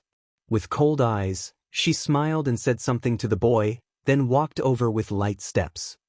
Hey, Xianxia, I didn't expect to be in the same class in high school again. You're my only classmate in middle school and high school. Come, let's shake hands and celebrate.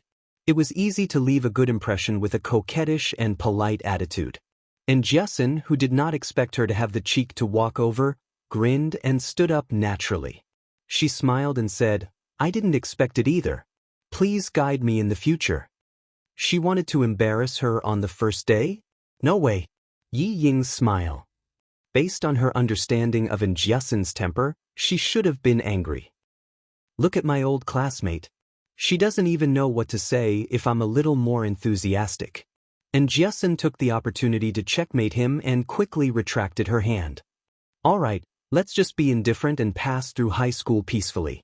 Don't ever bump into him in the same university again. How embarrassing would that be? Yi Ying, who had suddenly fallen into a disadvantageous position, came back to her senses.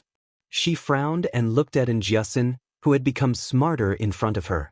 After a while, she smiled and said, Yes, if we meet again in the same university, how can I get to know other students?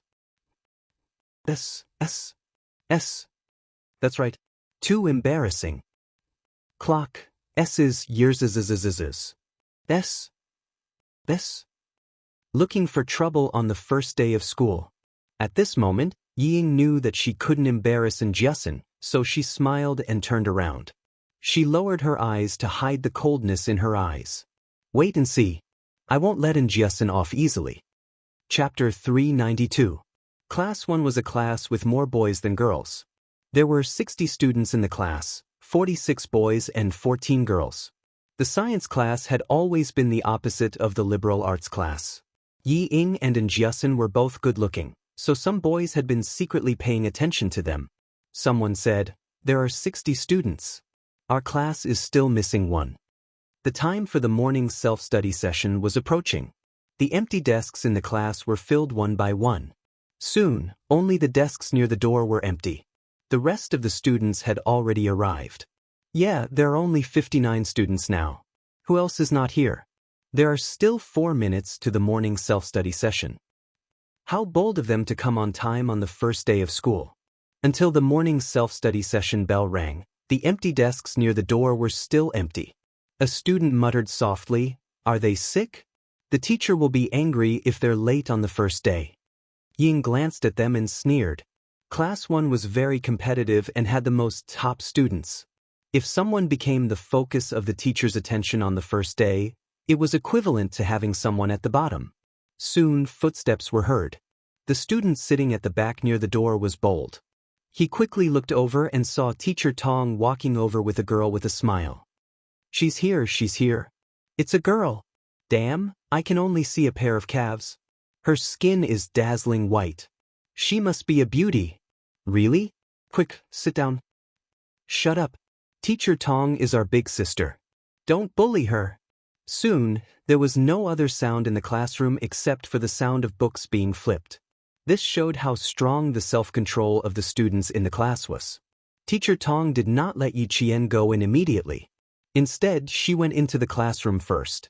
Seeing that all the students were looking down at their textbooks and no one was whispering to each other, she walked to the podium and joked, All of you can hold it in. If you don't whisper, I think it's not normal. As soon as she spoke, all the students in the class took a deep breath. The bolder ones laughed and said, Isn't it time for class? We're all good students who abide by the rules. We definitely won't whisper. Right? I saw you sticking your head out of the classroom to see if I was here. The one who spoke was the boy leaning against the door of the classroom. Teacher Tong did not criticize him. She smiled kindly and said, It's the first day of class, so we're not familiar with each other. Let's introduce ourselves during the morning self-study. Seeing that the class was bustling with noise and excitement, Teacher Tong raised her hands to silence the whole class. First, let's welcome a new student who has just joined our class. You must have heard of this student's name, but you have never seen her in person. Come, let's give a round of applause to welcome our new classmate. It turned out that he was not late, but a transfer student. Amidst the applause, Yi Qian stood at the door of the classroom with his textbook. He first bowed politely to Teacher Tong, then to all the students in the class. Yi Qian, why are you here? Amidst the applause, someone suddenly stood up from her seat and shouted in a sharp and shrill voice, "Why are you here?" It was Yi Ying. She was the only student in the class who stood up. Her pretty features were contorted into a ferocious expression at this moment.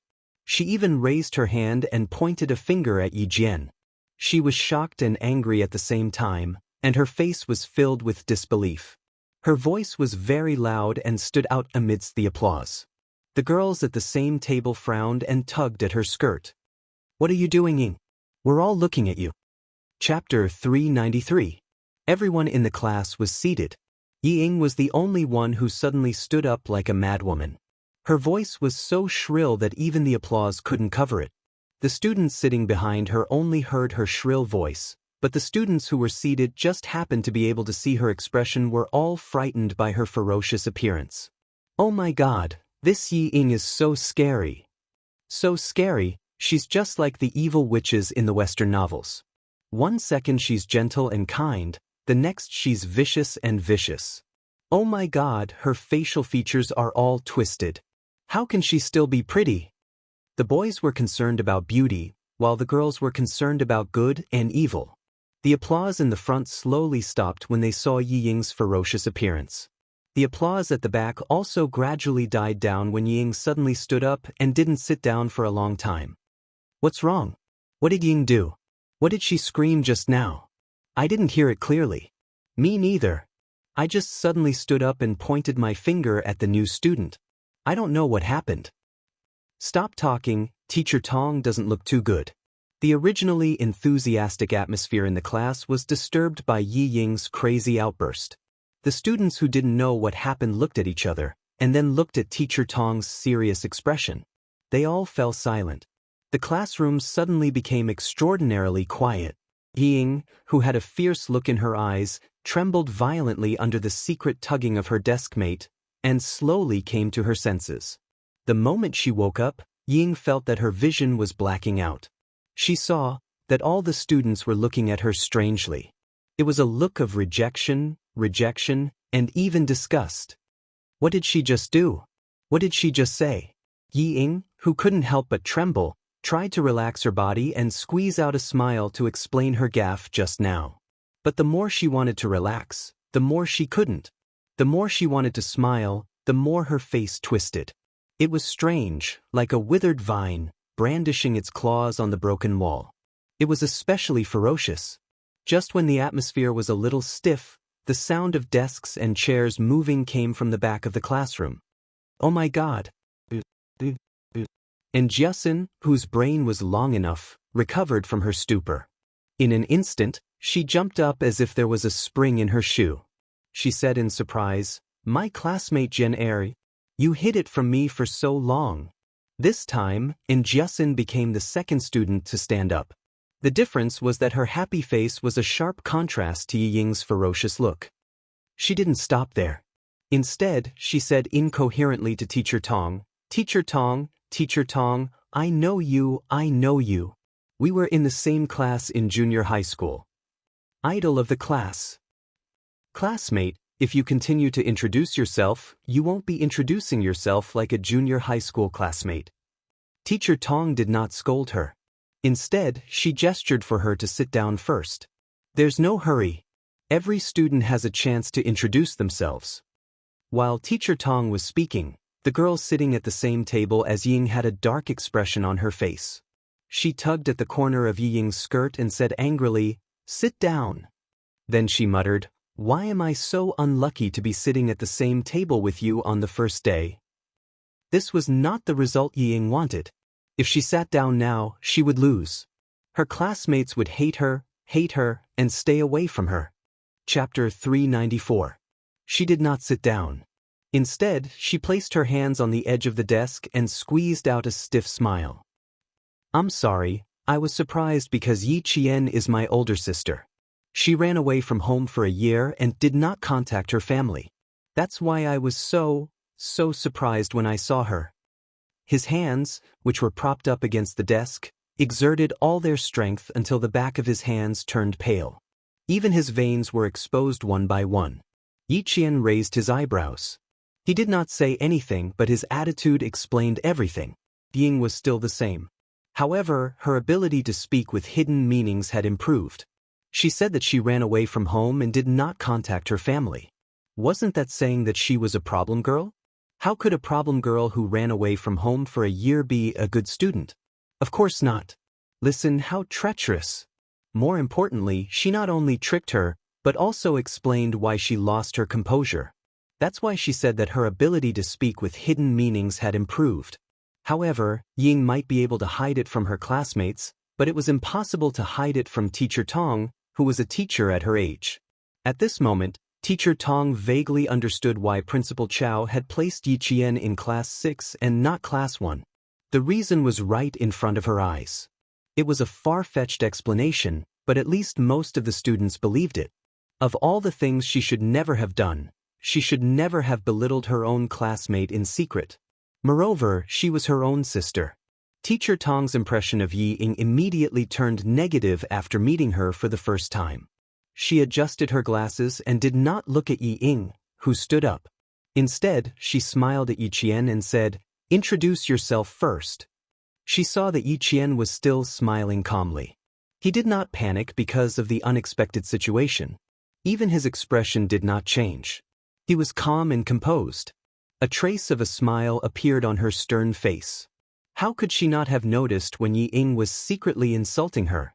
She did not directly confront her, but only smiled at her. Sometimes, a smile was the best weapon. It represented tolerance, cultivation, and a person's character. Then he added, "I believe there are many students here who would be very willing to communicate with you." This sentence undoubtedly expressed the teacher's attitude. The hidden meaning was, the teacher will support you. It was unknown how many of the 59 students could understand. At the very least, Yi Jian and Yi Ying both understood what he was saying. Yi Ying's breathing quickened. She bit her lower lip and tried her best to calm herself down. She slowly sat down and no longer looked at the podium. In her mind, she was thinking about how to change her image and destroy Yi Qian's image. On the stage, Yi Qian's smile was like the sunlight falling on the leaves outside the window, bright and lively. "Hello everyone, I am Yi Qian, a transfer student. After taking a break from school for a year and taking the senior high school entrance examination in June this year, she re-entered the provincial first high school. Considering her age, I think it's more appropriate for her to enter the second year of high school." When the atmosphere was a little tense, a humorous remark was made. With Jiasin as the leader, laughter was heard, breaking the tension, and the atmosphere was lively again. "I am fortunate enough to be assigned to Class 1 and interact with all of you. This is fate.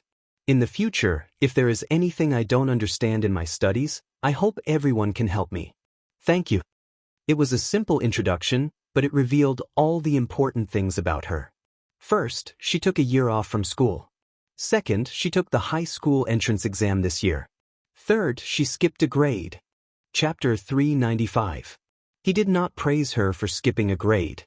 Instead, he used an indifferent tone and said that it was just a matter of age to downplay her ability.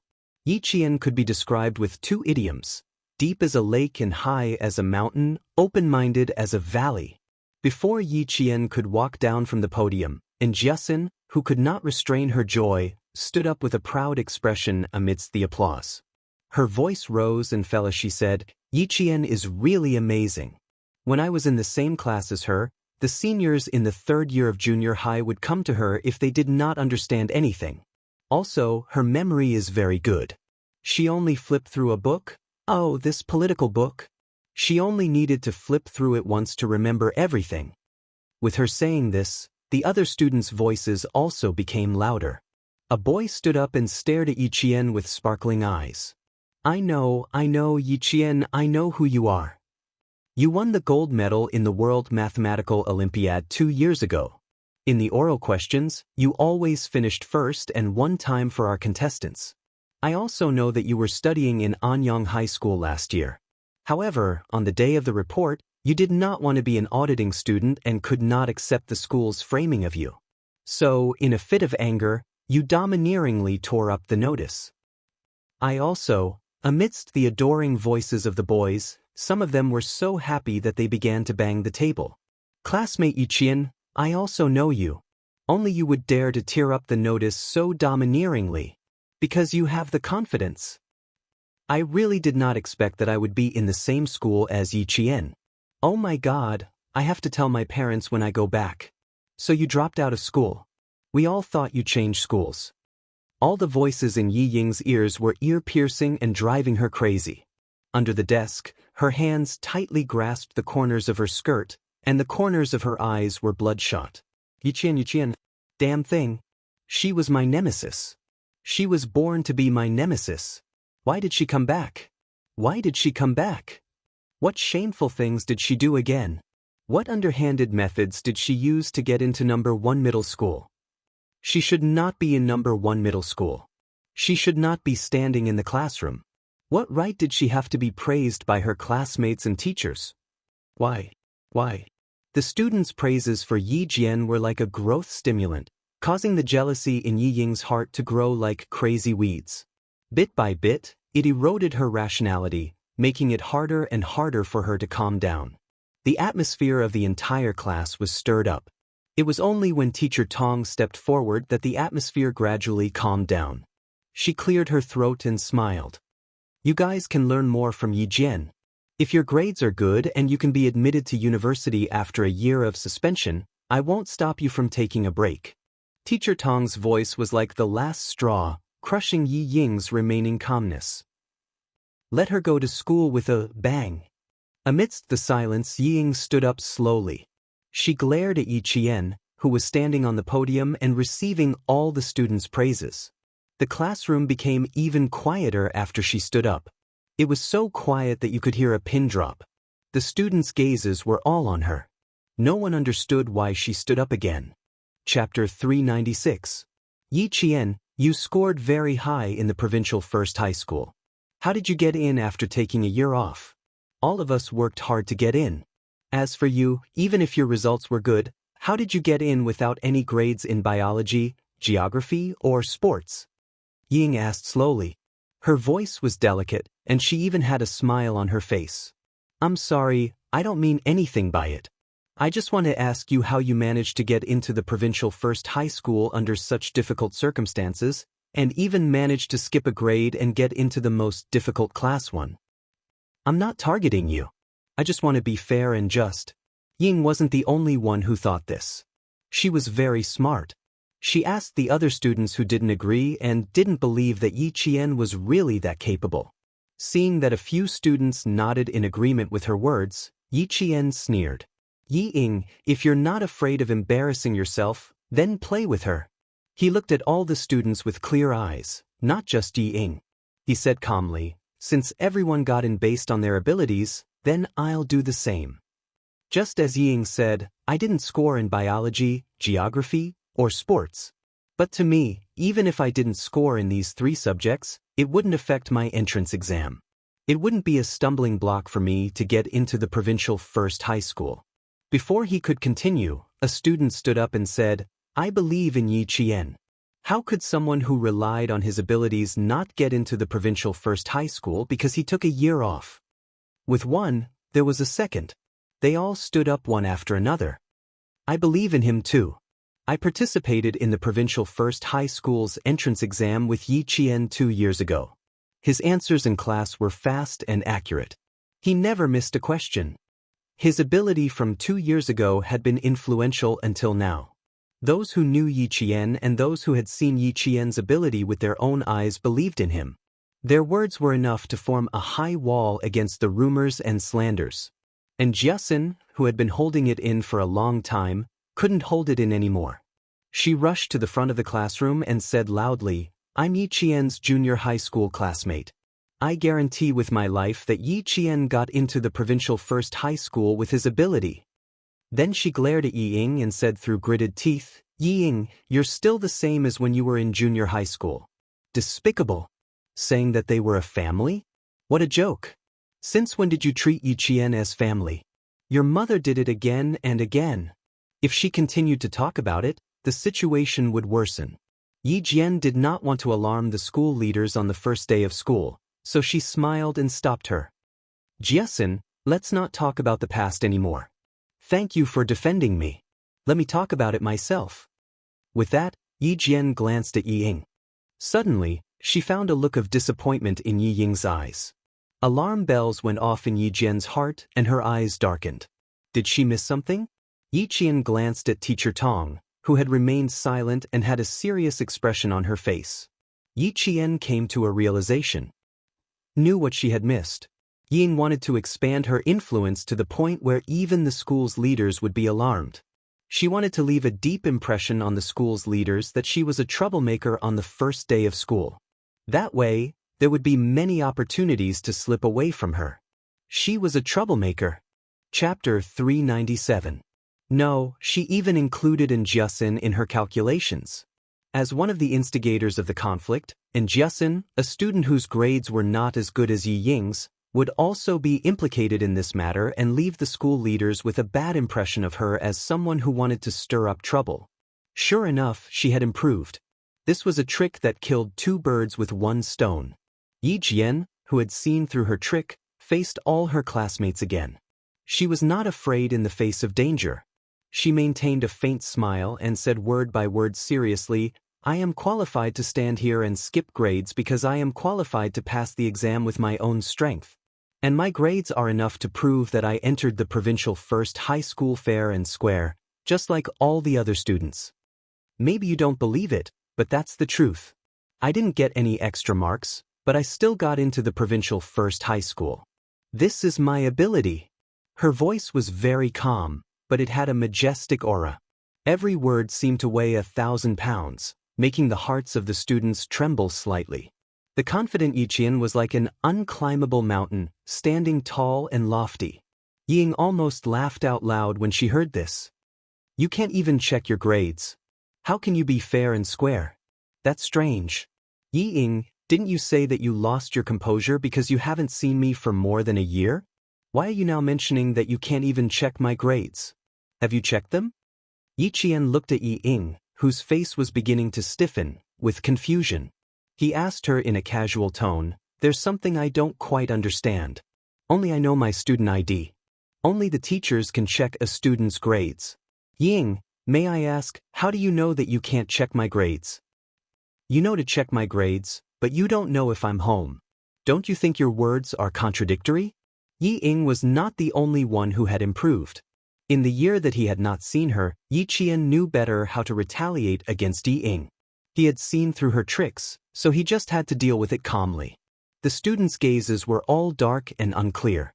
They were all second-year high school students and were only a year or two away from adulthood. They more or less knew what they should know. At this moment, even the most insensitive of students could see that something was wrong with Yi Ying. He was obviously making fun of Yi Qian. I'm just worried about whether you're back or not, so I wanted to check your results. After all, you had your reasons for dropping out of school last year. You don't have to be so nervous. Just tell us that you can rely on your own strength. Yi Ying's face was extremely stiff. Even her cheeks were frozen. Her gaze flickered unnaturally as she avoided the main point and said, I also believe in my sister's ability, but you have to stand out and explain.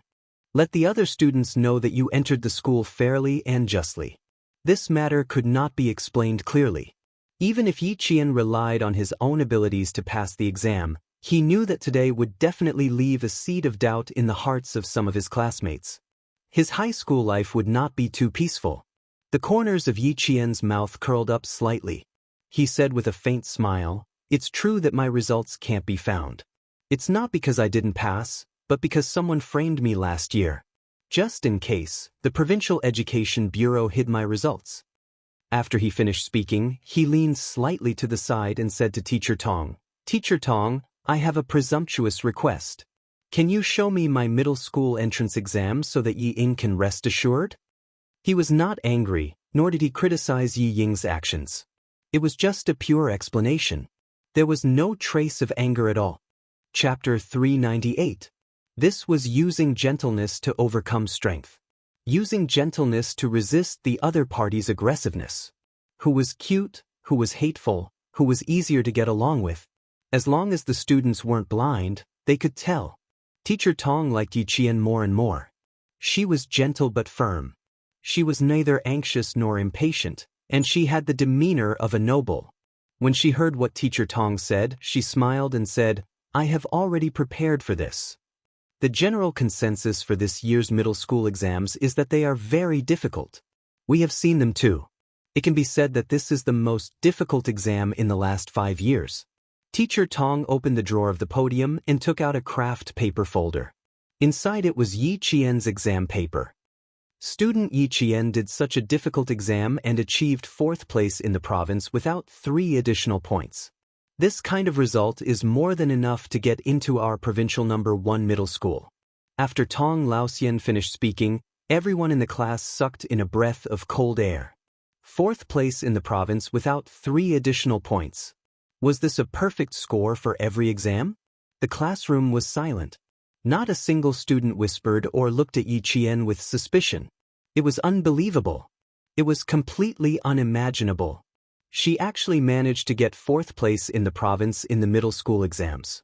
Yi Qian used her ability to tell the class that she used her results to get into the provincial number 1 middle school. Who would dare to question her? Who would dare to doubt her? Other than the 3 points deducted for the essay, student Yi Qian got full marks for every exam. If she had those 3 results, she would definitely be the provincial number 1 middle school student. As Teacher Tong spoke, she walked down from the podium and placed the test paper on Yi Ying's desk. She sighed and said, "You children, if even the test is not fair and impartial, then the entire education system will fall into a state of eternal damnation." After 10 years of hard work, student Yi Qian has already experienced unfair treatment once. However, she is not discouraged. She used her ability to win another chance to go to school. "Come, Yi Ying, your results are not bad. Let's take a look at the math questions first. Then, close the exam paper and go to the blackboard to solve the geometry question again." When Yi Ying received the test paper, her face was as colorful as a dye house, intertwining with each other. Gradually, tears welled up in her eyes. She looked at Teacher Tong and sobbed, "Teacher, I'm sorry. I didn't do it on purpose. I just want to know why." "Yi Ying, if you want to know why, I have no objections. However, your actions have once again hurt a student who has already been treated unfairly. So, your apology is not to the teacher, but to Yi Qian." In Teacher Tong's eyes, Yi Ying's tears were not worth forgiving or sympathizing with if the tears were just to hide her own darkness. He placed the other physics paper in front of a boy in the first year of high school. The chemistry paper was placed in the hands of a boy who also had good grades. Then he placed the language paper in front of a girl. "Come and take a look. Fairness and justice are in the papers in your hands." As for why student Yi Qian skipped a grade to become a 2nd year of high school, I didn't want to add more pressure on you.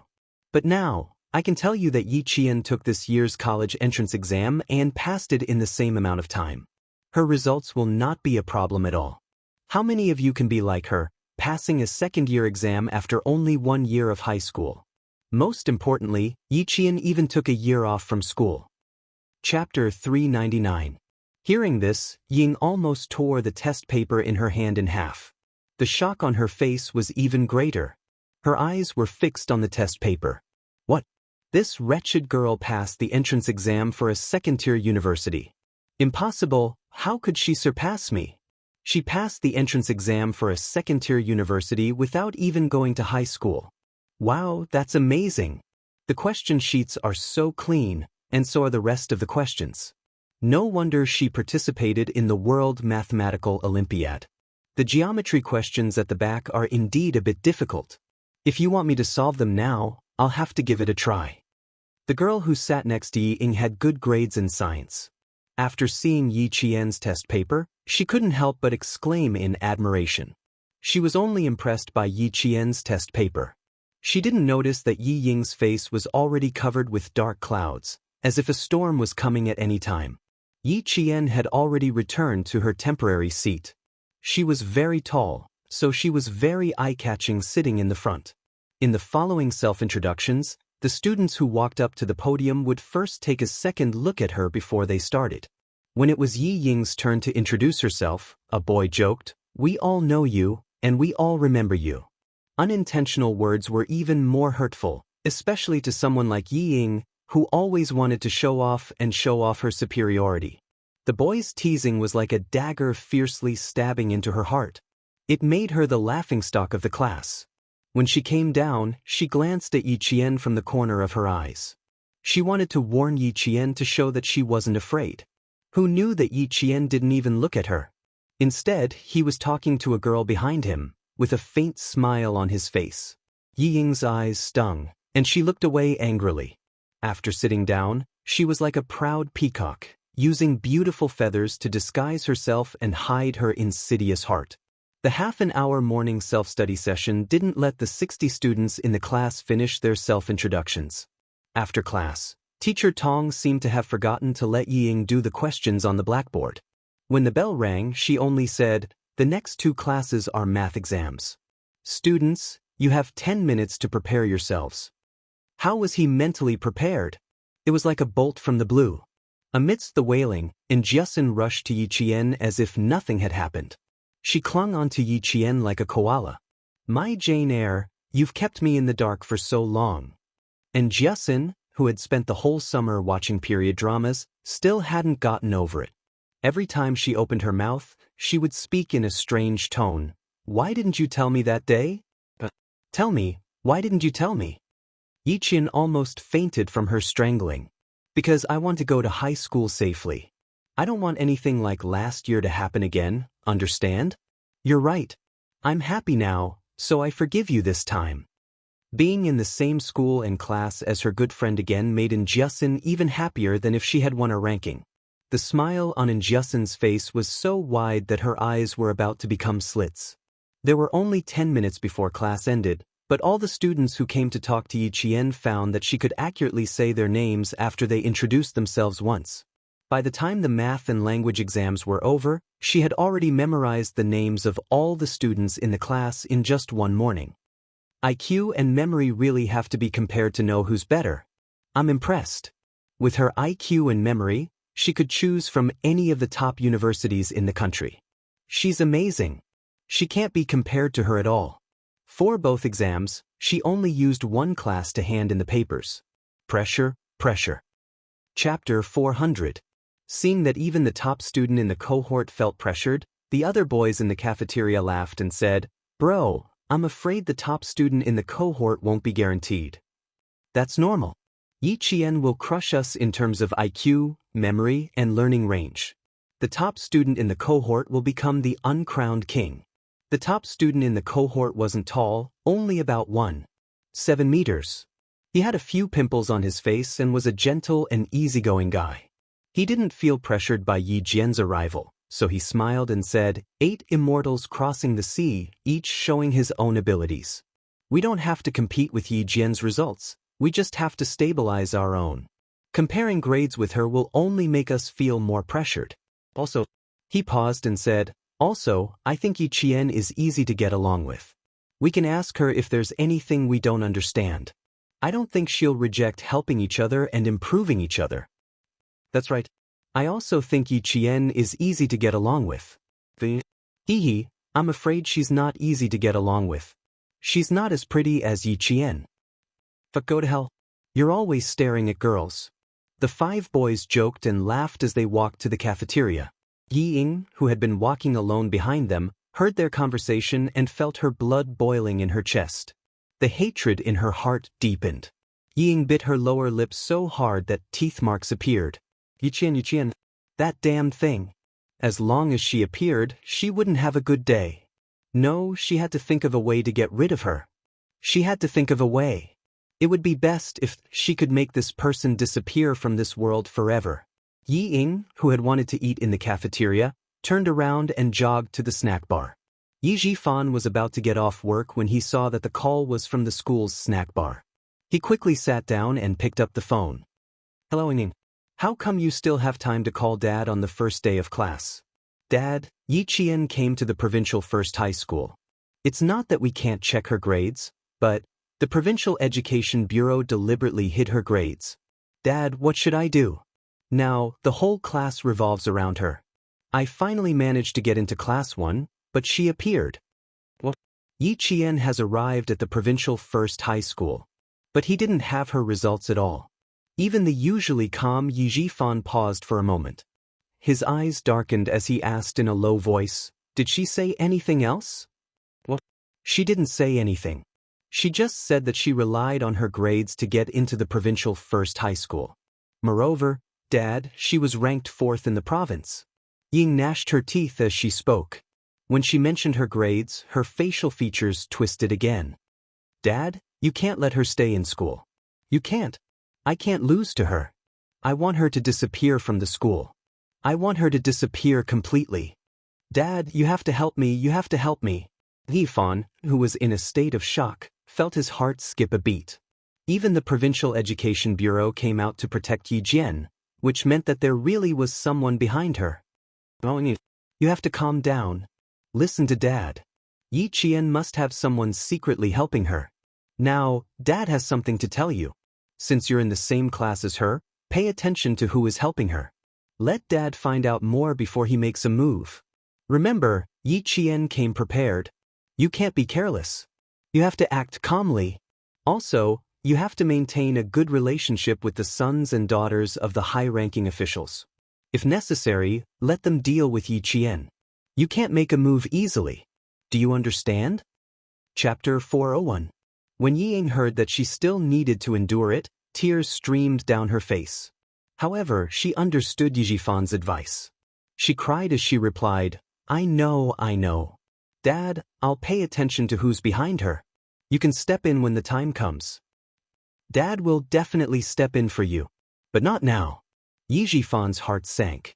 He was very worried that his daughter would lose her composure because of Yi Qian's return.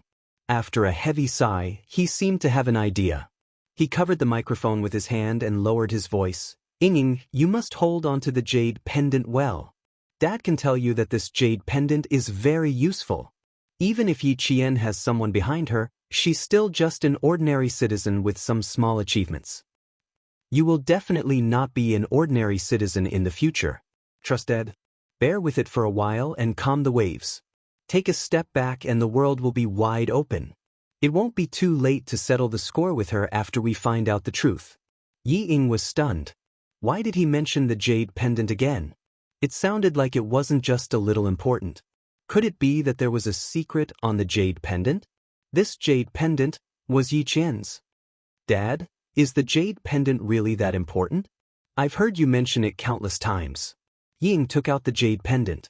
Because it was an expensive piece of jade, she used it as a decoration when she played with her classmates whose parents were officials in the first year of high school. Yi Zhifan originally wanted to keep it a secret until his daughter went to university. After a moment of silence, he nodded. Yes, it's very important, very important. It's a symbol of status. A symbol of status? Yi Ying's heart skipped a beat. She was overjoyed. So you're saying that as long as I have this jade pendant, Yi Qian will live at my whim for the rest of his life? Isn't that right, Dad? Isn't that right? She was anxious to get confirmation. Her voice was anxious and trembling. Yes, Ying, so, before Yi Zhifan could finish, Ying hurriedly said, so, there's no need for me to be jealous of her grades, right? Because no matter how good her grades are, they'll never be as good as yours, right? After laughing, Ying's eyes narrowed slightly as she asked doubtfully, however, there's still something I don't quite understand. Why does this piece of jade represent an identity? Dad, please tell me. I need some consolation. I don't want to lose to that wretched girl Yi Qian. Yi Zhifan knew that once he said that the jade represented an identity, then his daughter would definitely ask about it. After a soft sigh, he said in a low voice, I'm not too sure myself. When your aunt sacrificed herself, this piece of jade was sent back together with her belongings. Not long after Dad became the village chief, he received a call saying that he wanted me to take good care of the jade and not tell Sun Xueqing's daughter about it. Sun Xueqing, Yi Qian's mother. As for this piece of jade, Dad kept it because he thought it was valuable. When Dad was promoted to the position of mayor, The head of the city even talked to Dad personally. His words hinted that someone was helping Dad in the dark. In this world, there is no such thing as kindness without reason or resentment, and there is no such thing as help without a purpose. After thinking about it, Yi Zhifan guessed that the person behind this piece of jade had been secretly helping him all this time. That was why he said that this piece of jade represented an identity. If it wasn't someone with an identity, how could they help him? But Yingying, these are all Dad's guesses. Also, you have to do your best. Her grades are good, so you have to do better than her. My precious daughter is so smart. How could she be defeated by someone who has been inferior to her since she was young?